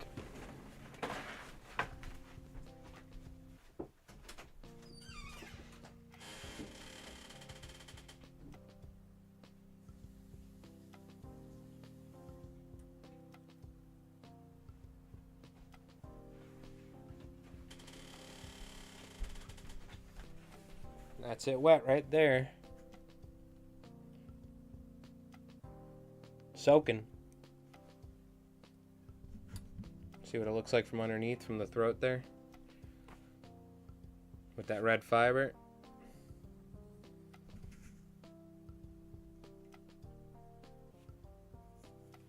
There you go. It's ram's wool, so it's buoyant itself for the tail, that with the articulated section.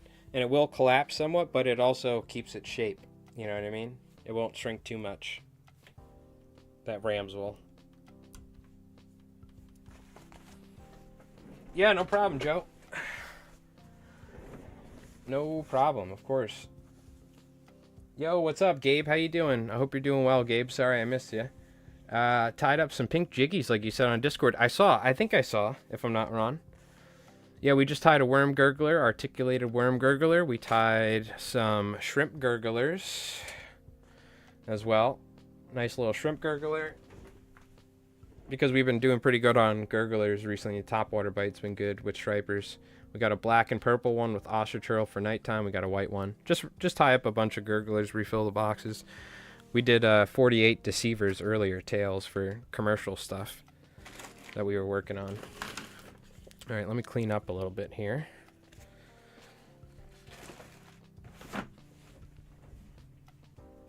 But we are going to get ready to go fishing here in a minute. I need to throw my phone on the charger. I'm going to do that.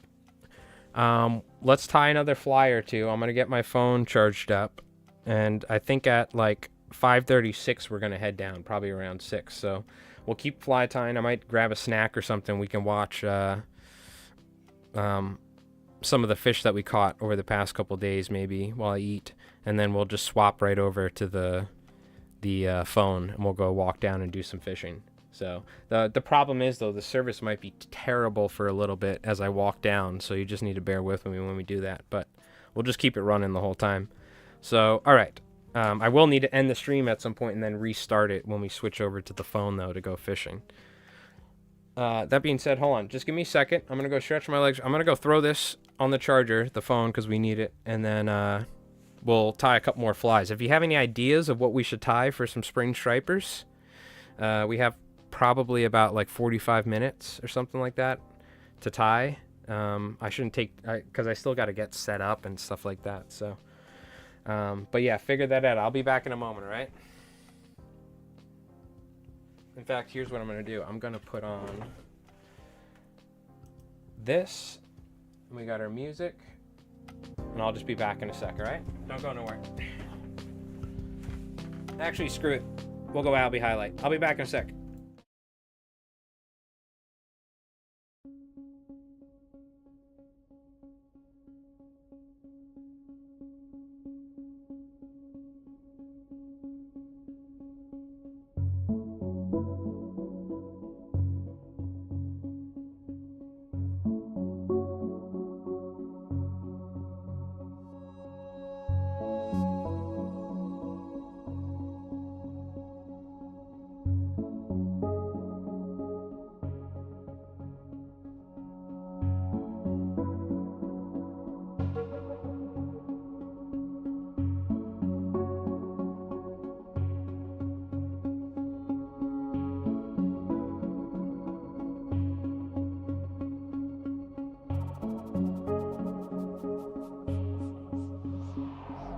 Yeah, dude. Yeah, dude. Stay tight, all right? Yeah, keep it tight. Yeah, dude. Yeah, Aiden. Knuckle buster. Are you good? Do you need me to do anything? Yeah, I might need a ride. Yes. Okay. Hold on, I'm gonna turn now. I'm gonna try and get on the bow. Yeah, get on the bow. All right, you're doing good. Keep doing your thing. I'm gonna move us away.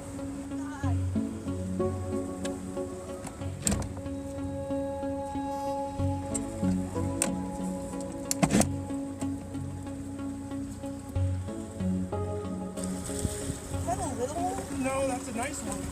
Oh, let's go! Come here, hold next to Allie.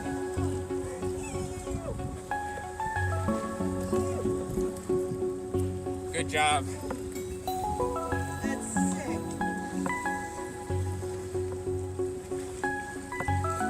All right. Nice. Let's go! Woo! Albie slap! Good job, dude.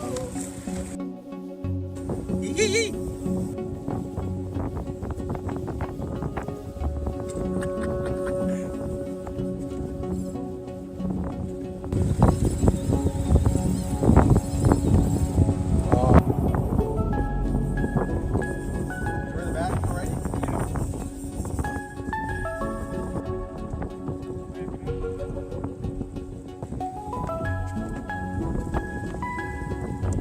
Looking down the barrel of a 12 gauge little toonie, bro.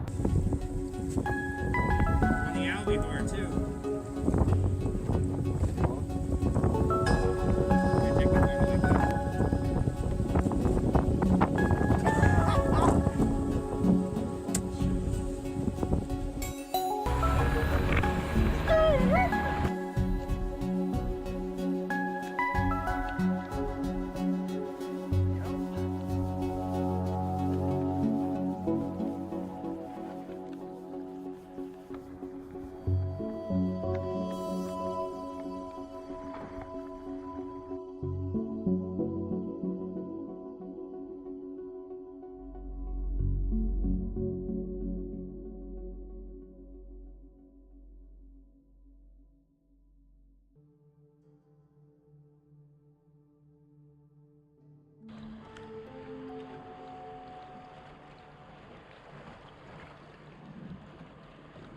Oh my god, dude!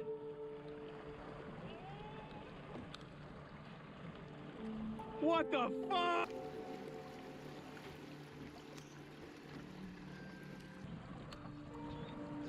Alright. Is that with Rhea? What was that? The shrimp? No, that was with Ostraturl, if that's what you're asking. Alright, I got my phone charging. You didn't like how the EP worked for the head, a little too stiff? Yeah, that's... I think we gotta find the right material for that. I think... So I got the phone charging. So we're good to go. We're gonna go fishing here in a little bit. There is some food downstairs, so I'm gonna munch on that. At some point I am gonna end the stream for like 15 minutes while I eat and get suited up and walk down to the water. So, but while the phone's charging up, what should we tie? So we tied some gurglers. I kind of do want to tie a small snake fly, so let's do that. It's another, I think, appropriate cinderworm fly, if you ask me. Let's turn that down, by the way. Sorry about that. I forgot the music was a little loud. Let's, what do you call it? A small snake fly in orange is a great fly, but I'm just going to tie one in like chartreuse or something. Lou Tabery's Inshore Fly Fishing was like my introduction. It was like my Bible for fly fishing. It was my favorite book back in the day for pretty much learning everything about fly fishing for striped bass, because I had to read books to learn how to fly fish and fly tie and what to do, and because all I knew about was trout from watching TV. They didn't have many saltwater shows and stuff back then. Yeah, let's do like a chartreuse, I think. I think a chartreuse. I think I have. Well, let's see. I guess we got to see what color deer hair I have for spinning. This is gonna make a mess, but we've already made quite a mess today, so I'll just have to clean later. Yeah, I do have tons of EP, by the way. A ton of EP fiber. So I guess we could try that, but I was thinking the EP looks different in texture to the other stuff that Gunnar was using for the synthetics for that pop lip. I have yellow deer hair. Oh, I do have chartreuse. Nice. I want to tie a chartreuse one. Snake fly, that is. This is what I want to tie. Snake flies are always one of my favorite topwater / subsurface flies, especially for fishing the surf. In the surf, I think snake flies do so well because they're buoyant, so they don't get beat up too much, in my opinion.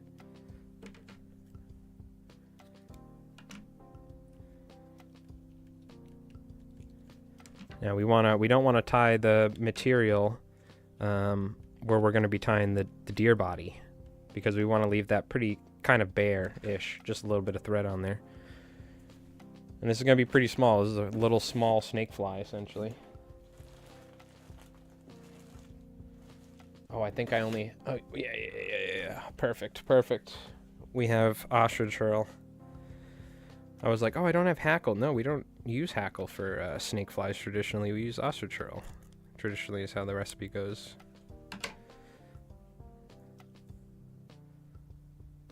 I think I might be kind of lazy and I just might tie this in there like that.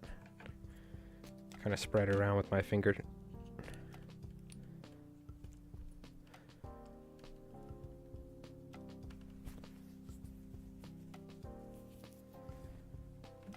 Just like that. A little bit of pink crystal flash, because why not? I have some here.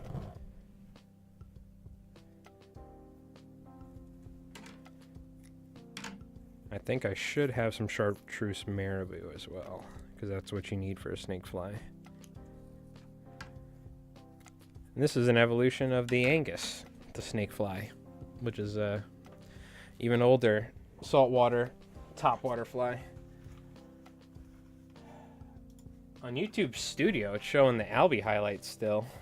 Chartreuse and white? No, we're going to go all chartreuse. I kind of like keeping it one color, Gabe, when it comes to snake flies. I keep them simple, you know. I don't try and go too crazy with it. Personally, that's what I do. I just stick with one color. Either all white, all black, chartreuse. Those are kind of the colors that I tie snake flies in. Or yellow. Yellow works too. That's how Tabery did them as well. But you certainly can. But then you got to start tying, like, technically, if you want to do top and bottom, you have to go with different colored deer hair and stuff. And I like keeping it simple. No reason to complicate it. You totally can, though. It's just personal preference. It's personal preference. How deep you want to go with it, right? How involved.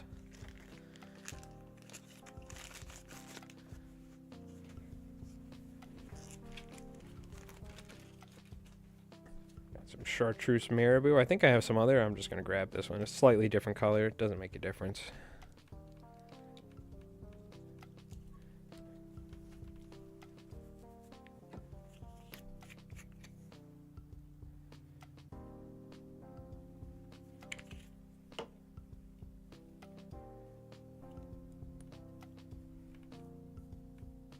I'm going to Palmer the marabou. Arnie Palmer's. That's from the movie The Other Guy. Or The Other Guys. What a classic. Who wants Arnie Palmer's? That crazy couple. Will Ferrell's ex-girlfriend or something.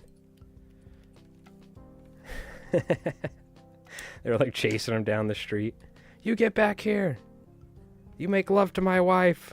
Or something he was saying.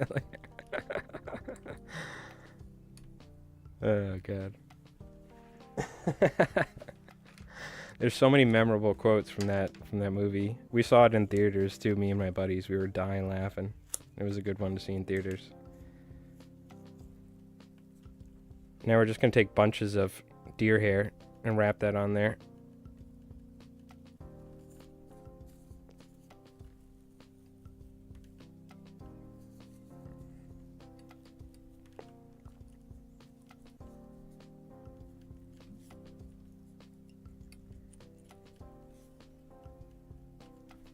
Like so, and make a mess in the process, of course.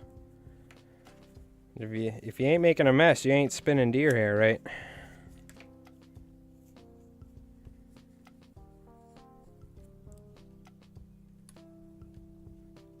Cut to some guy with like a shop vac running as he's trimming it.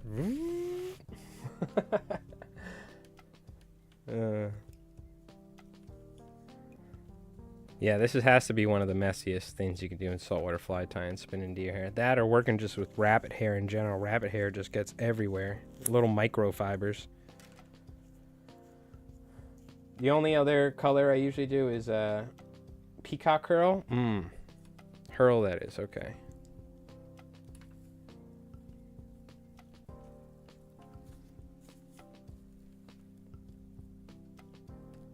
Packing that body in. You can loosely do it if you want them to sink more. I like having a nice buoyant snake fly that if I want to fish it on an intermediate so it's subsurface but it doesn't snag the bottom, it's perfect. Or if I want to fish it floating, then it's kind of like a slider, you know what I mean? And when they soak water after a while, the deer hair, they will sink a little bit, but you can always squeeze it and get the water out like a sponge.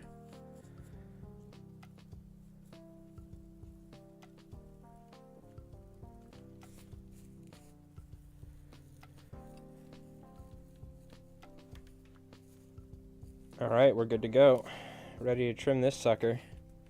Now I used to use razor blades before and they work great, but I got tired of having to buy razor blades, so I just used my scissors. That's how I've trimmed my deer hair forever, scissors, so. I know razors are kind of the way to do it, and I've used them and they work great, but I'm just a simple fly tyer, I guess, at heart.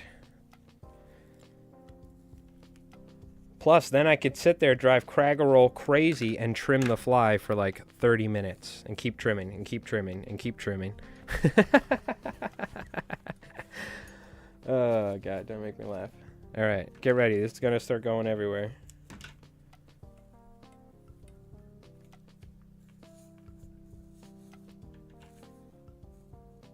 We're going bullet-shaped.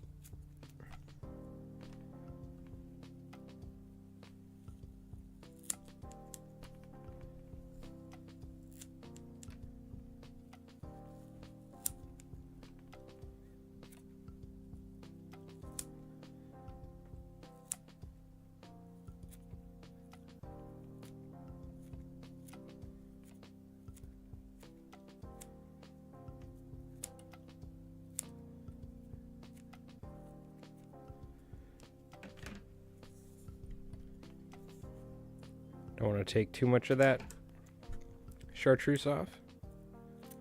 I like leaving a collar of deer hair around it, you know what I mean?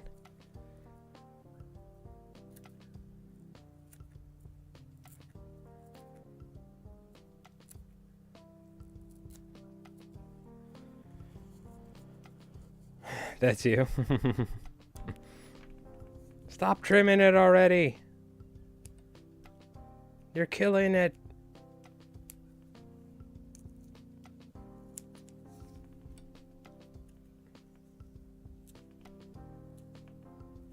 Just leave a little bit of deer hair around the collar.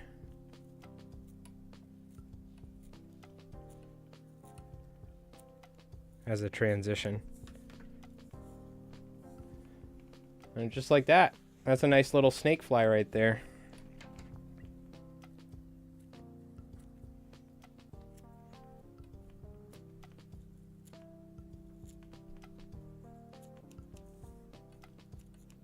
Nice little bullet head. We don't want too much on the belly. We want that. I like to have the belly a little bit more cut than the top, so it sits a little bit nicer in the water.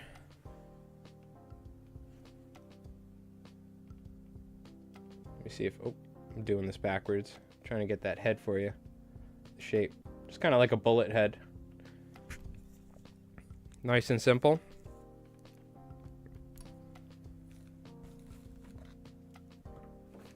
Nothing too fancy. All you need to know how to do is spin some deer hair, and anybody can tie that fly. Definitely a little bit more, you know, if you're brand new to fly tying, it's definitely harder to grasp deer hair spinning a lot of times, but oh my god, there's deer hair everywhere. It's everywhere. All right. I'm going to put some head cement at the head. Now, the other thing, you could coat the entire head in like a varnish, like a head cement, and it'll actually be a lot more resilient when it comes to getting wet, but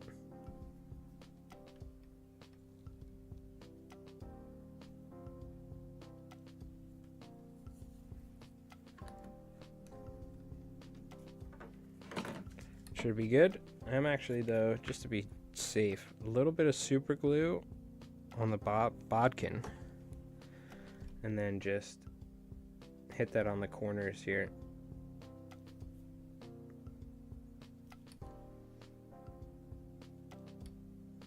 Like that, just to be safe.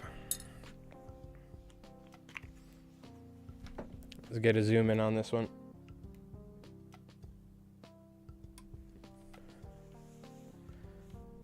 Nice simple fly, and the thing about these snake flies are all that marabou and ostrich curl, it just swims in the water. Just non-stop action, you know what I mean? Blue Tabery snake fly, classic. And this is what I think the Montauk Monster was based off.